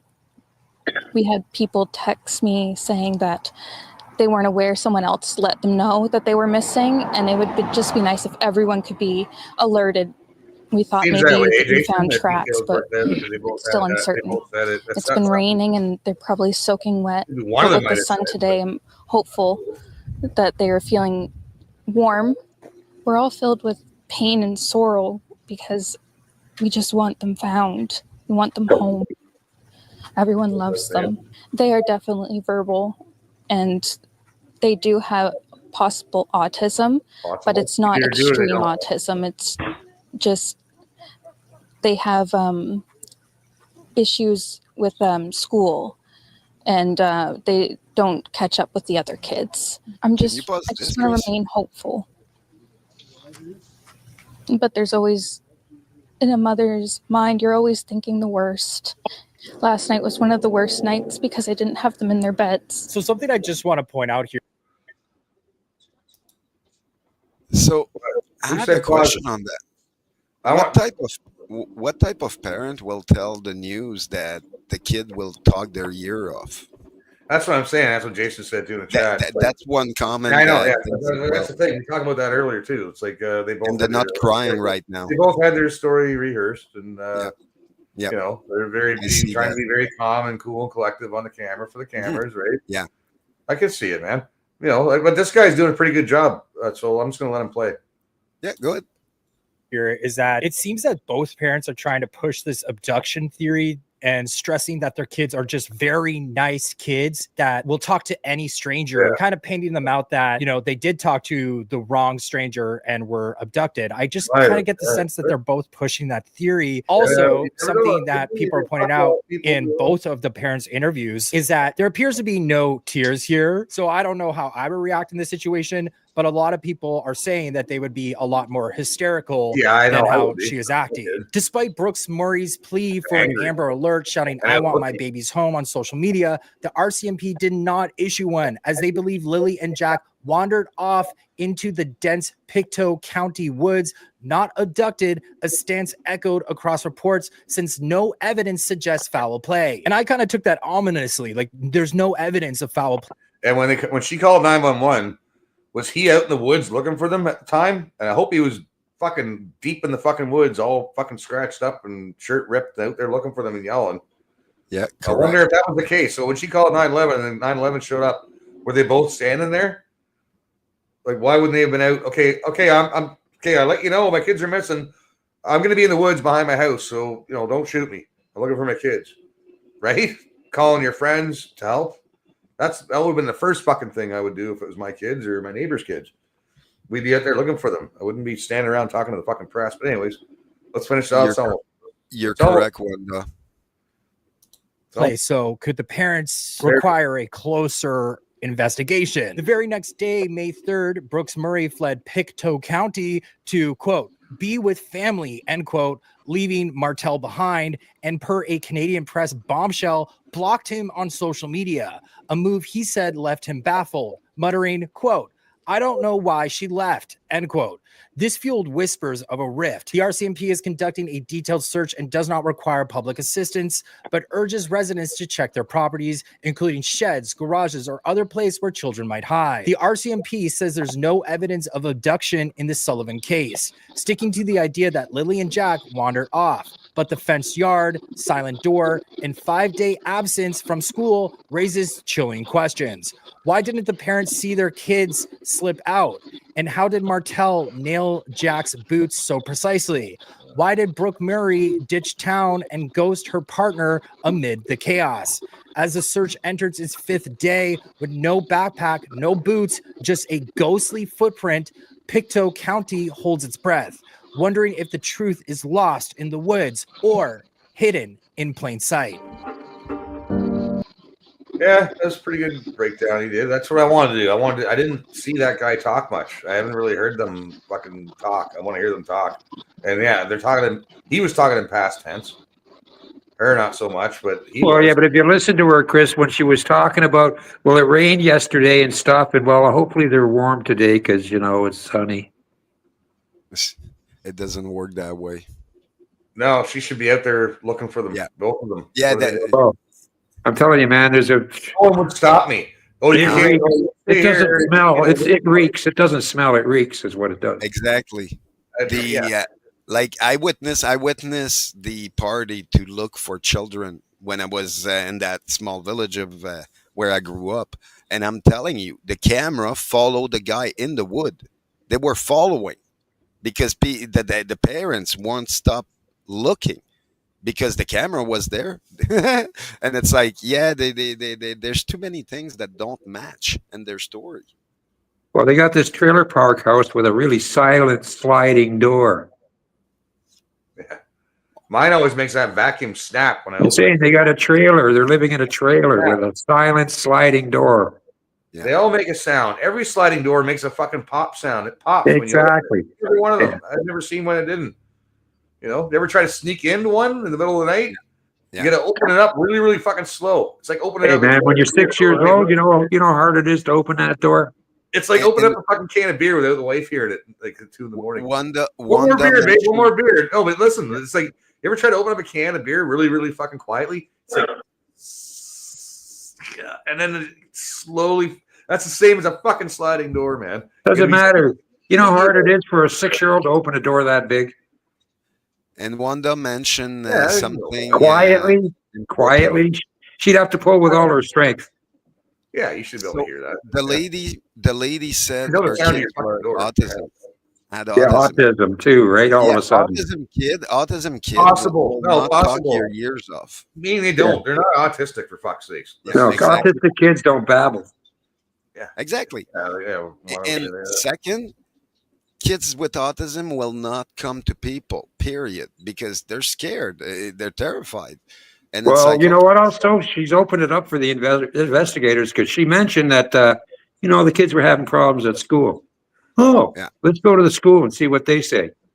Yeah, exactly. Like, she's making the kids sound defective. Yep. She's making excuses. Yep. That sounded like that to me. I saw a parent that lost their kid, and I'm telling you, they couldn't stop crying and looking. I know. Well, I'm telling you, mom knows the kids aren't around because she left. If that was a real mother, she would not fucking leave until the kids were found. Exactly. Hopefully, Peppermint's not right, and they're not. You would. Yeah, I hope too. King Vampire, right? King Vampire's coming. He needs. I don't think you would talk your kids down if you really cared. Exactly. Yeah. Exactly. You're supposed to love your kid, not talk. They talk it down, and it's like, making it sound like my kids are so bubbly and talkative. They'll just walk up to any stranger, and that's why they may have been taken. But they're possibly autistic, and yeah, it's weird, man. Yeah, it's too many holes in that story. Buddy Boy, that's what I wanted to hear. I heard her fucking spiel. It's the same thing when she talks, but listening to Buddy Boy though, and his. So what looks to me like crocodile tears, man. It looks like a fake cry. It does. I can't help it. He talks about the kids in past tense. Yeah. The past tense thing fucking kind of did it for me. I'm glad I watched that because I wanted to see that because I had a funny feeling. Yep. And mom has absolutely no fucking emotion whatsoever. Yeah. And when a guy balls up, when a guy really fucking breaks down and cries, and in this kind of situation, and they were my kids, or even if they're, kids I was raising, and I treated them like my own, I wouldn't be able to talk. I'd be crying. I'd be bawling my eyes out, man. Like I can't talk, and my sinus would all stuff up. You'd be talking like you have a cold and sniffing. Yeah, I can't talk to the camera right now. I can't talk to the camera right now. I got to be in the woods. Your nose and fucking you can't see because you're fucking teared up so much. I got to be in the woods. I can't be talking to you. Exactly, man. Exactly. Do your crying in the woods, but fucking wipe your tears and look for the fucking kid. Do your crying afterwards. Yeah. Fuck, man. Go look for your kid, man. That would have been top priority, man. No, I think that's why the kids aren't lost. Yeah. It's sad. It's sad to even go there, but it's like, no, that's reality. That's usually like it happens, man. We've read stories about it and stuff, and this is just another story. Yeah. But yeah, it's so sad. That one was not a good ending at all, unfortunately. Fuck, man.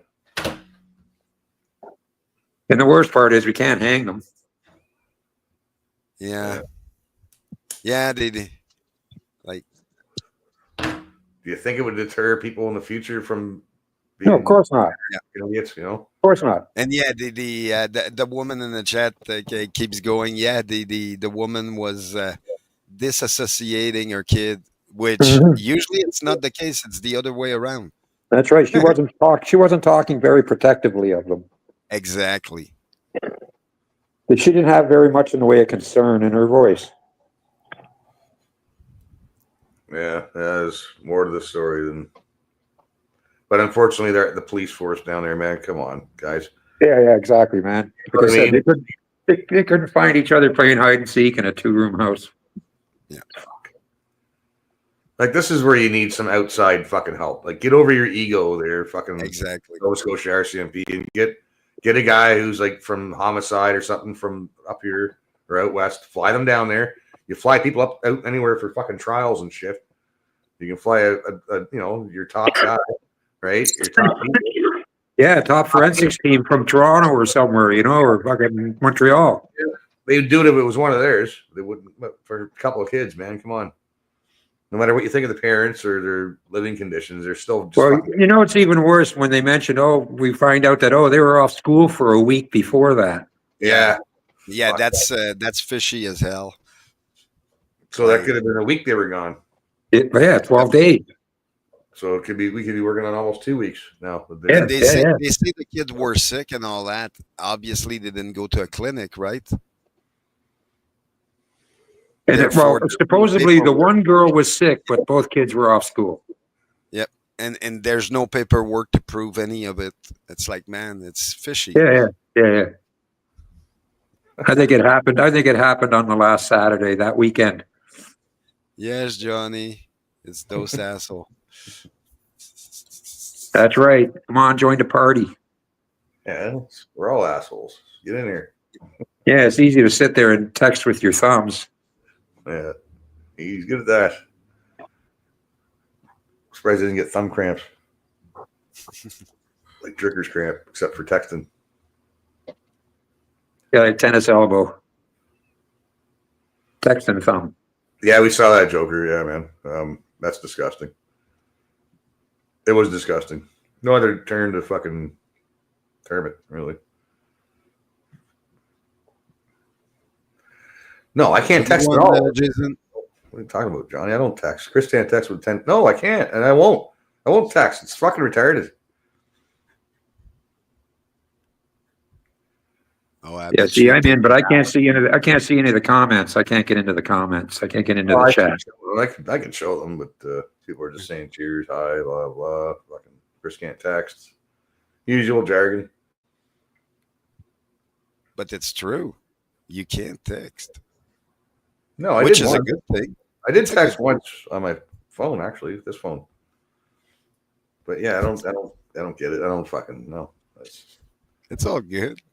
I was mentioning yesterday, I still have a flip phone in my drawer. I still have one. and I got the old Bell, Telus phone, where they Yeah, I used think to I have that. got. I think I still got an old flip phone Nokia. Yeah, Yeah, I got two of them. I got the old BlackBerry. None of them, Yeah. they all work. It's just the over the time I just put it in a new, I put the Sims in a new phone, and but Yeah, it's I still got an good. old BlackBerry. I got a BlackBerry. Yeah. How is this I not have fitting? Yeah, it fits in my pocket, fucking my front pocket. You don't even see it. Like it just fits right here. My fucking pocket. It's right here.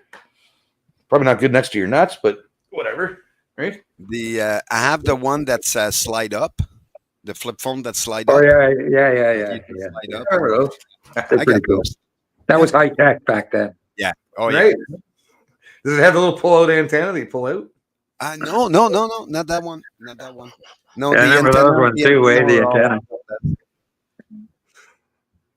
And those antennas work too, actually. Oh yeah. I mean, they work Hey, without. that was, They that work was better. good technology, but that's what we call progress. We saw the Progress. There progress you go. that's Is happening. it really though? Is that good progress or bad progress? Really, I don't know. Well, the first cell phone was good progress, as far as I know. It was used the way it was supposed to do. But everybody's seen where it was going. I don't know. Yeah. Everybody. Oh yeah. A lot of people did, but they just said, "Oh fuck it." They just embraced it, right? If it was me, I would Oh, never. like, they put shit on you, and then you embrace it. Now everybody has to do that. Yeah. Everybody has to do that. Now you can't even do business without having a cell phone. Yeah. Yeah, pretty well, man. Pretty well. Yeah. That's why they're making it, man. They're making it so you can't do business. You can't deal with your own bank. You can't deal with your own money. You can't deal with anything.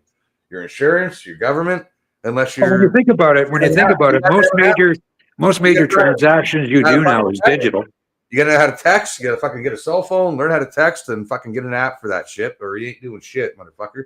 That's how. Hey, it's going. most of the banking you do now is all digital. If you're not using your fucking debit card, then you're making payments from your bank account to whoever you're paying to digitally. You're not walking in and paying your $500 a month for your truck, or you're this much hundred a month for that, right? It's digitally paid. I'm happy. I don't apply to that concept, but I understand it. It's getting pushed out there like crazy. Like I pay everything cash. I pay my rent Try to cash. pay cash for everything, yeah. The, But the, sometimes uh, a couple the $100 people bucks, yesterday. you know. So Facebook is trying to hustle me out a few bucks that I made, but they don't know exactly how much I made. So therefore they can't, like they try to ask me, "Oh, did you sell this article through Facebook?" I'm like, "No, I sold it at hand with cash." And they're all like, "Oh, how much did you get?" I'm like, not your interrogation point. I didn't tell them, and it's like, no, they Facebook wants money for helping me selling something online, and I'm like, no, I'm not for that. No. Yeah, why is it called My free money. and open if you guys want money? Exactly. That sounds It's my weird. money. Because Facebook Marketplace is free, right? Yes, that's what they say. But I got a message from them asking me for something for using their services. So Yeah, obviously, Here, it's Okay, from yeah. the Indian guy, man. What are you Yeah, did they talking have it? Did they text you or did they speak to you? they send it on my computer. Technically it's Yeah, wait for them to gonna. call you. You'll find out they have an East Indian accent. Yeah, I wouldn't be surprised. Right. I wouldn't be surprised one bit. Yeah, you don't owe nothing, man. That's a free fucking site. That's what I thought too. I sold 3 articles through them, but I didn't use the online. One guy was sending me money through the Facebook itself, and I didn't take that one because I'm like, Nothing here, I but don't I'm want gonna to connect sign my out, bank so I have account. no volume here. I can't hear anything. I'll sign back in. All right, man. Okay, cool. You can't hear us, so. Yeah. Well, then again, he's driving in a truck in traffic. It does decibel things. Yeah. That's what I mean by the technology advance, that now we can be in our truck filming and talking, but obviously going forward is still a problem with those technology. Satellite doesn't pick you up everywhere. They could if it wanted to. It depends on. Yeah. If they actually put an effort in to track you, they'll track your every fucking move. I guarantee the prime minister or the president of any country is not losing cell service in the middle of a call. I guarantee it. They can do FaceTime all they want. I'm pretty Oh, yeah. sure on that. Yeah, because they got it all nice and secure. Okay.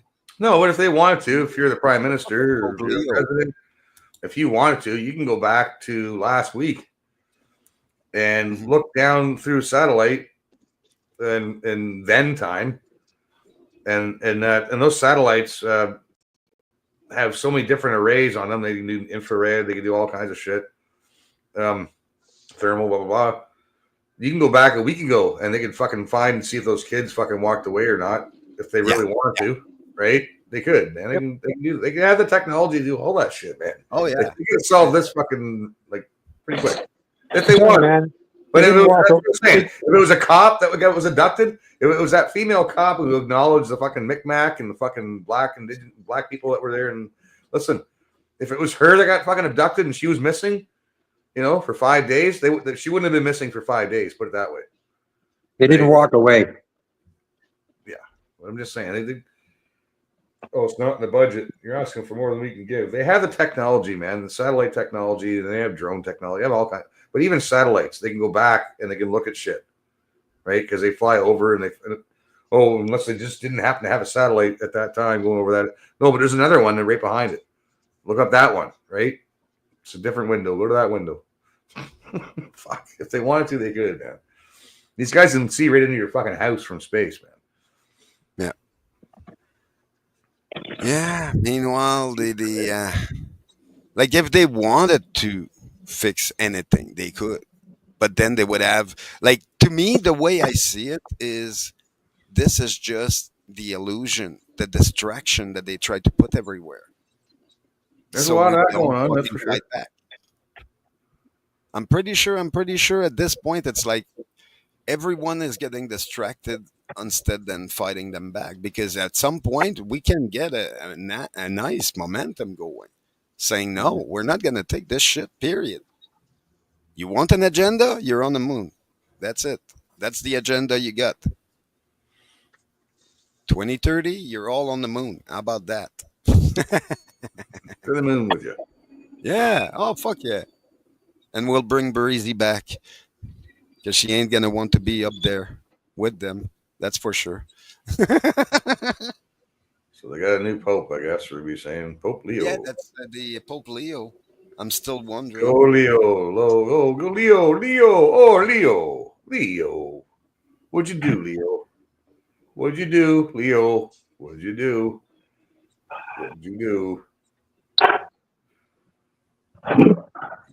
Yeah, if they did that, couldn't kidnap any more kids. Yeah, that seems to be the thing, eh? Well, Yeah, but I don't think it's a kidnapping. Yeah, no, I really think it's just the parents not doing their job. Well, you know what else is the funny part? They woke up, saw the kids missing, opened the door, yelled their name, and then called 911. If they were, how long were they asleep for? Fucking 8 hours? Yeah, really.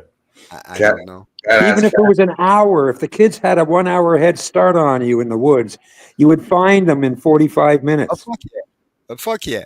You'd be running down that wood because That's your right. kid is there. Screaming and yelling their names. Yeah, they wouldn't have got too far, man. They wouldn't have got far in an hour or two. I know I would do that for my kid. You will rip close. Kids that age, man. I know the woods down there, man. I know how fucking thick they are and the kind of trees. They're very prickly, just to say. You will rip fucking clothes, like especially if you're a kid. That's what I mean. Yes, they waited. They didn't go running into the woods. She would have dropped her backpack because it would have got annoying going through the woods or something. It's whatever, man. Something would have got caught up in the woods and the branches. There's enough. Boot got stuck in the mud. Yeah, I lost my dog in the wood once, and I'm telling you, I was. You know how many boots I've lost in the mud? Right? They would have found one of their boots for sure. Yeah. Oh yeah. Oh yeah. I lost my dog. And then a sock, and then a sock, And for 2 hours, I was there looking for my dog, and I was whistling everywhere, and I found it right away. Like, oh yeah, well, not right away. It took like 45 minutes, But yeah, the I was looking everywhere, and yeah, she just wandered off. She was on the other side of the track, just sniffing the bush, and I got flipped because I lost my dog. I went running everywhere. At the time of the 9/11 call, though, was there no Amber Alert put out? No. Oh, I'm hearing there's none. None. But not just that, man. Like I said, how long were they asleep while the kids were outside? Yeah. They waited a week. All the more reason to have an Amber Alert, because it could have been abducted. And so if they're abducted, they could be halfway to fucking almost in fucking Quebec, all the way through New Brunswick by that point. You know, like fucking get on it. Time is of the essence, man. You want to put an Amber Alert out, not just you put a nationwide Amber Alert out. Kids go missing, man. It should be a nationwide Amber Alert. Be an alert. Yeah. Even right now, it doesn't matter. On the highway, you can look in the fucking vehicle. There's a fucking girl in pink right there. It has a fucking. That's what I mean. Even if they went wandering into the woods, there should be an Amber Alert. Yeah. Yeah. All points bolted. What does it hurt to do that? You know, everybody's got a phone. What does it hurt to do that? But then again, this isn't the first time the RCMP in Nova Scotia have fucked up things. Yeah, again, like fuck, man. What is the point of them? Oh, Yeah, wait, exactly. no, they're government goons. That's what it is. Yeah, that's all. They should be abolished. They should be strictly fucking security for the prime minister. That's all they are, and politicians. That's it, man. And judges. They shouldn't be. They shouldn't be in charge of policing provinces. They're just system. The best way, the one of the person to ask would be Trad Life. Like, what would she do if her kids went missing? I guarantee I know what she would do. She wouldn't be standing in front of the cameras. Oh, no. We would all be there fucking searching. Yeah, we'd be in the woods. We'd be in the woods. She'd be telling Ben, call the cops. We're gone. We're in the woods. We're looking and fucking going loaded for Barry, right? Exactly. Right. Like, if kids went missing, I guarantee she wouldn't just stand there. But even so, look at, man, we're all growing up and stuff. All you need to know is, okay, the last time you saw them was when? Roughly what time? And they've been gone how long? So let's say 3 hours. 6-year-old and a 4-year-old wandering aimlessly in the woods for 3 hours. How far would they actually get? Yeah. Even if they're running. Yeah, but they won't be running through those woods. You know what I mean? Yeah, know, unless they're being chased by something scary. Exactly. Even if the kids are running for 3 hours, you still can reach them. Uh-huh. Just have to run faster. And we're adult. We run faster. It's like, yeah. Well, if they run straight for 3 hours, you should be able to cover the same distance in an hour and a half walking. Something like that. Because your stride is 2 to 1. Yep. So And yeah, you know like what their kids I don't buy usually- this lost in the woods bullshit. No, I haven't Just don't seen buy it. this one. I'm still stuck with the other one there that they came out last week. I haven't been watching the news lately. It's like, it's too depressing. Like, there's nothing in the news that I want to see. Definitely not their fucking ads of trucks that I can't buy. Or the cheap ass burger that they want you to die with. Oh yeah, because there is no such thing as good news on the news. No. Well, no, they like, even online. I had that problem with YouTube. They kept bugging me for almost 6 months. They kept bugging me because they're like, "You have a pop-up blocker." I'm like, "No, I'm not. I don't have a pop-up blocker. I got a good firewall on my system. You can't say that I can't have a firewall." And right there, they're all like, no, it's a pop-up blocker. And I'm like, no, it's a firewall that stops your fucking commercial. I don't want any of your fucking ads. Well, that's how we pay for our services, sir. I'm like, I don't care. I don't pay for yours to start with. It's a free service. And I'm like, my account is a free account. I didn't pay for it. So why would I never agreed to give you any money for anything. I'm just here to look at it and play with it. That's it. And they're like, yeah, but that service costs money. And I'm like, okay, where did I sign that I'm okay with this? Because I didn't. And they're like, yeah, exactly. So for everybody out there, having a good firewall on your computer is a must. Because then they don't like you. They say you're too protected. It's like, yeah, well, that's the thing. I don't like commercials. Like I can't. Not just say that. I kick into one of your fucking ads, and next thing you know, I got a virus. Yeah. Well, yeah. Well, in the old days, we used to call those STDs. So STDs. You used to get the virus after you get the download. Yep. Yeah, I got the STDs today. Hey, I hit enter when I shouldn't have, and I got the STDs. Yep.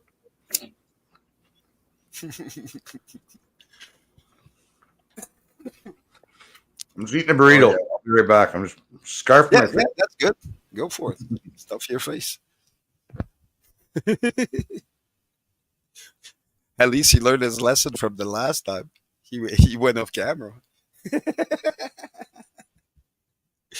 I don't know, Yeah, but it's he pretty- did pass out for quite a while on camera, I do believe. Oh yeah, I got the. Too bad the background doesn't work. Yeah, I saved the last picture when he went sleeping there. I even missed got that one. Michelle. I even got Michelle in the frame where she got up in the morning and saw him and realized, oh fuck, it's live. Well, that's right. That's when he started his at like 11 o'clock that night or something, right? I think so. Like I wasn't there. I just saw it the next day, and I'm like, oh shit, priceless. Oh yeah. 'Cause I think I was on with him earlier in the day. I think that was on the weekend. But hey, it happens sometimes. Yeah, it's funny. Better him than me. Yep. Oh, there's Trad. So Trad, let's ask you a question. I don't know if you probably fucking rage about that new thing about the kids there that are missing and all that. How would you be? Like, what state would you be if your kid went missing? And how long would it take you to realize they're missing? And what would be the step after that? I'm pretty sure I know all those answers, but just for people out there. Because yeah, I don't buy that other story. No, dude, no. That's exactly what it is, a story. It's the first time I seen it, so The fiction. It's a very poorly written fiction. That's why I think it's all part of the misinformation that they're giving us right now.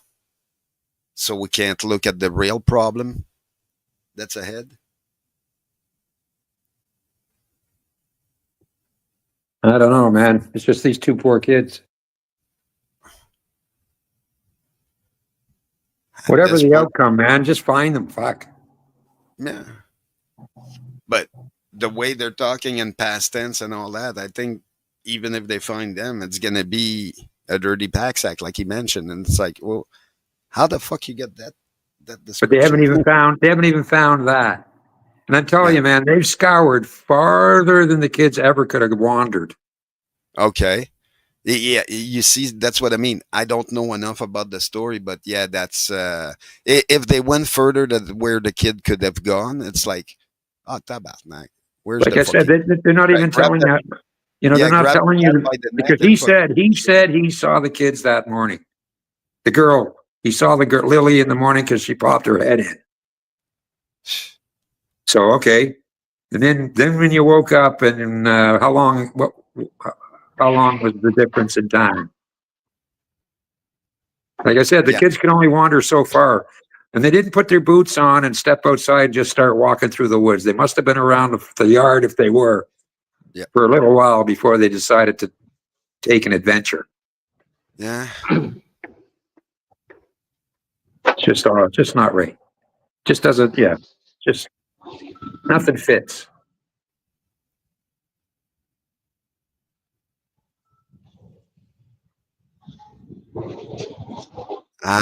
Wanda, I think they need to call a good old Russian slapper. I think you would get the answer pretty freaking quick. Yeah, get the guy with the leather pack he unrolls, and he's got all these fucking weird looking surgical tools. Go talk to the mom and dad. Go talk to the mom and stepdad. Columbo would figure this one out. Columbo is not even paying attention to this one. He's like, yeah, no. He's like, I learned. I stay Fuck, you away don't from need that. Sherlock Holmes to figure this out. Wendell Holmes could figure this out. Wow. Wendell Holmes, he's a world boxing champ. Yeah, that's a bit weird. They block each other on Facebook. Wow. Okay.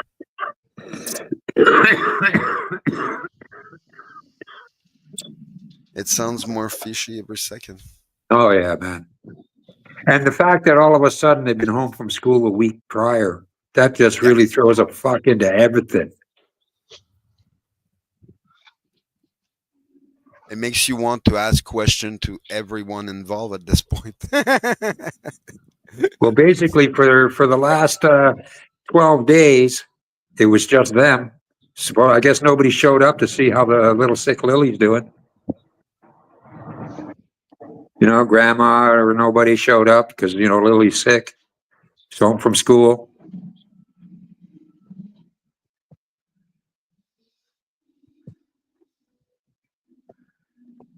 Yeah, it reeks. It stinks real bad.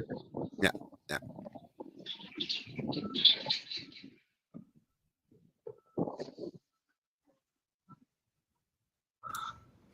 Oh, it's a spicy burrito. Yeah, no, Where'd you get it from, Barbarito? The one up the street from here. Yeah, sounds about right. Barbarito? They make good burritos, man. Been going there lately. So I guess you guys live in the same area? No. No? Oh. No. I used to go to the Barbarito in Alliston. I was always amazed at how they got that big, huge burrito in that little brown paper bag. I didn't know it was a chain, but this guy's up the road from, not too far from us. Yeah, if it's Barbarito, they're a chain, yeah. Fuck, they make good burritos, though. So maybe Bad Hat mentioned, so many unsolved case. Maybe instead than the police, we should hire freaking Russian slapper. Maybe we would get to the bottom of those unsolved cases.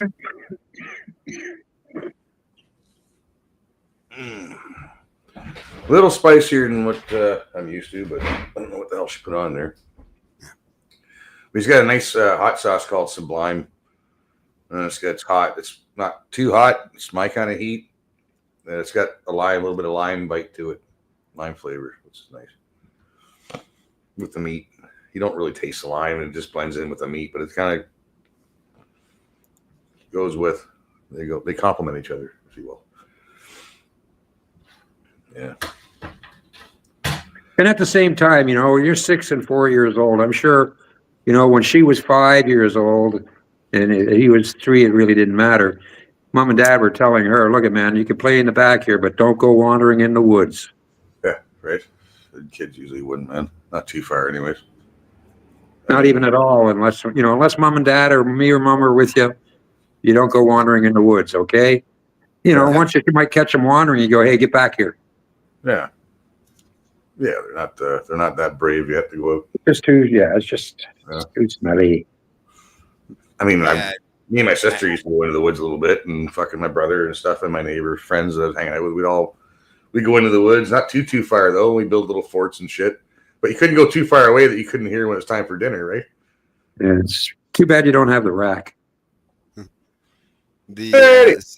Since I didn't have a dad, my mom paid $50 for one of her neighbor to show me how to fight, to stand my ground, because I love to fucking go all over the place, and I was always going into the wood. Meanwhile, my mom told me not to, and eventually, yeah, she catched on into that. But were you 6 years old? No, I think I was like 8, something like that. Yeah, and then I started going around, and she didn't like it, so she hired a neighbor to teach me how to fight, just in case something happened. Yeah. And he teach me how to make a fire and all that, how to fucking take care of myself if anything happened. And I was like, okay, I got that. Then I went to my uncle. My uncle teach me a bit more, and I realized it's like, okay, the human has always been mostly my problem, like society itself. Yeah. The rest I'm able to cope with, but yeah, the different mentality of people snatching kids, I never understood that one. No, I that thought that was always taught to us when we were kids, man. Like yeah, the yeah, stranger exactly. danger was a I thing. didn't believe it, but I know it was happening somewhere because my mom told me about it so strongly. So Well, I could tell you guys, man. I could tell you guys when I was a kid, very rare did you hear about that stuff happening. Right, but it doesn't mean It's a new phenomenon that started in the 70s. yes.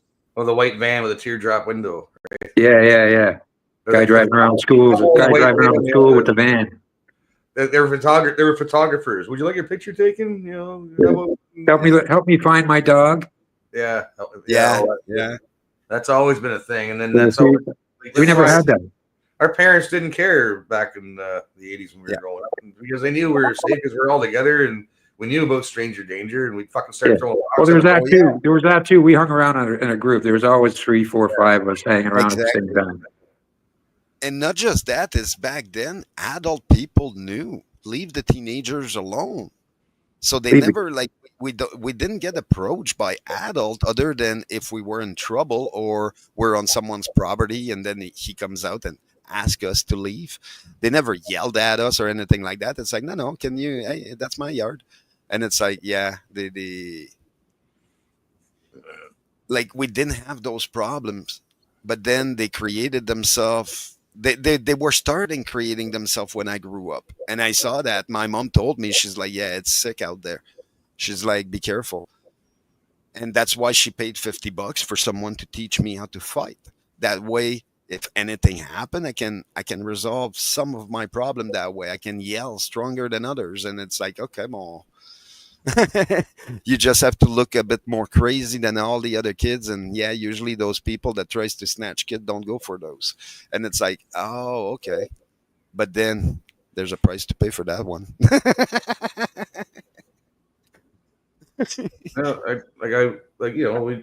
We'd always play these scenarios when we were kids, man. Yeah. Like what if an adult came to try to grab you, and so you get the biggest kid, and he tries to grab you, go ahead, try and grab me and see what you can do. Yeah. And we would do it. We would just pull mock fucking shit.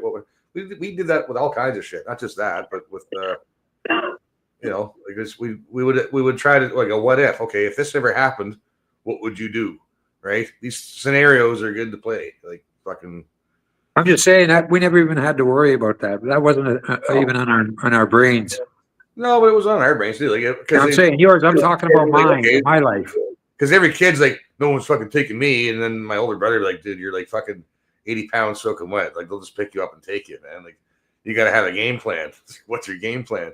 Which is why when we were kids, we carry around pocket knives and stuff too, right? Like, Salty needs. Oh, no, okay, he's back in. I'm looking at the chat and I'm like, no, he's next to me. Well, he might have froze up or something. I don't know. That might be the. Put a link in again. He's already in here. Why doesn't he there? Like I know, but he might be froze up. He might be he might need froze to up. Oh, he might have the camera on the dash of the truck and he's outside doing something. Take care of business. Maybe. Fine. Yeah, he just posted this, so obviously Fine. I was kind of weird. It was kind of weird. I did the same thing too. I saw him there, and I'm like, "Why does he need the link?" But you're still here. You didn't leave. Yeah, it might be frozen or something. Well, I should go cut the grass and throw that fucking shit down. I bought a bunch of screening. Fuck the phone drops off. Okay. Oh, you're already out cutting the grass? I said I gotta wait till probably next week, maybe later. Yeah, the sand is in green, but I still got some like low ground that's wet, still brown. It's probably still damp out here, even though it was beautiful yesterday. But still, it's rained so much that whatever, it's dry enough. I'm fucking cutting it, zinging it. Get zinger out. Got a new zinger. Got to play with it. A weed whacker.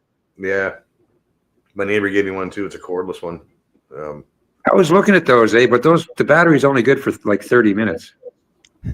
Oh, yeah. And that's if you're gentle with the grass.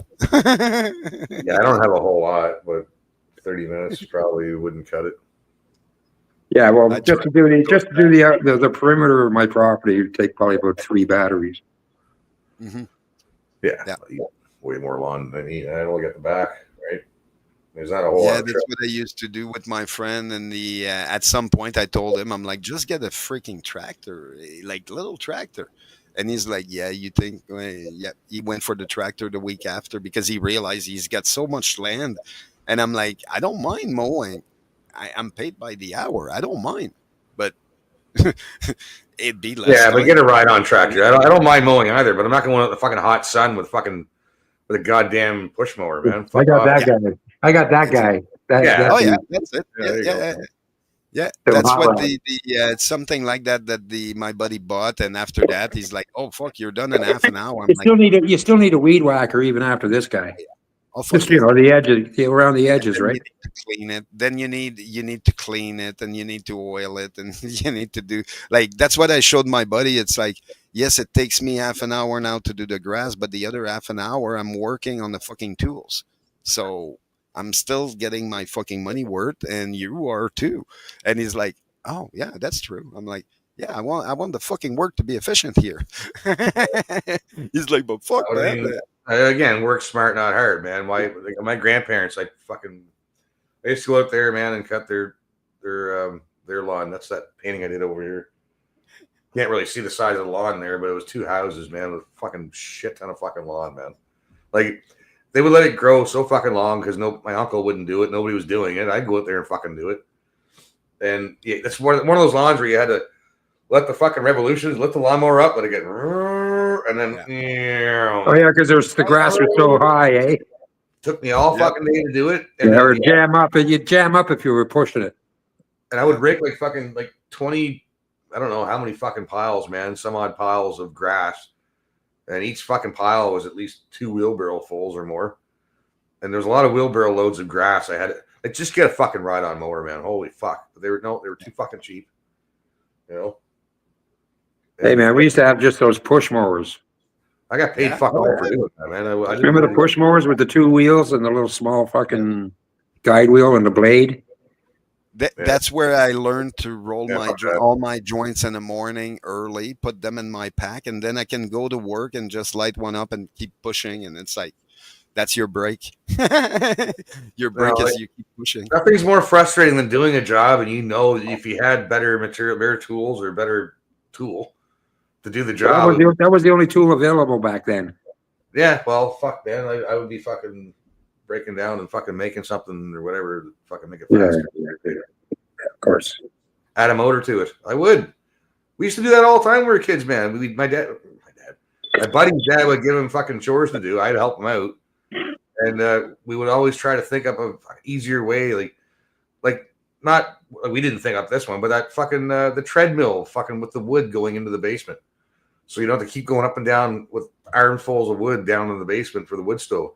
Set up a treadmill and fucking just do that. We would think up shit like that. Like just basically ways to make it easier. So the next time we have to do that chore, it's easier, faster, and we can go fucking to the lake, right? I don't know. We would always think up that shit, man. It's a white person thing, really. Thinking about how to improve things and make things more efficient. You know? Yeah. I don't know. My whole generation was built on it. Yeah. The whole foundation of what I grew up with was built on that. So, right. Like we used to try to be professional at what we're doing. Just like the story with the mower and all that. I tried to be efficient in my hours, and it's like, okay, well, the guy and you had to maintain your equipment, or it wouldn't work, right? Exactly. Doesn't matter how good the brush is, man. If I can spray the fucking house in 1 hour as opposed to sit there for 1 week fucking brushing everything out by hand, it's retarded. Get a sprayer, spray it. Fuck, man. You know what I'm saying? Oh yeah, there's always a better way, and it's like faster way, better way. Oh, fucking figure it out. Yeah, it's to people, workers, to find it. From there, that's how you make money. Well, that's kind of Bill should know this. Kind of like a military thing. Like, why walk when you can run? Why run when you can drive? Why drive when you can fly? Why fly when you can fucking whatever? Fucking. And the opposite goes with why stand when you can sit? Why sit when you can lay down? kind of shit. You know? Yeah. Oh yeah, yeah. No, I get that. I get that. But then at some point you need to find a position. Yeah. Well, that part of some people's brains doesn't work, right? They don't have that fucking part of their brain that's keyed in. They're locked into yet. They haven't opened up that door yet to figure that shit out. You know, people just go along. They'll stand in line and do the same shit every day, not even cluing in. There could be an easier way, like to do this. And you can make money too. Like you know, the logic is not that today. I know that much. Get a promotion, you get money. You can fucking patent something. You know, if you can improve something. I don't see a whole lot of that lately. People improving on it. No, but to me, I think there's a good reason for it. Is because a lot of people out there realize that they're in some type of matrix. So why try to invent something so they can profit over it? And that's a big thing that's happening. And there's a lot of people that could invent shit, but they don't because they know eventually the government will end up with it and they will make money with it. So is a lot of places too, depending on the company you're working for, you come up with a better idea. They own it, not you. Yeah, exactly. That's what I mean. They might give you, an extra $500 or $5,000 check. Thanks for the idea, which would save them millions. Yeah. And for the people that think that's not the case, you just have to look at the movie Jumanji. The first thing is the black guy that invented the shoes, and who made the money? The parish, which happens to be the owner of the company, and he made the money on that. And it's like, okay, well, look what happened to Aunt Jemima. Yeah, well, yeah. Look what happened to Aunt Jemima pancakes. Yeah, or Uncle Ben. Yeah. Same thing. Aunt Jemima was a really bad story, man. Yeah, they really fucking hosed her until she damn near died when they finally gave her a payoff. Yep. But they used her name, they used her recipe, and they gave her fucking nothing. Yeah, oh yeah. Because she was black, right? Back then in the 50s, 40s and 50s. That's the thing. It was black that was in charge of that too. So it's black that didn't pay the black. And it's like, we're getting blamed for it. And it's like, we got nothing to do with it. Your own people did it to yourself. Just That's like in reparations, eh? They want reparations. Hang on a second. Were you ever a slave? No. Then shut the fuck up. There's quite a few black slave owners too. I don't think people realize. Oh yeah, well, in Africa. Yeah, No, here in the States, no, in America and Canada, there were black slave owners. Right. Mm-hmm. Right. Oh, that can't be. Oh, you're full of shit. Show me some proof. Fucking the whole thing about Uncle Tom. Wow, that's what it was. Uncle Tom was the black. You give them a fucking truckload of proof, man. They still don't want to see it. And they won't accept it. You got to understand also, back in the day, the Europeans didn't invade Africa and steal blacks. Exactly. Right? They were offshore trading, and what were the blacks bringing them? Slaves. Yep. Oh yeah, they like if you look at the history of Africa, they've done more harm to themselves that we could ever do. Yeah, and Europe, the Europeans came in and just made it worse and kept it as bad as it was. Never fixed anything.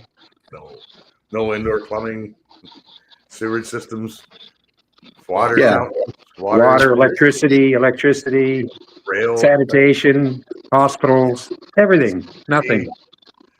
But holy shit, man, they took all their gold and diamonds and, raw materials. Got to pay for that shit somehow. Come on. Gave them nothing. Yeah, man. Ass, gas, or grass, man. We rise for free. Let's go. Oh, yeah. You want the good, you got to take the bad with it too, I suppose. Yeah, I guess the worst were the Belgians, eh?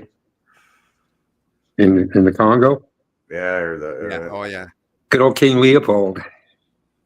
My mom was friend with a refugee that came over because they chop her tits off back then, and it's like, and the other place she was saying they take their hands off because they didn't want them to vote, and it's or to learn how to write. Yep, exactly, and it's like, wow, okay, they like it's really really bad. She was a refugee from that, and she came here, and it took her like almost 40 years to just readapt.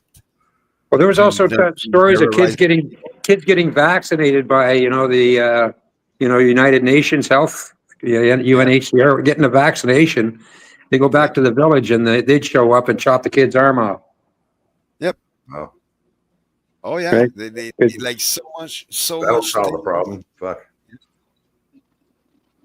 Oh yeah, and like I say, it took her 40 years to come back to normal, to understand that humanity is not that horrible to people. And she was here and she was seeing it every day, but in her mind, oh, she saw some atrocity, and it's like, yeah, you're never gonna come back from that fully. But then she realized, course okay, not. there are good people out there. Right. Like she but was happy to it be doesn't a matter. refugee here. You're obviously your guard's going to be up. Your wall's going to be built. You know what I Yeah. mean? Fuck, chopping your tits. I'm like, are you kidding me? That's not. That's Yeah, not that's just something. so. That's just so. If you do get birth after they rape you, you can't breastfeed the kid, so Yeah, the kid's gonna die. something like that. I never got it, but I You saw definitely it. have. You definitely have some trust issues after something like that. Oh man, yeah. Oh for fuck a yeah. long time, probably if not ever. Even 40 years after, she said she still had the problem here and there. Every time she saw a black person on the street in Canada, she walked away from the other side, from one side of the street to the other. Like she could not. Especially if their features were of a certain type of African, because Yeah, exactly. Like she wasn't able to cope with that. She's like, she doesn't understand why we're letting them all in either. Like she was vocal about that back then, and for 20 years she was. She's like, no, there's some African, they're okay, but there's others, don't let them in. They're they're the one fucking pushing this, and it's like, okay. That's why she was a refugee. She could not live in a country where those people were in, and it's like, yeah, well, I totally agree.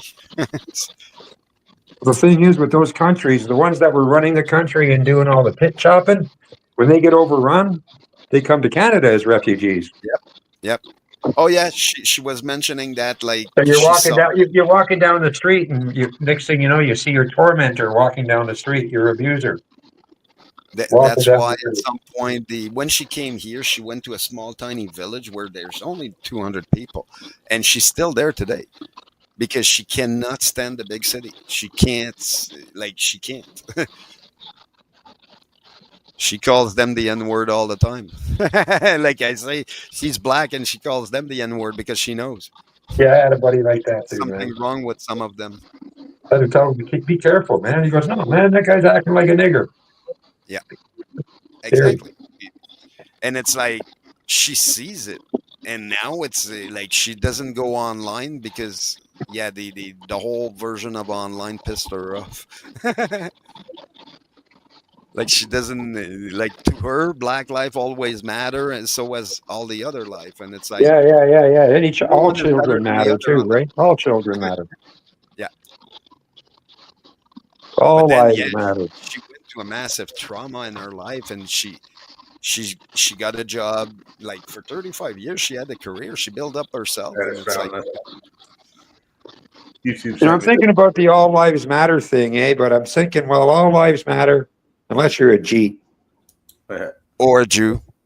So this dude was just arrested because he shot a teenager who was literally pounding on his door at 3 a.m. because he thought it would be a cool TikTok prank. This is the kid, rest in peace and all of that, but you played a stupid game and you won a stupid prize. Stop messing with people to get clicks and views on the internet, especially at 3 o'clock in the morning. You're going to show up to a dude's house? No, And buddy. just bang on a random Might door. legit be cooked. He's facing a slew of charges, including murder. Like, think about it, man. People out here like me have PTSD, and there's a lot of people out here who are gunned up. And if they think someone's breaking into their house, they're Yeah. going to protect their home and their family. And you want to go around at 3 a.m., cop knock pounding on doors like it's sweet, bro? That ain't the move. That little TikTok video caught your ass a casket. Promise you on everything that I am and everything that I love, if I think somebody's breaking into my home where I keep my kids and my wife and my dogs, you're getting dirt napped, homie. What do y'all think about this whole mess? Let me know down in the comments. So this dude was just arrested because Well, I mean, the guy did a knock on the door. It's not like he tried breaking in. Someone's banging on my door at fucking 3 a.m. Well, man. that's what I mean. How long was he banging on the door? Was it like a bang, bang, bang? No Or was he idea. still standing there? No idea what the context was behind that. I just Yeah, want to sue exactly. it. It didn't tell me. Why is there a huge? Didn't tell me fuck all. But yeah, I saw this today. This is fucking disgusting. Statue of a random fat black woman in Times Square. What does it really represent? The sculpture proves to be a well-liked juxtaposition placed among the more traditional statues in Times Square, which is the goal, according to officials, of placing said artwork in such a significant area. Right, so an insult to white people who actually did something meaningful to deserve a statue. Gotcha, Right. basically. Then you get some fat fucking black chick who's probably on stamps and she's single mom, probably has 3 kids and 3 baby daddies. Yeah, good idea. Let's put that up there. A white guilt public humiliation ritual. The statue amplifies traditionally marginalized bodies on a monumental scale. So it's a glorification of Traditionally marginalized. obesity. Who is she? Well, technically, she's whoever you want her to be. So nobody then. A fictionalized character. They used to build statues of real people who actually accomplished something or played a key role in history. Now they destroy those statues and replace them with glib, pretentious homages to DEI. It's making people not only stop and stare, but also reflect. Reflect on what? How vacuously crap modern art is. Listen to how the audio guide describes it and try not to burst out laughing. At the same time, the contrapposto pose of her body, a subtle nod to Michelangelo's David. What? Michelangelo's David. David was created as an embodiment of the perfection of the human form. What's this an embodiment of? The human form of the average Walmart shopper. It is not quite Michelangelo's David. It's more like Michelangelo's Lizzo. I feel like it's a good representation for New York, especially because it's towards the BBW women. And a lot I'm sorry, what's BBW? Big black Big black woman. I hate to break it to you, but being fat and black isn't an achievement. Me being a plus size black woman, I kind of looking at it was like, oh, I wonder what me as a small child would have thought looking at something like that. Representation. Yeah, that's you at 20 years I old. stand corrected. This is what the artist Thomas J. Price said about his supposed masterpiece. I hope Grounded in the Stars will instigate meaningful connections and bind intimate emotional states that allow for deeper reflection around the human condition and greater cultural diversity. I think I feel totally represented by that. You do? No. Try and create an understanding and That's the look you get from her when you tell her there's only fucking small buckets of chicken, not large. Encouraged a deluge of sardonic memes. We're never going to Mars. Wow, who was she, Dad? She was a 911 dispatcher who hung up on over 10,000 people, the world record. Statue in Times Square updated. No one's complaining about the new Times Square statue. I think it's quite breathtaking. I'm working on my own Times Square statue. Please donate to support my art. God damn you all to hell! Planet of the Apes of all things. Is this really supposed to celebrate the contribution of black women to society? Because it's really not helping the stereotype. How does this statue erected in Times Square confront preconceived notions of identity and representation? It's just some obnoxious looking overweight black woman. It's reinforcing those preconceived notions. Even the pose literally screaming she got 6 kids by 6 baby daddies. Don't need no man with a handout demanding entitlements. This statue speaks to me. It says, you forgot to put my French fries in the back. You're of the right barrel. on the I already head ate there, half Chris. value meal, but I want my money back or I'm going to tear shit up in here. I'm a black woman. I see a single baby mama on welfare telling someone they aren't going to mess with her or her kids. Oh, thank God. I was beginning to worry that plus-size black ladies weren't the center of attention for a moment. To have this work here is making a statement, potentially asking questions about what we value as a city, as a society. Which is what? Essentially, not being white, gluttony, and not achieving anything to be worthy of a statue. From the same city that removed and exiled a Thomas Jefferson statue. Still, it could always be worse. In Florence, Italy, just a stone's throw from the real Michelangelo's David, amidst the sumptuous elegance and beauty of the Piazza della Signoria, they installed this abomination. I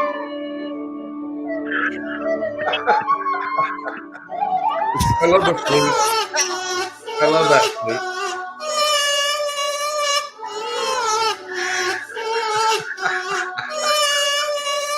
What?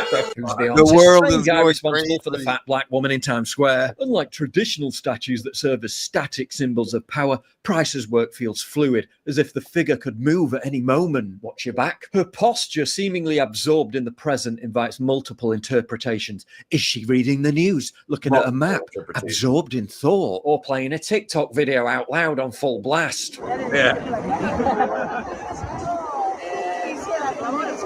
L'opposizione è geniale perché cioè da su dietro è la loggia, piano d'arte, e l'Uffisi, il Palazzo Vecchio, tutta questa bellezza, il sole a questo momento anche. No, E it lei shows how l'ha messa clueless they proprio are. a They have spalla all per that guardare il beauty around. telefono. So she's And she's arrogantly still looking on the rejecting the enriching eloquence of the She's actually Renaissance, standing the there going, vapid "Beam me up, meaninglessness Scotty." of modernity. Yeah. Yeah, great message, but 2 statues of random black women are not enough. Here's another in Rotterdam, and There's another no in San intelligent life Francisco, and forms another here. in Beam me London, up. and another in London, celebrating diversity. You're not very diverse, is it? More like a sterile monoculture, a pastiche of socialist realism, an aesthetic of ugliness that prioritizes indoctrination over objective beauty. Public art canonizes, communicates, and represents the status, values, and ideology of a society. So when we're erecting statues that wouldn't look out of place in the Idiocracy movie, what does it say about where we're heading? Pretty much.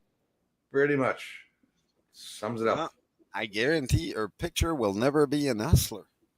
And they won't be massive amount of teenagers wanking off to death. That's a guarantee. Like, what the heck is this? Even black teenagers. Oh yeah.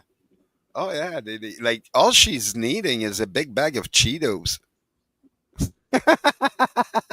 With that statue there. It's like, yeah, they're missing the bag of Cheetos. But I don't know about the replacing of statues. Well, it's like she's got that pose where that's the look and the stance you get from that type of woman standing there waiting for her welfare book to get stamped. Yeah. Yeah. Or she's waiting in line at the MW. Yeah, that's well, there you go. That's pretty much it. That's probably not. That was municipal, or that was New York. That's a governor of New York doing that shit. Like the governor of Maine trying to push their transgender shit, and Trump's like, "Well, I would stop your funding then. How's that? No more money for you." Yeah. Now, oh yeah. Well, we're going to take you to court to force you to give us the money, and Trump's like, "Do it. Unfortunately, that's all you can do because that's what they're doing. So, it just ties everything up, slows everything down because the courts eventually. Well, they're gonna lose in Maine. But I mean, even the courts, man, they're all rigged too. So if it goes to courts, then fucking the judges. Where's it going to court to? The district of Southern District of New York. Right? Yeah, no, it'll go all the way, if it will, to the Supreme Court. Yeah, when they're all fucking bunch of intelligent cockroaches, aren't they? Yeah, exactly. You're saying, yeah, like you said, it's going to go on forever. Trump will already be out, and the new gay guy in. Yep. Oh yeah, he's going to be retired by the time it's done with the court. Well, he won't. He can't do 3 terms. It's in their constitution. So, well, as much as he's pushing Trump 2028, it just can't happen without the Congress, I think, and Senate. Or it just needs a major war all across the planet. War or emergency. Well, yeah. Something like that. They're gonna come out with some to just make it so they have it, and it's like, yeah, they don't want to lose anything at this point. That's sad because the U.S. is the last bastion for freedom, I guess, for white people, if you think about it. Yeah, whatever freedoms we have left, whatever you got to say about America, yeah, they're the last bastion. Yeah. Yeah. Canada's fallen almost. Well, we're still doing this. I know, we're gone, dude. Still doing We're this. gone. But when this is shut down, which is going to be here, I think maybe this year. We're gone. That was hilarious when that meeting with Trump, when he just looked at, when the news reporter goes, "Well, are you going to be lowering any tariffs with Canada?" He goes, "No, I don't see any reason why." Carney's sitting right there. Right? We're not for sale. Well, if we had a NAFTA agreement or whatever the hell the last one was different. We used to have one, but not. No, we do have one. We do have one. And then there was the other one after that. If you're breaking that agreement by raising tariffs, don't you have a case for that to fight? I don't know what other than that. What's the point of meeting up and having these agreements in the first place if you're just going to go, fuck it, I'm just going to tariff it, right? It's all fake game, man. It's bullshit and it's stupid. It's bad for you. It's fucking. You gotta understand, the Americans have never kept a promise they've got made. So they never won a war either, fuckers. Yeah, they've always We have been also helped, but they've never won it on their own. you have to look at how they dealt with their native, and that's how the native, by the way, thinks about us. Hello. They think that way about us for that same reason that every agreement that was made by our government weren't Oh, respected. with the natives? Oh, yeah, dude. They've been lied to, fucking just I completely. asked my native friend, I'm like, so if the government were never fucking holding their fucking act, why don't Thank you you. make a deal with the people instead of making a deal with the fucking government? And he's like, yeah, there's too many. And he's like, yeah, we can't take that chance. We have to go with the biggest partner. And it's like, well, why? Maybe that's where you lost your rights. You went with the guy that took your rights away. And instead of going with the people that we didn't have right, but we might fucking win them eventually. Okay, man. The Yeah. prime minister at any time just can just get rid of the Indian Act. Yep. And restructure it and redo it and renegotiate. But and also, fulfill at least some of the promises they made in the treaties they did make. Yeah, well, the Chiefs, To there's start no with. Democratic fucking elections on the reserves. Well, the Natives- thing too, the reserves. Well, that's another thing too, though. But see, that's all been. Natives never have any say on who they pick as a leader, so they just use the natives, the ones they buy, and they buy Correct. off. They use Yeah. them to take the shit from the land, and Correct. That's why- they hire a that's few why- natives that aren't fucking retired to fucking do jobs, and that's it. That's why Yeah. there's some reserves have casinos and some reserves don't even have running water. Yeah, Exactly.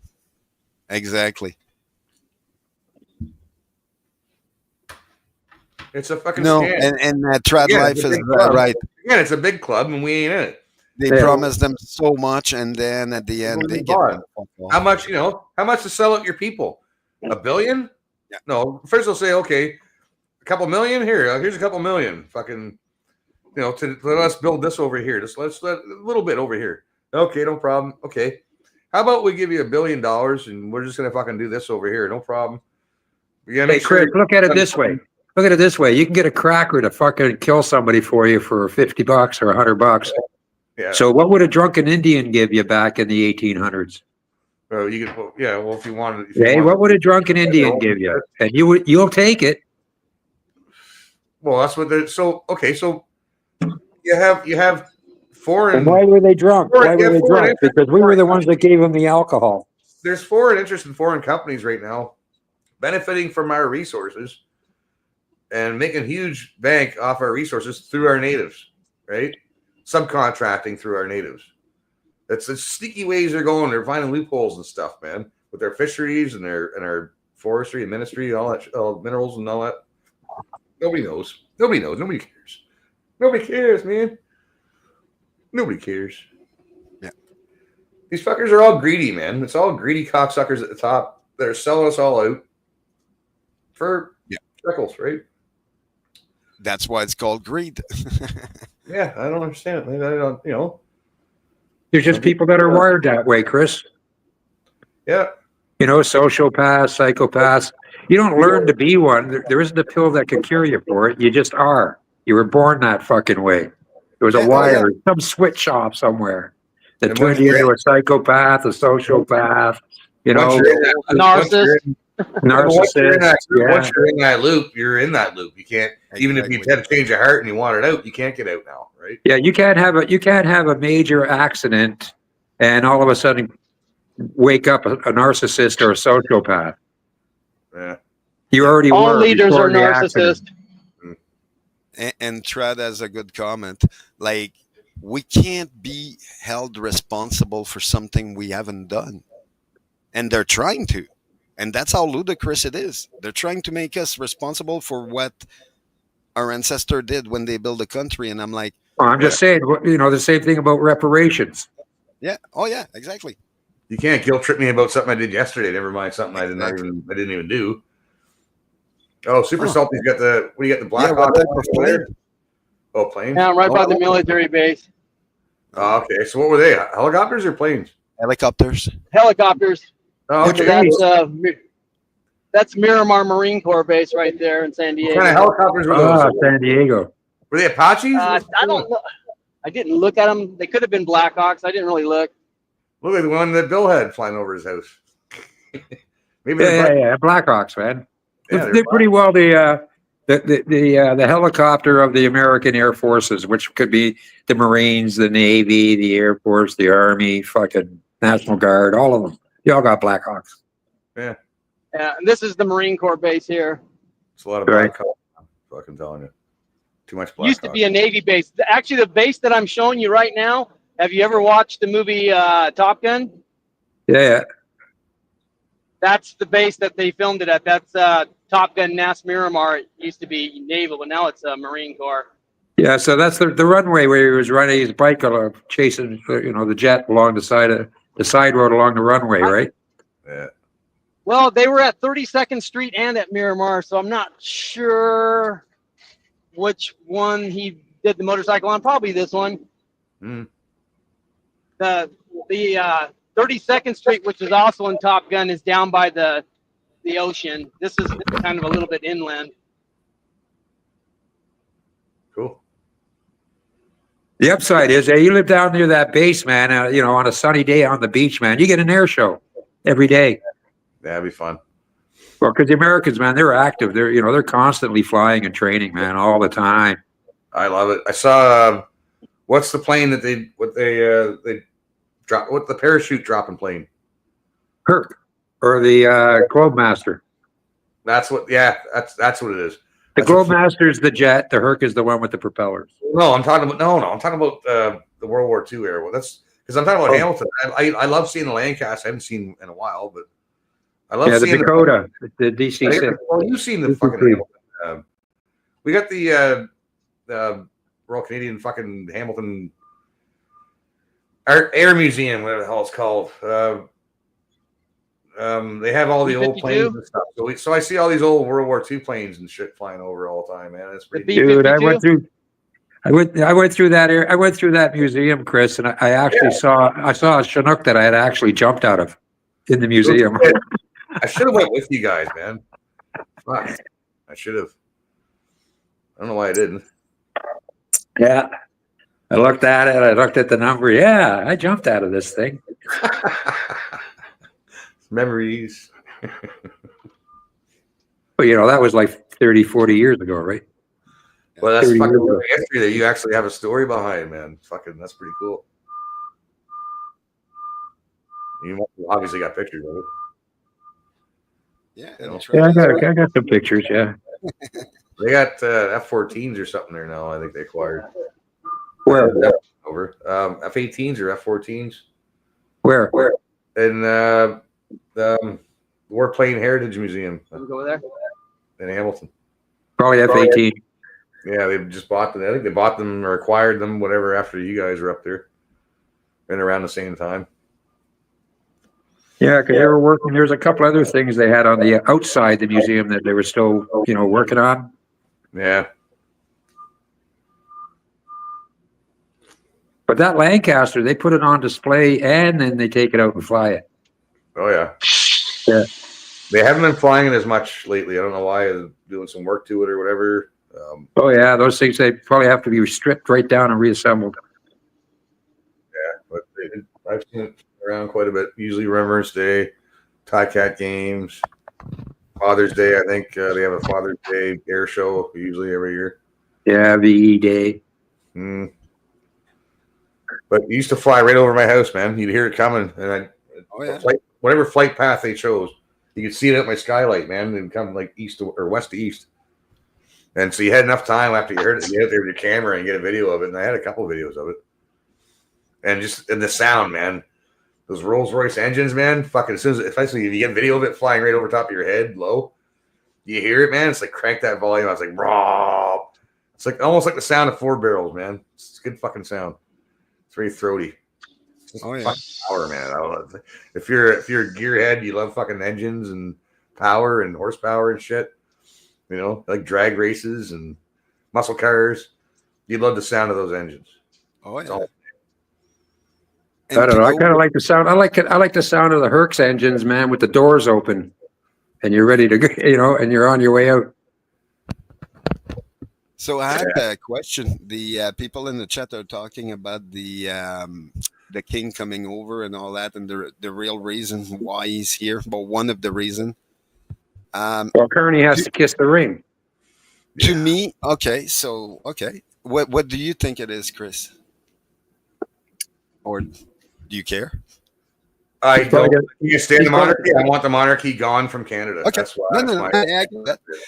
To me, from everything I've been reading here in Ottawa, like the Supreme Court right now is having just took a break for 3.5 months because there's a case at the Supreme Court that the Governor General of Canada is not legitimate because she never kissed the ring. She never went to England to kiss the ring because she's native. She's not allowed on Crown land. Therefore, now the king is coming over because there's a case in court that is targeting the Governor General. And because of that, he needs to come in and judge. Like, I don't even know who the fucking Governor General is. Decides what's going to happen. That's another Force her to kiss the ring. It's another useless position. We don't need this shit, man. It's pomp and pageantry. I know. No, that just proves, Chris, that we are not a sovereign country. Exactly. No, we're not, man. Exactly. We're not. We never have been. No. It also proved that everything that was done under this Governor General is not being legal in the eyes of the Crown. So therefore, right now, the Governor General is speaking on behalf of the Crown, but now the Crown is coming over because there's a problem. Yeah, exactly. And when the Crown comes over, they're usually charged. signing some shit. There's usually some shady fucking backroom fucking deals, and they're signing. And well, that's probably why they prorogued Parliament too, right? Yeah, fuck. I thought I did put a link in there, didn't I? Oh, yeah. Didn't I? Yeah, I did. Yeah. Fuck. The link is there. I see it. Come over, ladies. We'll have that chat. Here we go. All right. Bradley, what's happened? Hey, Rod. Robot. I can't hear you. It's roboty. Is it better now? It's a little bit, yes. Yes. I'm going to bounce out for a second because this thing's in mirror or something. It looks like I'm in Europe. All right, man. Okay. Have a good one. That's salty. Over here. Time being. Okay, I think it's working now. Yeah, there you go. Yeah, it is. Okay. Good. Yeah, I don't give a shit about King Charles, man. Look, I joined the military. I had to pledge allegiance to the Queen and shit. I did that, but when I got out, that deal was over.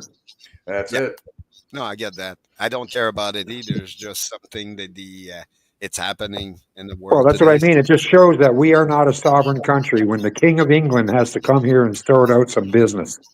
Well, there's a whole bunch of shit that's happening right now that is coming to a fucking head, okay? So I'll just go on a list here of all the things that are happening.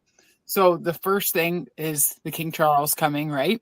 And also on top of that, what Alex just said about the Supreme Court case, which is very fucking real. And yes, I do believe that it is a fact that the Governor General is illegitimate and has always been illegitimate for like as long as they've been there, whoever it is sitting in that position.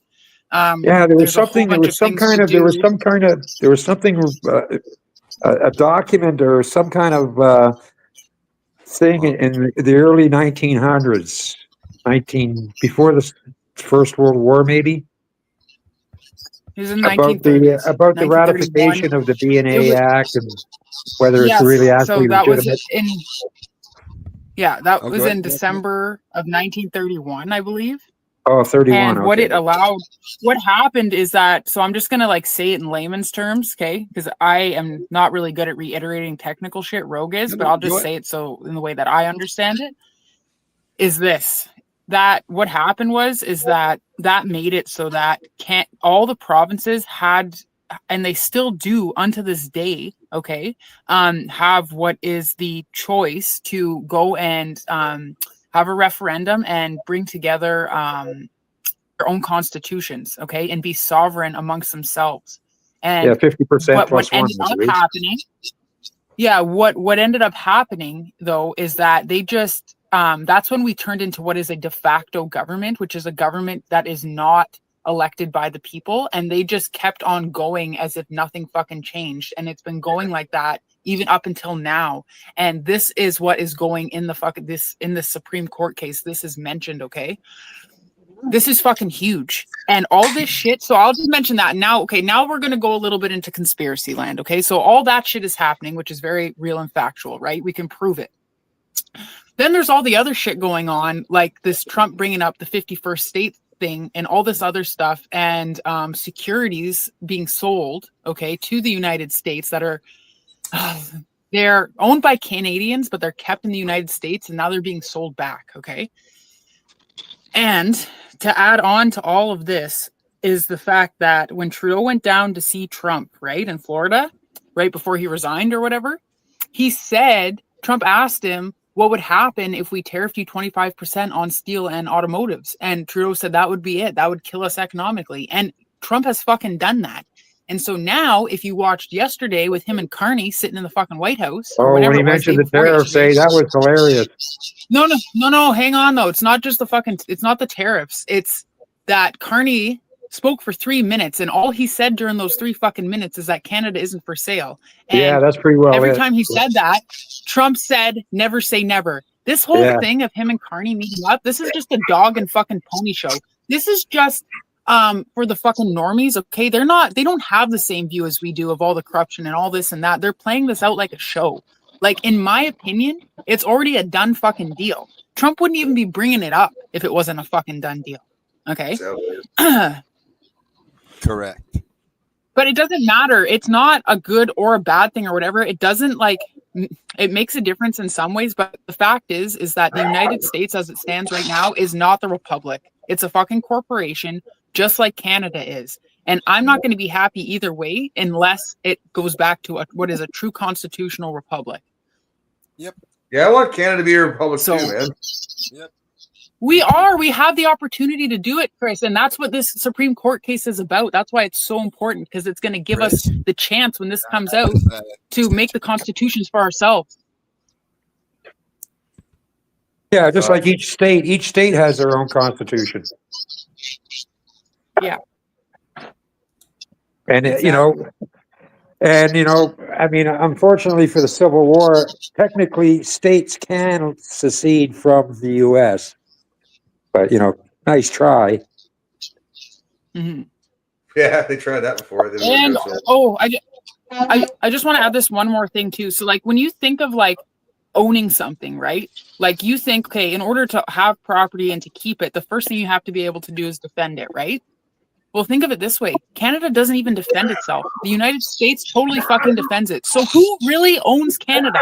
Not only on that way, but also on fucking paper. We are a corporation that is registered in Washington, D.C., okay? Yep. So it already is like this. It's just they've been hiding it from us for so long. And now people are starting to wake up to it. And I know everyone's like, oh, that'll never fucking happen, bro. Well, guess what? It is fucking happening. It's happening right before our eyes.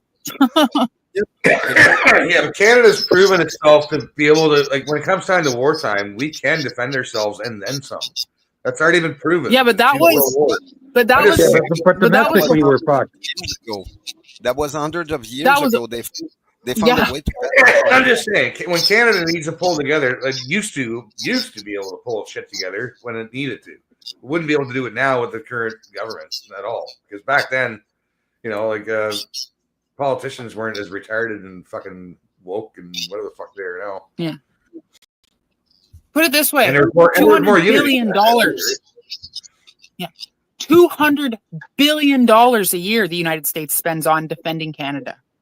$200 billion. Yep. Yeah. Right. And we've been making cars for them for fucking damn near free. And giving them electricity and wood. Yeah. And it's not us. It's not us. It's the fucking government, right? And it's like these tariffs but at the have same nothing time, to do with us.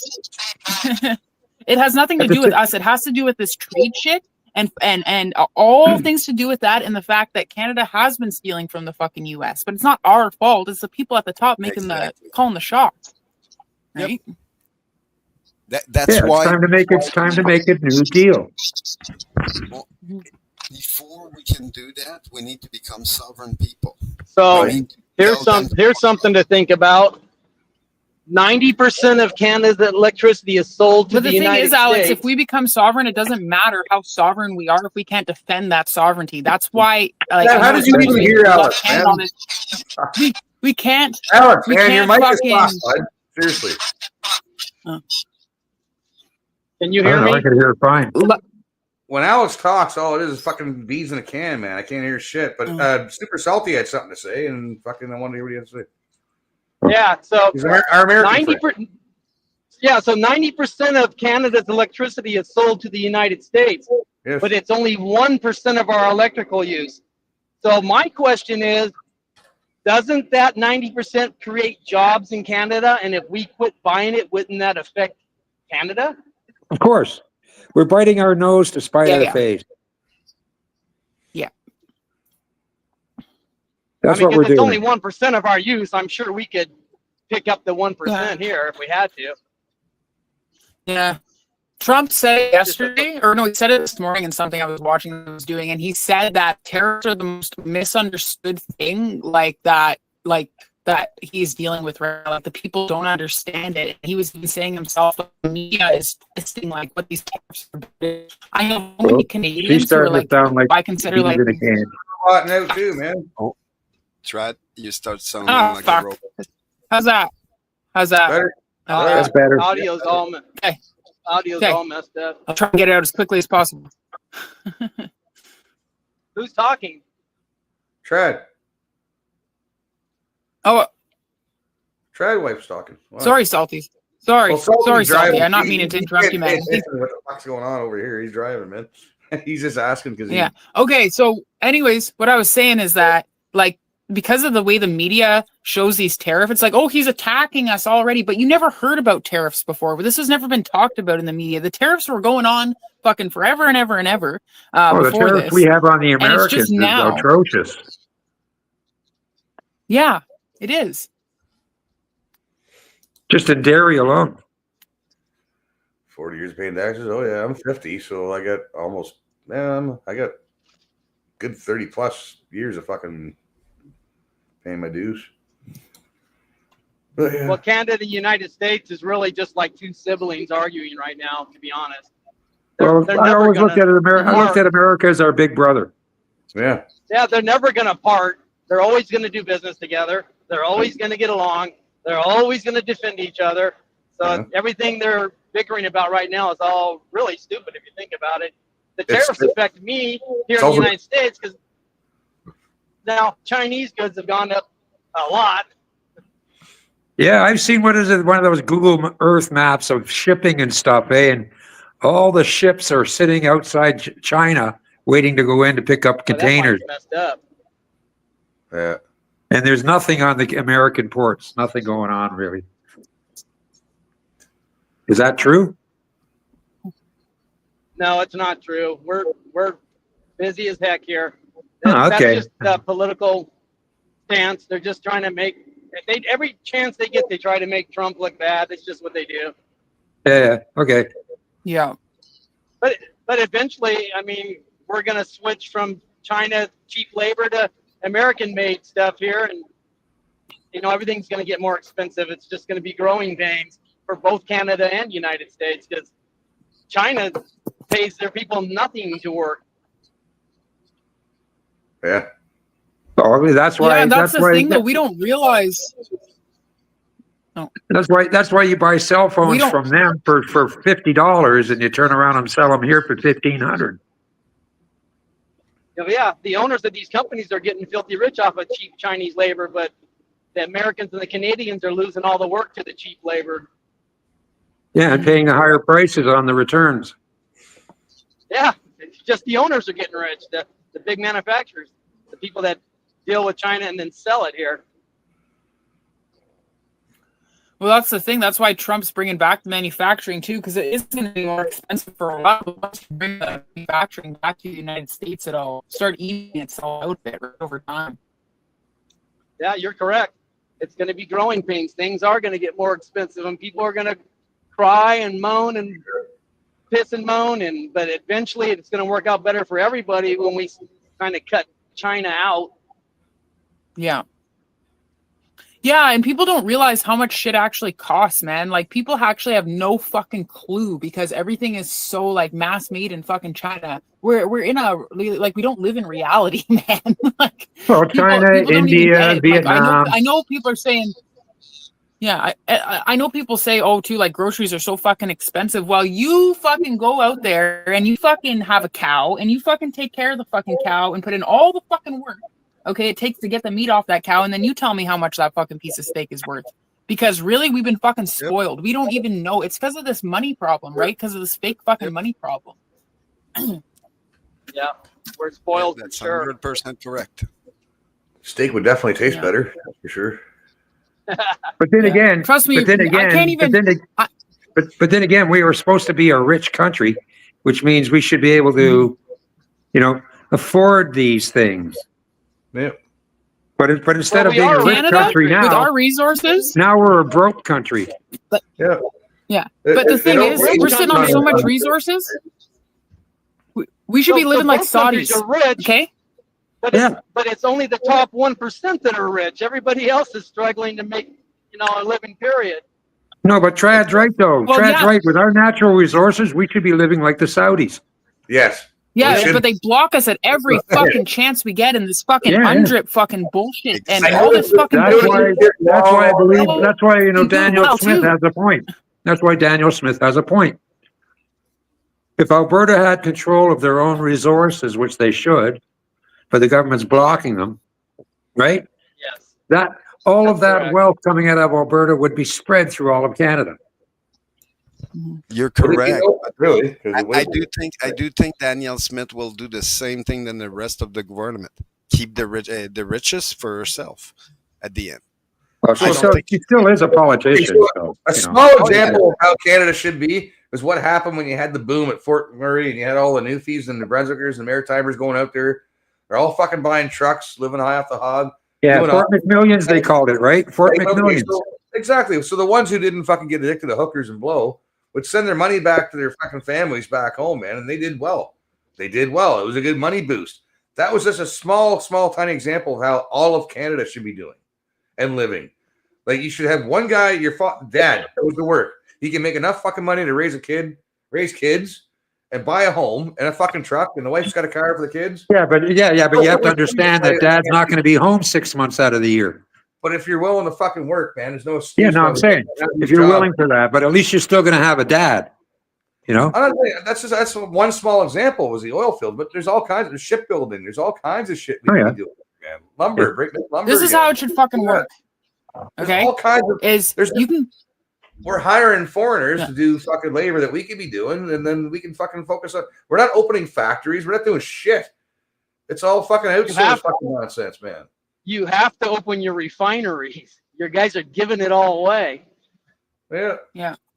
Man, we could be fucking, we got so much crude, man. We got so much crude oil in Canada that we could literally just run off fucking diesel. Like, I don't know why we're not just running off fucking diesel. It makes so much fucking sense. I know why, because we're getting our diesel from Russia.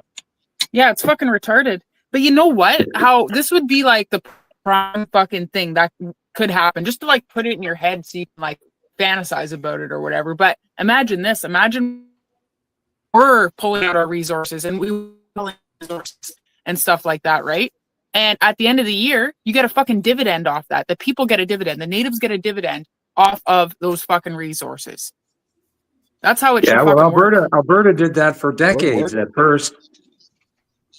Mm-hmm. They had what was it called again? It was a fund they had set up because they pay no provincial taxes in Alberta for the longest time. Yeah. All I'm saying is I'm not. This is Tommy Heritage Fund, I think it was called. Everybody that's willing to work in this country should have a fucking house, a car, and a good job. Man, there's enough of that to go around for all Canadians. Not newcomers, not people got here yesterday. Fuck off. I'm talking about Canadians who've been here. And but dude, you're gonna need people that are really gonna have to work. You're gonna have to go places where, it's gonna be hard work, man. It's not gonna be easy. So if you're willing to work, man, you're willing to work. You'll make good fucking money. You'll make enough money. You don't have to work that hard for that long, and you'll have a house. Well, that's what I mean. I think Trump's giving us a signal. It's like, yeah, we should be building our own refineries. Like, stop taxing Yes. the fucking shit out of us all. Yes. Like, enough of the You have taxes. to build your own refineries. Yes. You're giving it away. You're Yeah, giving and, it and away. buying it back at twice the price. Well, Irving Oil Yes. Refineries, man, that's the second largest. Used to be No, the but second- we do that with all our raw materials. Canada's not a major manufacturing country. This is one of the. We ship out our raw materials and we buy finished goods back. My grandfather used to fucking say that. We're back and fucking going back to the 80s. My grandfather said, look, you got the fucking second largest refinery in all of North America, Irving Oil Refinery in St. John. Yet we're still paying more than the rest of Canada and the States and places for gas. Why do you think that is? The math doesn't add up. We live right next door to a fucking refinery, yet we're paying more for gas than anybody else. Do the math. And then when you start fucking doing the math and figuring shit out, you realize the thumb is like this on all Canadians in different regions. That's why you have different housing prices in different provinces. Correct. The thumb is down on everybody. Yeah. Stay the fuck down there, boy. Right? You have too many liberals running your country, and they have too many restrictions because they're telling you the world's going to end if you mine your minerals and stuff. And They hate it's just fucking guys. nonsense. The white collar hates to see the blue collar do well. They don't want you up. They don't want us up there wearing white collars or pretending to be white collar because you're in the same tax bracket. They do not want you in the same tax bracket as them because then that gets rid of their. They think they're elites, but they're not. And if we had the money, we make money, and we're doing well. Well, then they're in the square. They don't want us in their golf clubs, right? Basically. Okay, man, it's all about profit for these people. It's all about profit. Yeah. That's all it's about. They don't want likes of us in their country clubs. Because they're all corporations. It's Trust all me, about profit. we don't want to be there either, Chris. I The wouldn't parties wanna be they're there. having. I would go just to fuck with them, and they know that, right? Hey, man, I had a good time as a kid on Center Island. I don't want to play on Epstein Island. Yeah, I'm pretty sure you don't fuck with them, and you go there, you get fucked. Yeah, you're definitely gonna have a fucking good time. It does piss me off though. Like we should be living like Saudi Arabia, man. Canada, especially Canada. Yeah, we should. There's no reason why not. Every reason that they have why we can't, I can. We have tear way right more down. wealth than Saudi Arabia. Yeah. There's absolutely no reason. We are allowing them to put regulation on us for no reason. That's the main problem.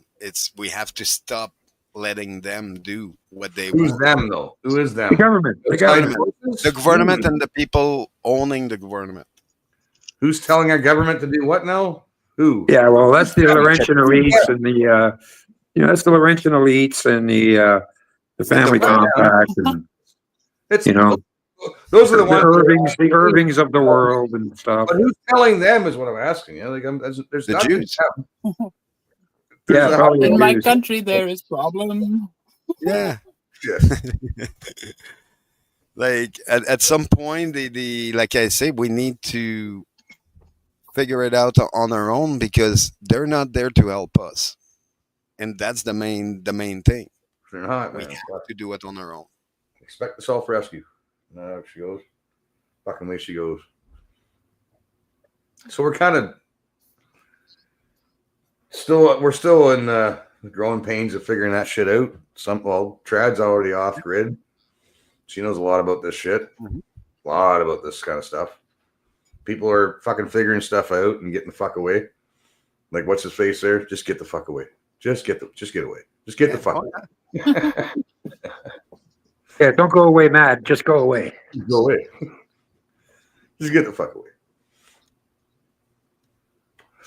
Yeah, I'd love to fucking just sell this place and go live somewhere with a creek in the back. And On that note, I need to go make myself some food. I'll Do come it. back in a bit. Yeah, I'll come back in a bit. All right, enjoy. Have a I good might one. Thanks. skedaddle here soon. I don't gotta know. take off too, guys. Have a good Yeah. one. All right, Trad, good to hear from you. Yeah, it's been 5.5 hours as usual. Fuck's sakes. Yeah, and the sun's trying to peek out. I should get out there and cut that grass and do some shit. Yeah, it's only not even 4:00 here yet, man. No, I wanted to get some stuff done before she gets here, and she wants to go in the backyard too and start fucking around and doing stuff too when she gets home. So, yeah, I don't want her in my way, so I want to get some stuff done before she gets out there fucking around, get in my fucking way. Get swinging things around. Oh, yeah. Yeah, if the grass is cut, then she can go pull weeds. She likes to do that. And yeah, I have to get that fucking where I store my firewood. I need to get that all set up. Where the red flag used to be, and behind the shed, that has to all be cleaned out and tidied up. And I got wood coming on. That's going to be dead ground for the longest time.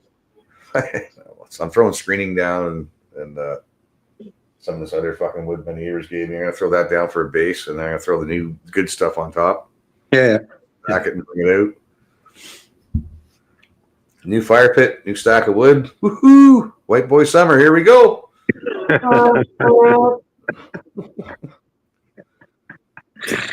Hey, bring out the fucking blankets. Bring out the white blankets.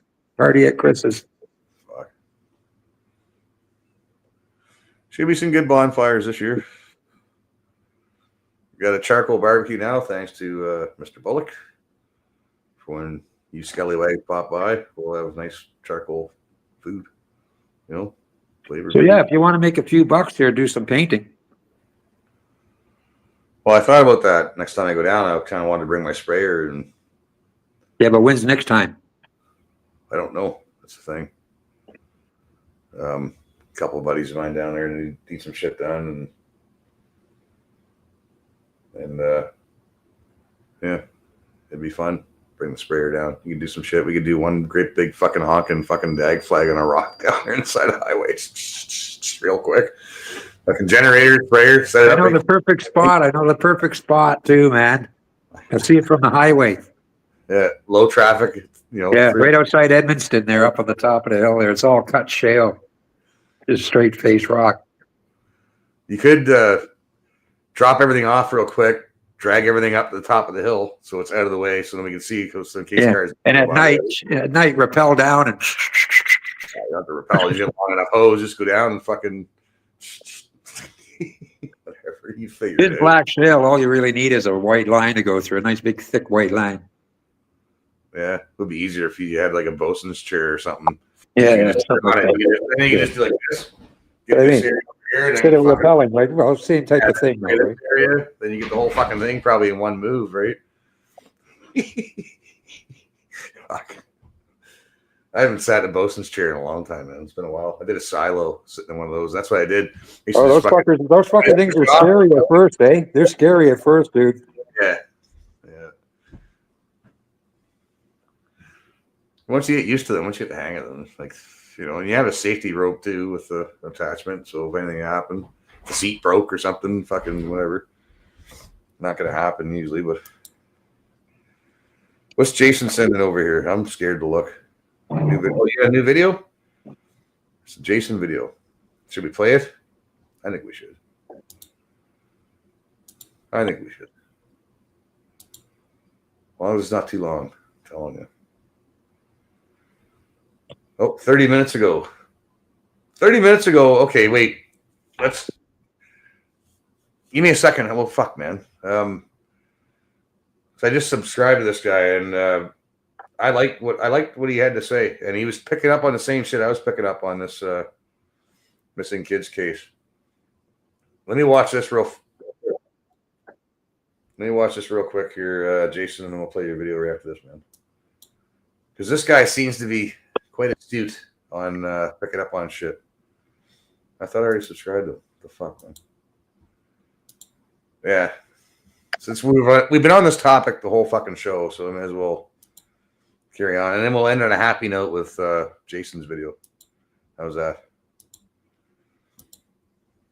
A quiet rural property in the sticks of northeastern Nova Scotia in Pictou County. The parents say the kids were allegedly playing, and then poof, they're gone, vanished into thin air. And the only clue left behind is a boot print on the edge of the property. Aerial photos, a mysterious dispatch call, substances found in the home, a deleted Facebook video, and whispers about who's really living on this property have the internet buzzing. Sleuths are piecing it together, and the details are wild. The parents, Malaya Brooks Murray and stepdad Daniel Martell, say they were in their bedroom tending to their 18-month-old when their girl, Lily, age 6, and boy, Jack, age 4, slipped out a back door so silent, it's like it was greased with butter. They thought they heard the kids playing, with Daniel Martell even saying he saw Lily poking her head in and out of their room. But when the house went eerily quiet, that's when they knew something was wrong. So let's unpack the strange details that just emerged. These aerial photos are raising some serious eyebrows. Guys, look, the missing kids from Nova Scotia, Lily and Jack Sullivan,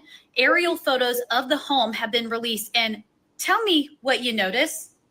The mom and stepdad are saying the kids went out the sliding door to play out in the back and either wandered off or got abducted possibly. But look, the backyard is fenced in. They also said the sliding door is really quiet when it opened, so they didn't hear it, but it doesn't look like it would be quiet to me. Here's another photo that shows the front of the house, so you can see the back is entirely fenced in. And I highly doubt a 4-year-old and 6-year-old child would have climbed over the fence to wander off. Now you see the camper there. Apparently one of their brothers lives in it. And you can even have a roof. It just has a tarp on the top.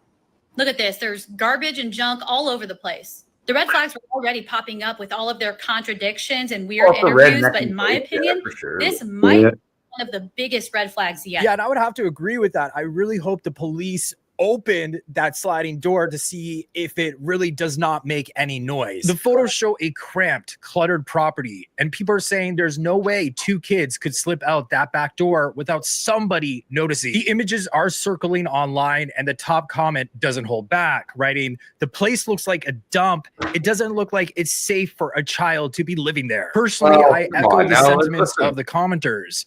It does look like— That's why I didn't want to jump to that shit, because that can fucking alter your judgment right there. I know lots of kids you hear in Hamilton and all over Canada that live like this, and people that live like this, you know, but doesn't mean the kids aren't fucking happy and healthy and fucking right. The only thing is like a fenced in backyard. That's the key right there. That's the point that he's making. Yeah, there's all kinds of things that ain't adding up. Yeah, other than that, the rest is just fucking hearsay. I hope it wasn't fucking, you know, like they had fucking pit bulls or something or whatever, and you know, and one of the dogs fucking mauled one. I don't know, man, and they had to fucking do something. I don't know, man. It's getting fucking like weird. A trap house filled with substances children should not be around. A neighbor wrote that, quote, "They live 500 feet away from me, eh? I didn't even know kids lived there. I thought it was a rug house. Cars are always coming and going," end quote. They recall a day, maybe Wednesday or Thursday, their memory is a bit fuzzy, when the driveway was packed. Cars even spilling onto the main road at around 2 p.m. They thought they're probably in there sharing a pipe or whatever. Then, as you know, Friday hits and Lily and Jack disappear. Another source claims, quote, "The mother has already been rug tested and removed from the home. RCMP and Department of Community Services and Child Protective Services strongly recommend that she leave the dwelling. Rug paraphernalia was located inside the home along with one of the vehicles," end quote. The last day Lily and Jack were at school was on Tuesday. Wednesday was a no school day, and Thursday and Friday, Lily had a cough and both of them stayed home. Has anybody seen them since Tuesday? I mean, what kind of drug paraphernalia? When you say drug paraphernalia, was it marijuana? I mean, CPS is involved. How come the 18-month-old isn't gone? Yeah. But CPS is involved, meaning they're asking questions. Doesn't mean they're yeah, involved. but the 1.5-year-old would be taken out of the house too, because of the drug paraphernalia, probably, and the way the house looked. No, when he says drug paraphernalia, that's not being very elaborate. What kind of drugs? So what I'm asking, because if it's meth or crack or coke or whatever, that means the drug is a priority over their children as it is right there. Weed and alcohol is not, well, to a lot of them, that's priority over their kids too, but they still fucking, you can be drinking and popping. But anyway, the drug does matter. The drug paraphernalia is too broad a fucking. Could the parents have been buying time to clean up their story after what went down at this party? Now the mother's Facebook video is the only one she posted on her Facebook before she deleted her whole account after her children went missing. Happy birthday to you. Happy birthday to you. Happy birthday. Lily. Yeah, you can stop streaming. Lily, stop, honey. Yeah, that'd be nice. Well, I guess she's not streaming now.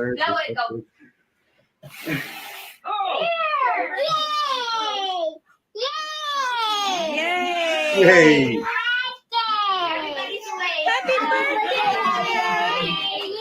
Happy birthday! Say happy birthday. In earlier interviews, Malaya Brooks Murray, the mother, mentions both kids are on the spectrum. And you can clearly hear Lily screaming in this video. A commenter wrote, "Kids with sensory issues surely wouldn't be out in the woods for long before they got uncomfortable and wanted to come home. Wet feet, noises, wind, dirt, they'd hate it. So it's hard to picture Lily and Jack silently trekking through the wilderness undetected." And now for the dispatch call, which I think pokes holes in the parents' story. The mother says she only heard Lily and Jack around the house, but the stepdad swears he saw Lily, age 6, popping her head in and out of their bedroom while he was with his wife, tending to their 18-month-old baby. After they stopped hearing their children in the home, they realized that their children actually disappeared. That's when the 911 call went out at 10 a.m. But the dispatch says the kids were last seen at 8 a.m., which is a conflicting report. In the bedroom, we called this morning, and they haven't been seen since then.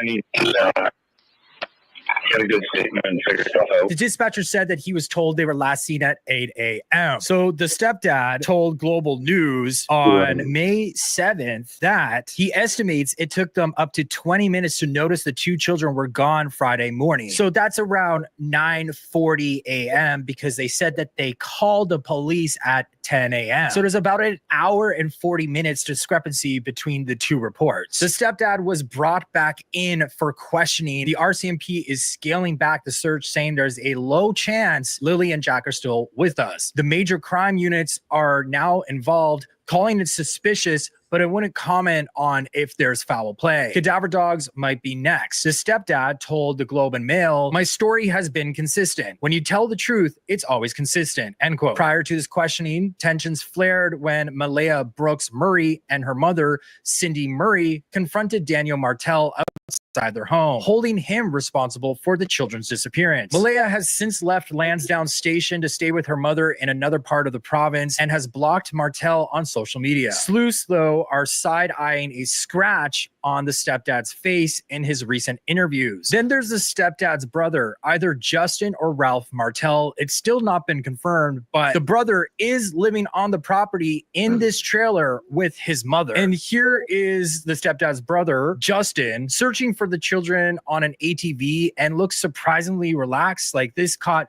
some sleuths off guard. Like, why is he just kicking back and relaxing when those children are missing? And sleuths have discovered that one of his brothers, who may be the one living in the trailer, we don't know yet, Ralph, has a rap sheet. So in 2023, the RCMP's got a warrant out for him over some messy relationship drama, and the charges are pretty severe. Sleuths have also dug up that a known predator who is high risk was recently released just 10 minutes away from their property. And get this, the dispatch call mentioned a strange bald guy around 50 years old with a mustache lurking nearby, and someone dialed 911 over this suspicious character. So you're calling 911 from a Karen's on a cow. Kind of about 5 minutes. She was reporting just driving past a black Honda CRV.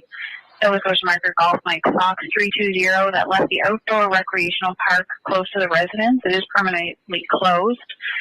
I is unsure if related, but it felt a bit strange to her. Driver was a white male around 50 years old, bald with a mustache. So the cops investigated this 911 call of this suspicious person, and it was just brushed off. Black SUV just north of the residence and on the left side of the road.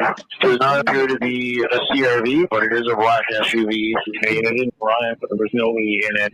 Everything was done for, nothing suspicious about it. So was this a mistake? Maybe, because it's got people wondering if that call deserves. Are you in front of me? Connection to Lily and Jack's mysterious I don't- disappearance. Is this the line? We have a single boot print at the property's edge is the only clue. The Yeah, stepdad I'm just says getting a lightweight. it's 2, but the RCMP is sticking to 1, and they're not even sure Okay. if it's Lily's or Jack. Yeah, I The wasn't parents sure. are pushing an abduction angle, saying their kids are super friendly with strangers. So I can't help but wonder, was someone at that packed Wednesday or Thursday party involved? Should that 911 call about that creepy guy have been dismissed? What do you think? Drop your thoughts below, and don't forget to subscribe by hitting my face here. Bye, guys. Yeah, interesting. Interesting. That's enough of that. Sold the kids for drugs. No, man, I don't know. I don't know, man. That's doesn't. The more I hear, the more I look, the more I don't like what I'm seeing. That's all. Yeah. Yeah, kids are annoying. They'll scream like that, but you don't let your kid scream like that, man. Hey, they didn't even stop the kid from screaming. Like, if I was in that room, it wouldn't even if I wasn't even related, I was just there as a guest. I would have told that kid to shut the fuck up. That's me, man. It's like, hey, let's tone it down. Let's stuff up, you know. But yeah, you definitely hear her if she's out in the woods. Fuck, man. But that's the thing with parents. Like, what parents fucking let their kids scream like that? What the fuck is wrong with kids and parents these days, man? I don't know what to say. Like my sister, man, would scream like that. She'd fucking get major shit, man. She'd get her fucking she'd get the belt or spanked and sent to her room, man. You don't scream like that, man. Fucking that's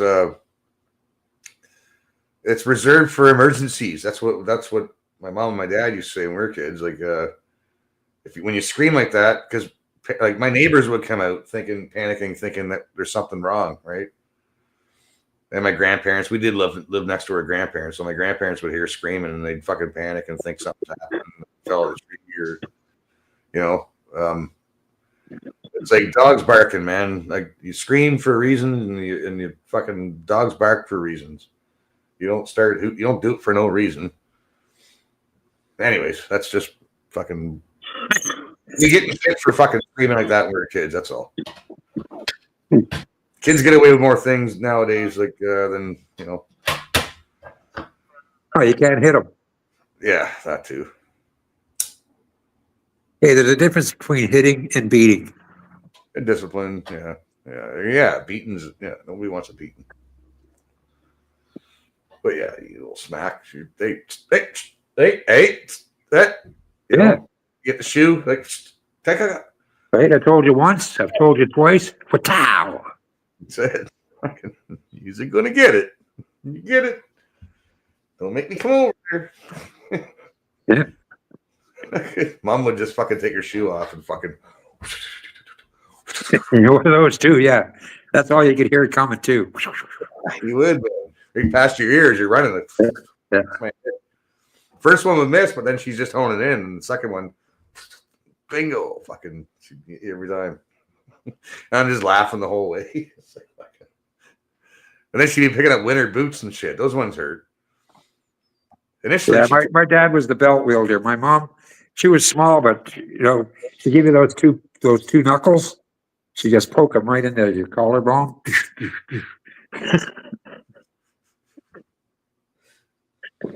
I was a little shit as a kid. Yeah, I got the belt. I got sneakers. I got whatever. Yeah, you know, but really, it didn't do anything. But it did lighten the situation, anyways. Fucking.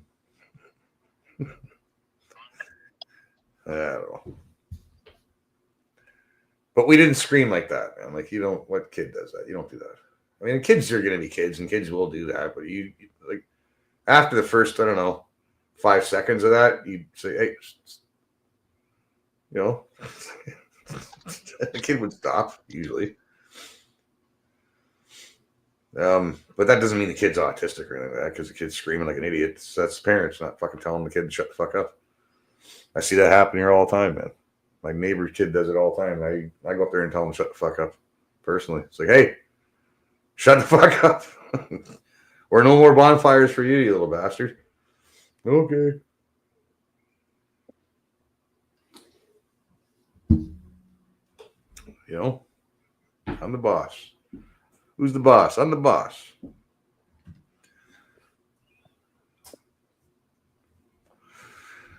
Oh, fuck. Done a hissy fit in the shopping space, or we were going to the car. Yeah, remember those days? No, you didn't do that shit. But yeah, Dee was saying she fucking paid big for a fucking paint job. Yeah, that sucks, man. Dee, are you west or down east, Dee? I can't remember. But yeah, I was thinking about going down east, man. There was a couple people I was supposed to go down and paint for there a couple of years ago. No, wait. That was before the lockdowns. Fuck, man, I'm way out of fucking down here. Yeah, I think they don't need your help with the painting. No, because I was thinking about going down there before all that shit. And after that, too, I was supposed to go down there and do some stuff, and I just haven't. I keep hearing that smoke detector. Not me. It's got to be you, because you're the only one on here when it did it. I'm sitting in my garage, man. There's nothing going. But it did it again. It did the chirp. Not here. It did. Whatever the fuck. It is your house. It is. It's not. Because whoever was just on here just fucked off. Telling you, Chris, man, you can try and convince me all you want, man. That's your narcissism problem, not me. No, I don't think you can hear it. Or maybe it's something else. I heard it again, but it's got to be something. Are you? Maybe it's your ashtray that you're flicking or something. Is your ring hitting the ashtray? That's what it is, maybe. No. It sounds exactly like the fucking chirp that you use for when black people can hear smoke detectors. It sounds like that smoke detector sound. It's just, I keep fucking hearing it, man. Yeah, well, not here. Could be the mic, yeah. Yeah, it could be the mic. I heard a little bit of something there. It's something. Because it's Starlink too, yeah. So yeah. That's what it is. That's what it is. Yeah. But it sounds funny though, because it sounds exactly like the fucking chirp they use for the meme, right? Exact same sound. Beep. Beep. Yes. Yeah, no beeps here, dude. No, it's in the fucking mic or something. I don't know what this. I don't know what to tell you. I was gonna play Jason's clip there. Where the hell was it? Let me find it. I don't care about the Pope, guys. Seriously. Fuck.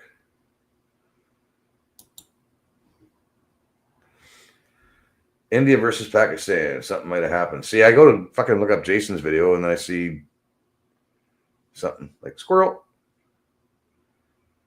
No, we don't need to hear about India versus Pakistan right now. Where the hell is Jason's shit? Who the fuck are we?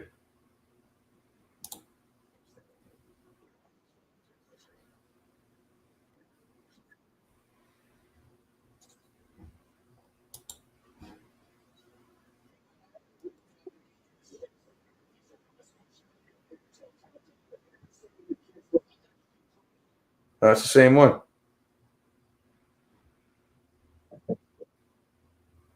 It's the same one. What the hell? That's not the. Fuck.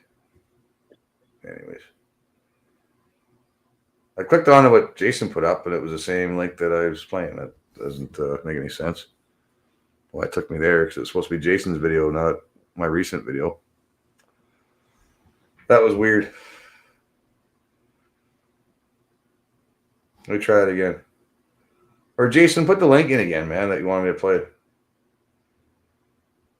I know Salty put one of his links in there earlier too, or last time we were live, and I forgot to play it. Fuck. What am I planning for the long weekend? I don't know. See, there was that noise again. Not here. No, I'm hearing it now. Losing my shit. Going nuts. I guess. It's reverse. Hey! It's reverse fucking black person beep sound now.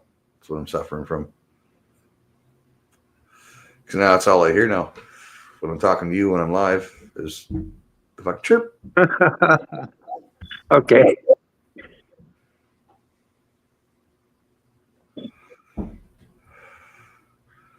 Yeah, I think it's just when you hit something or some sound, if it's sound, it's not too loud. It just comes across your mic, and the sound is it sounds like that chirp. right? I'm just sitting here holding the phone. I'm not doing nothing. No, it's just the way it's picking up, like the slightest sound. The slightest sound, like a chirp, right? Could be the birds outside for all I fucking know. I don't know. All right. Is Salty trying to come on? I don't know. Salty was on. He left. Salty wants a link. He'll get a link if he wants a link. I'm not probably not going to hang around too much longer. I got stuff to do.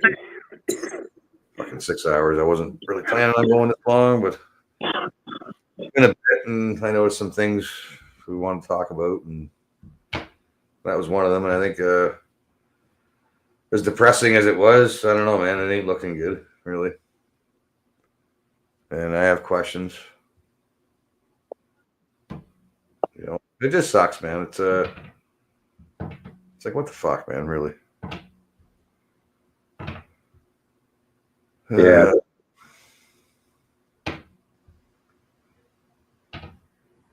But yeah, they kind of remind me of my old neighbor. They were pretty rednecky. They had lots of kids so over there, and she'd freak out.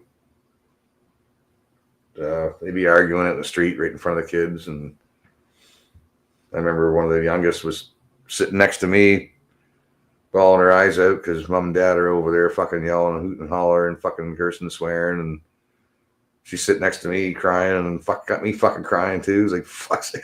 Dude, I just want to go over there, just grab both their heads and go, doink, go to sleep now. Yeah, because they're supposedly the grown-ups, right? Yeah. But I cheered her up. We got her some juice and hung out and shit. But I used to live next door to rednecky people and stuff, man. You know what I mean? But yeah, their ending was pretty sad because they bought a house and COVID hit, and they lost the house. What kept them together was him working and making the money, and she liked his money, and she stayed home with the kids. She had no problems with that. But even though she was a terrible mom, she was, man. Like, she deliberately made her kids stupid so she could get more money for welfare and stuff. And I know he's working and they got a house, but don't worry. I'm sure they figured out a way. They're still collecting. They were. Because their kids were special needs, even though they weren't. But they make their kids stupid on purpose so that they can get the fucking extra check. It's been going on for a while anyways. So yeah, over COVID, he couldn't work. So they were fighting more. And he always told me, he said, if she ever fucking leaves me and takes the kids, whatever, I'll hang myself. And he's told her that too. And so he did, because they got into it. She kicked him out of the house, his house. And yeah, so he hung himself, whatever. And then now she's died just recently, not that long ago, of an overdose. So, you know, those kids are all with grandma and grandpa now, or whatever, right? Fucking. It's like, but I've lived next door to people like that. I know people like there's a lot of people like that across Canada. That's why I'm not too quick to judge. Because yeah, they could be loud, they could be redneck, and they're a little rough around the edges. You know what I mean? But the kids are happy, and they're not deliberately being forced to be retarded so you can get more money. But I'm just saying, there's a lot of white trashy people, man. I'll just say it like I say it, like it is. There's a lot of that in Canada, man. Unfortunately, I see it a lot. Nobody likes to look at it. Nobody likes to see it, but it's there. It exists, right? That means the system's failed, right? Systems failed big time. There's no excuse, man. Fuck. You can be poor, but you don't have to be fucking redneck and retarded and fucking all fucked up and shit. Like, anybody can have kids, apparently, right? And be rewarded for it. That's all I'm saying. Not necessarily all white babies are fucking a net positive. Hey, no body, no crime. Fuck.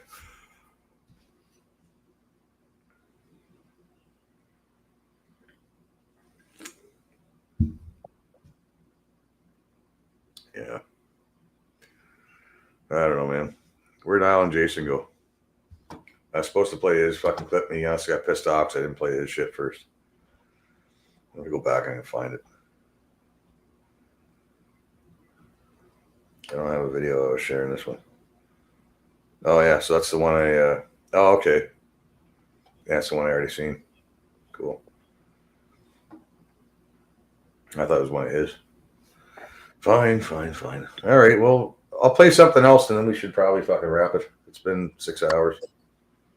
Yeah, I gotta book out there, Chris. We'll talk to you next time I see you. Yeah, for sure. All right, man. Have a good one. Take it easy. Thanks for jumping in. Bye, everybody. I say good day, sir. Yeah, I'll play one more thing and then I'll bugger off. It's 6 hours, man. That's enough. That's enough.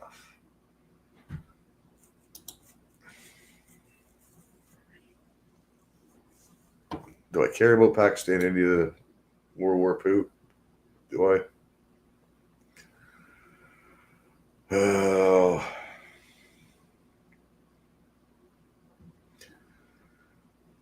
Yeah, let's fucking watch it. I like Count Dankula. This is a little longer than what I wanted, but let's fucking see what he's got to say, and that's it.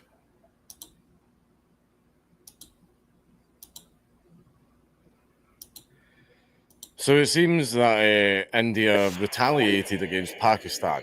I'm still very, very much in the nothing ever happens camp because, well, this has happened before. They have a little fallout, they exchange a bit of gunfire and a few bombings, and then things calm down again, and that's it. But we'll wait and see. What we know about India's strikes on Pakistan and Pakistan-administered Kashmir. 2 weeks after a deadly militant attack on tourists in Indian-administered Kashmir, India has launched a series of strikes on sites in Pakistan and Pakistan-administered Kashmir. The Indian Defence Ministry said the strikes, named Operation Sindoor, were part of a commitment to hold accountable those responsible for the 22nd April attack in Pahalgam, Indian-administered Kashmir, which left 25 Indians and 1 Nepali national dead. Excuse me. But Pakistan, which has denied any involvement in that attack, described the strikes as unprovoked, with Prime Minister Shehbaz Sharif saying the heinous act of aggression will not go unpunished. Now, there's been a bit of buggery going around about the terrorist group that actually carried out the attack, and people were actually showing pictures of funerals of some of the terrorist groups, and there are members of the Pakistani military there in attendance at the funerals. So India is saying you guys are in cahoots, and Pakistani military is like, not even though their soldiers are present at the funerals of terrorist operatives. So, it's just interesting. Sharif on Wednesday said the Pahalgam attack wasn't related to Pakistan and that his country was accused for the wrong reasons. Pakistan's military said at least 31 people were killed and 57 injured in the strikes on Tuesday night. India's army said at least 15 civilians were killed and 43 injured by Pakistani shelling on its side of the de facto border. Pakistan's military says it shot down 5 Indian aircraft and a drone. India has yet to respond to these claims. Late on Wednesday, Sharif said the Air Force made its defense, which was a reply from our side to them. Where did India hit? Delhi said in the early hours of Wednesday morning at 9 different locations had been targeted in both Pakistan-administered Kashmir and Pakistan. It said these sites were terrorist infrastructure places where attacks were planned and directed. It emphasized that it had not hit any Pakistani military facilities, saying its actions have been focused, measured, and non-escalatory in nature. In the initial aftermath of the attacks, Pakistan said 3 different areas were hit: Muzaffarabad and Kotli in Pakistan-administered Kashmir, and Bahawalpur in the Pakistan province of Punjab. Pakistan's military spokesperson, Lieutenant General Ahmed Sharif, later said 6 locations had been hit. Pakistan's Defence Minister Khawaja Asif told GOTV in the early hours of Wednesday that the strikes hit civilian areas, adding that India's claim of targeting terrorist camps was false. Why did India launch the attack? The strikes come after weeks of rising tension between the nuclear-armed neighbours over the shooting in the picturesque resort town of Pahalgam. The 22nd April attack by a group of militants saw 26 people killed, with survivors saying the militants were singling out Hindu men. It was the worst attack on civilians in the region in 2 decades and the first major attack on civilians since India revoked Article 370, which gave Kashmir semi-autonomous status in 2019. Following the decision, the region saw protests but also witnessed also witnessed militancy wane and a huge increase in the number of tourists. The killings have sparked widespread anger in India, with Prime Minister Narendra Modi saying the country would hunt the suspects till the end. I'm still giggling over the picturesque part. Sorry. I'm laughing inside because I wanted to pause it just to laugh. So I'm having a hard time picturing picturesque. Fuck's sakes.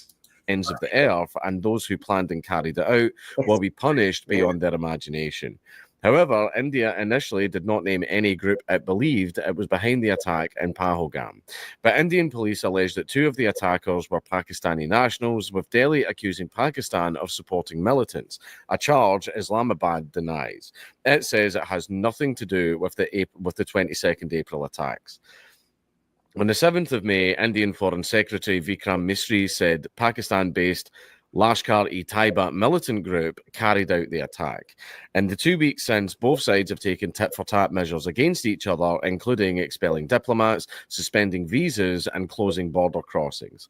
But many expected it would escalate to some sort of cross-border strike, as seen after the Pulwama attacks, which left 40 Indian paramilitary personnel dead in 2019. Why is Kashmir a flashpoint between India and Pakistan? Oh, we're getting into the deep lore, are we? Okay. Kashmir is claimed in full by India and Pakistan, but administered only in part by each since they were partitioned following the independence from Britain in 1947. The countries have fought 2 wars over it. Again, all we did was draw a line in the ground. We didn't tell you to start killing each other. We drew the line. You both disagreed about where the line should be, and then you started murdering each other over it. That was on you. We were happy with the line the way it was. You were the guys that weren't. But anyway, but more recently, it has been attacks by militants, which have brought the 2 countries to the brink. Indian-administered Kashmir has seen an armed insurgency against Indian rule since 1989, with militants targeting security forces and civilians alike. In 2016, after 19 Indian soldiers were killed in Uri, India launched surgical strikes across the line of control, the de facto border between India and Pakistan, targeting militant bases. In 2019, the Pulwama bombing, which left 40 Indian paramilitary personnel dead, prompted airstrikes deep into Balakot, the first such action inside Pakistan since 1971, sparking retaliatory raids and an aerial dogfight. Neither spiraled, but the wider world remains alert to the danger of what could happen if it did. Attempts have been made by various nations and diplomats around the world to prevent this. UN Secretary-General Antonio Guterres quickly called for maximum restraint, a sentiment echoed by the European Union and numerous countries, including Bangladesh. British Prime Minister Keir Starmer urged dialogue and de-escalation. US President Donald Trump, who was one of the first to respond, told reporters at the White House that he hoped the fighting ends very quickly. US Secretary of State Marco Rubio, meanwhile, says he is keeping a close eye on developments. Now, if this war were to... Is that the end of the article? Just a double check. Yeah. If this war were to kick off, it'd be an absolute shit show, right? India would win by far. If you look at the comparison between the size, scale, and equipment of the Indian and Pakistan military, it's no contest. India would win. India would absolutely dominate them. However, whenever there is such a war in such a big, massive place, guess what that creates? That creates refugees. And as we all know these days, refugees don't go to their nearest, safest country as they are supposed to do. They come to Britain. They come to Europe and they come to Britain. Now so basically, victims. if a war kicks off there, it is going to be a shit show. It is going to be an absolute shit show with just all of them coming over here again. We were already a long time ago. We're already not doing very well. So if a war kicks off, that's bad news for us. Also, it's a very, very bad news for children because their mum and dads are absolute idiots and they're going to keep this blood feud up for as long as they possibly can until the other side is wiped out, which means there's going to be a massive war over there and children, as you know, bear the brunt of war. So, yeah, it's just it's going to be a complete shit show. I hope nothing happens, right? I'm still very much in the nothing ever happens camp, and that's not in a, oh, life is boring. No, not that one. I'm in the I hope nothing happens camp because war's bad. Don't like war. Not a fan of war. Don't like people who want to go to war. No. But still, I'll keep an eye on this and let's hope nothing ever happens. Right?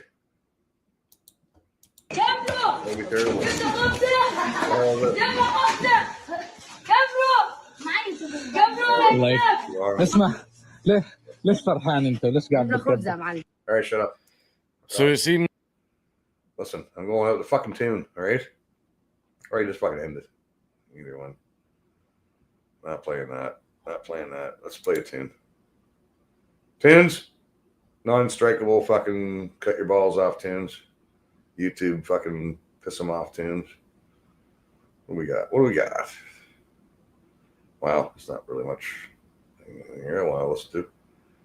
Fuck is this shit? Oh, I don't want to piss Bill off in case he's listening. I want to play that one. That's a good tune to go out on. No, it's not. Fuck off. We go on this one.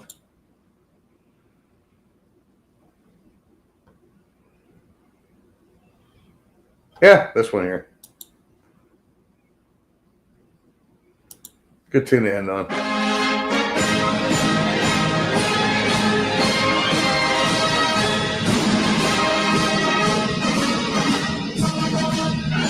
Auf der einen blüht ein kleines Blümelein. Und das heißt Erika. Heiß von 100.000 kleinen Bienelein. Wird umschwärmt Erika. Denn ihr Herz ist voller Süßigkeit.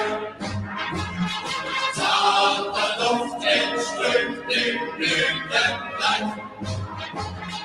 Auf der einen blüht ein kleines Blümelein. Und das heißt Erika. In der Heimat wohnt ein kleines Mägdelein. Und das heißt Erika. Dieses Mädel ist mein treues Schätzelein. Und mein Glück, Erika. Wenn das Heidekraut rot-lila blüht, singe ich zum Gruß dir dieses Lied. Auf der einen blüht ein kleines Blümelein. Und das heißt Erika.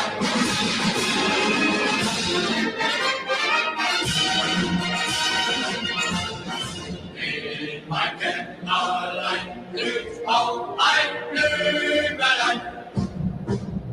Und das heißt Erika.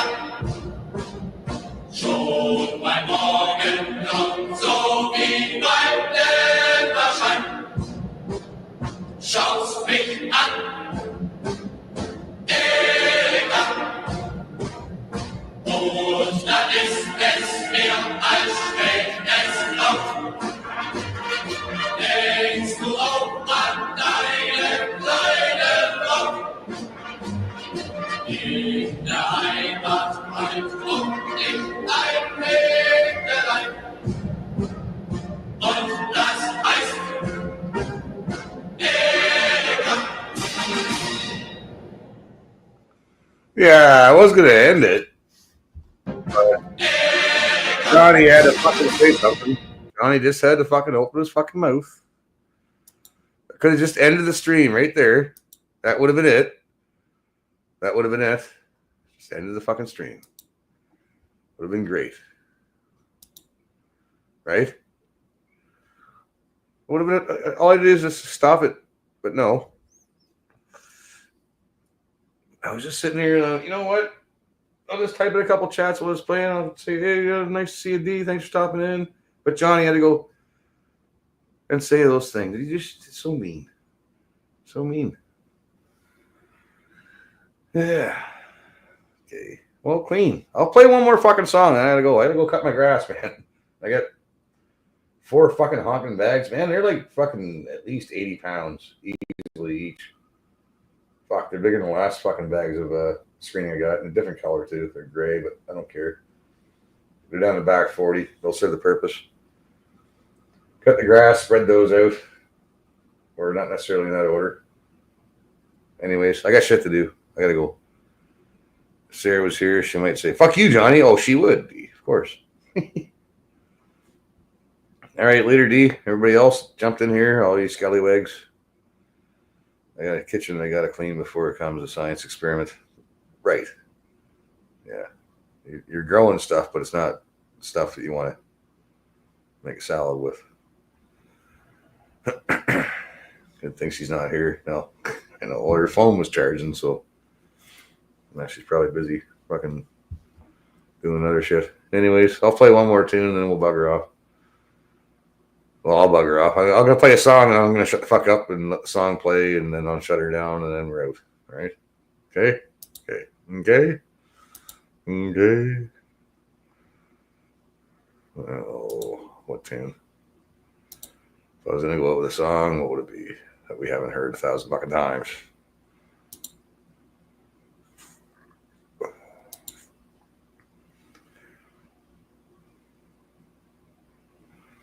Well, we got Chris Burke's song here. I know you guys like Chris Burke. He's good. That's a good tune. Sons of the Ensign. That's what it's called. It's easy. Let's play this.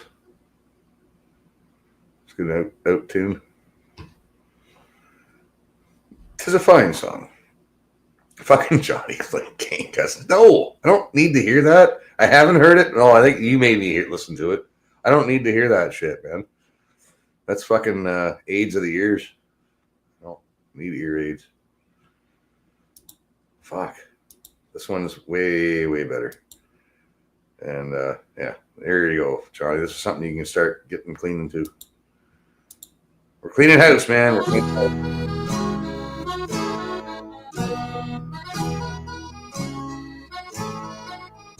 From the fields of old Ontario, where the wheat grows tall and green, to the Maritime's wild harbors, where the tides roll fierce and clean, we were sons of a young nation, with a flag of red and white.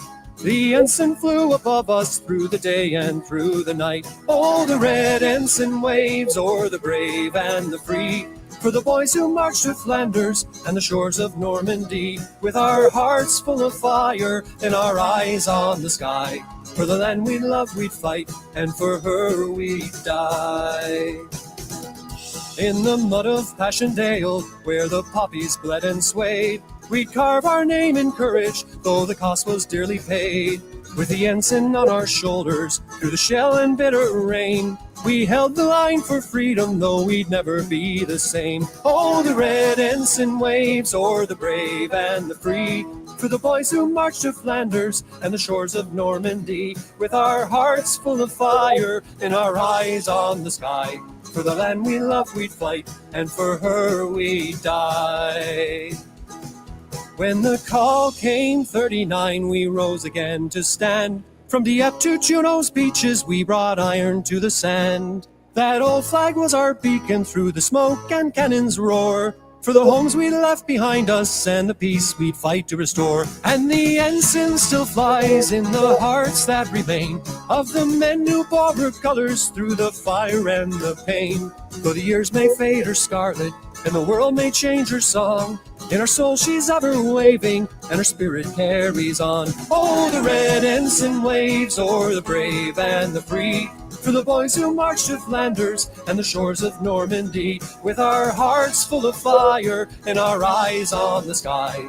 For the land we love we fight, and for her we die.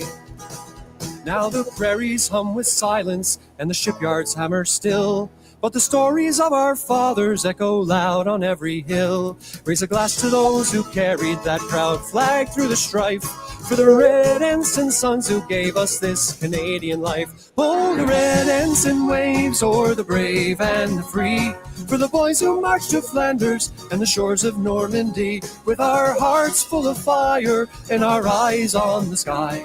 For the land we love we fight, and for her we die. So we'll sing of the ensign till the stars no longer gleam, for the boys who built our country and the flag that was their dream.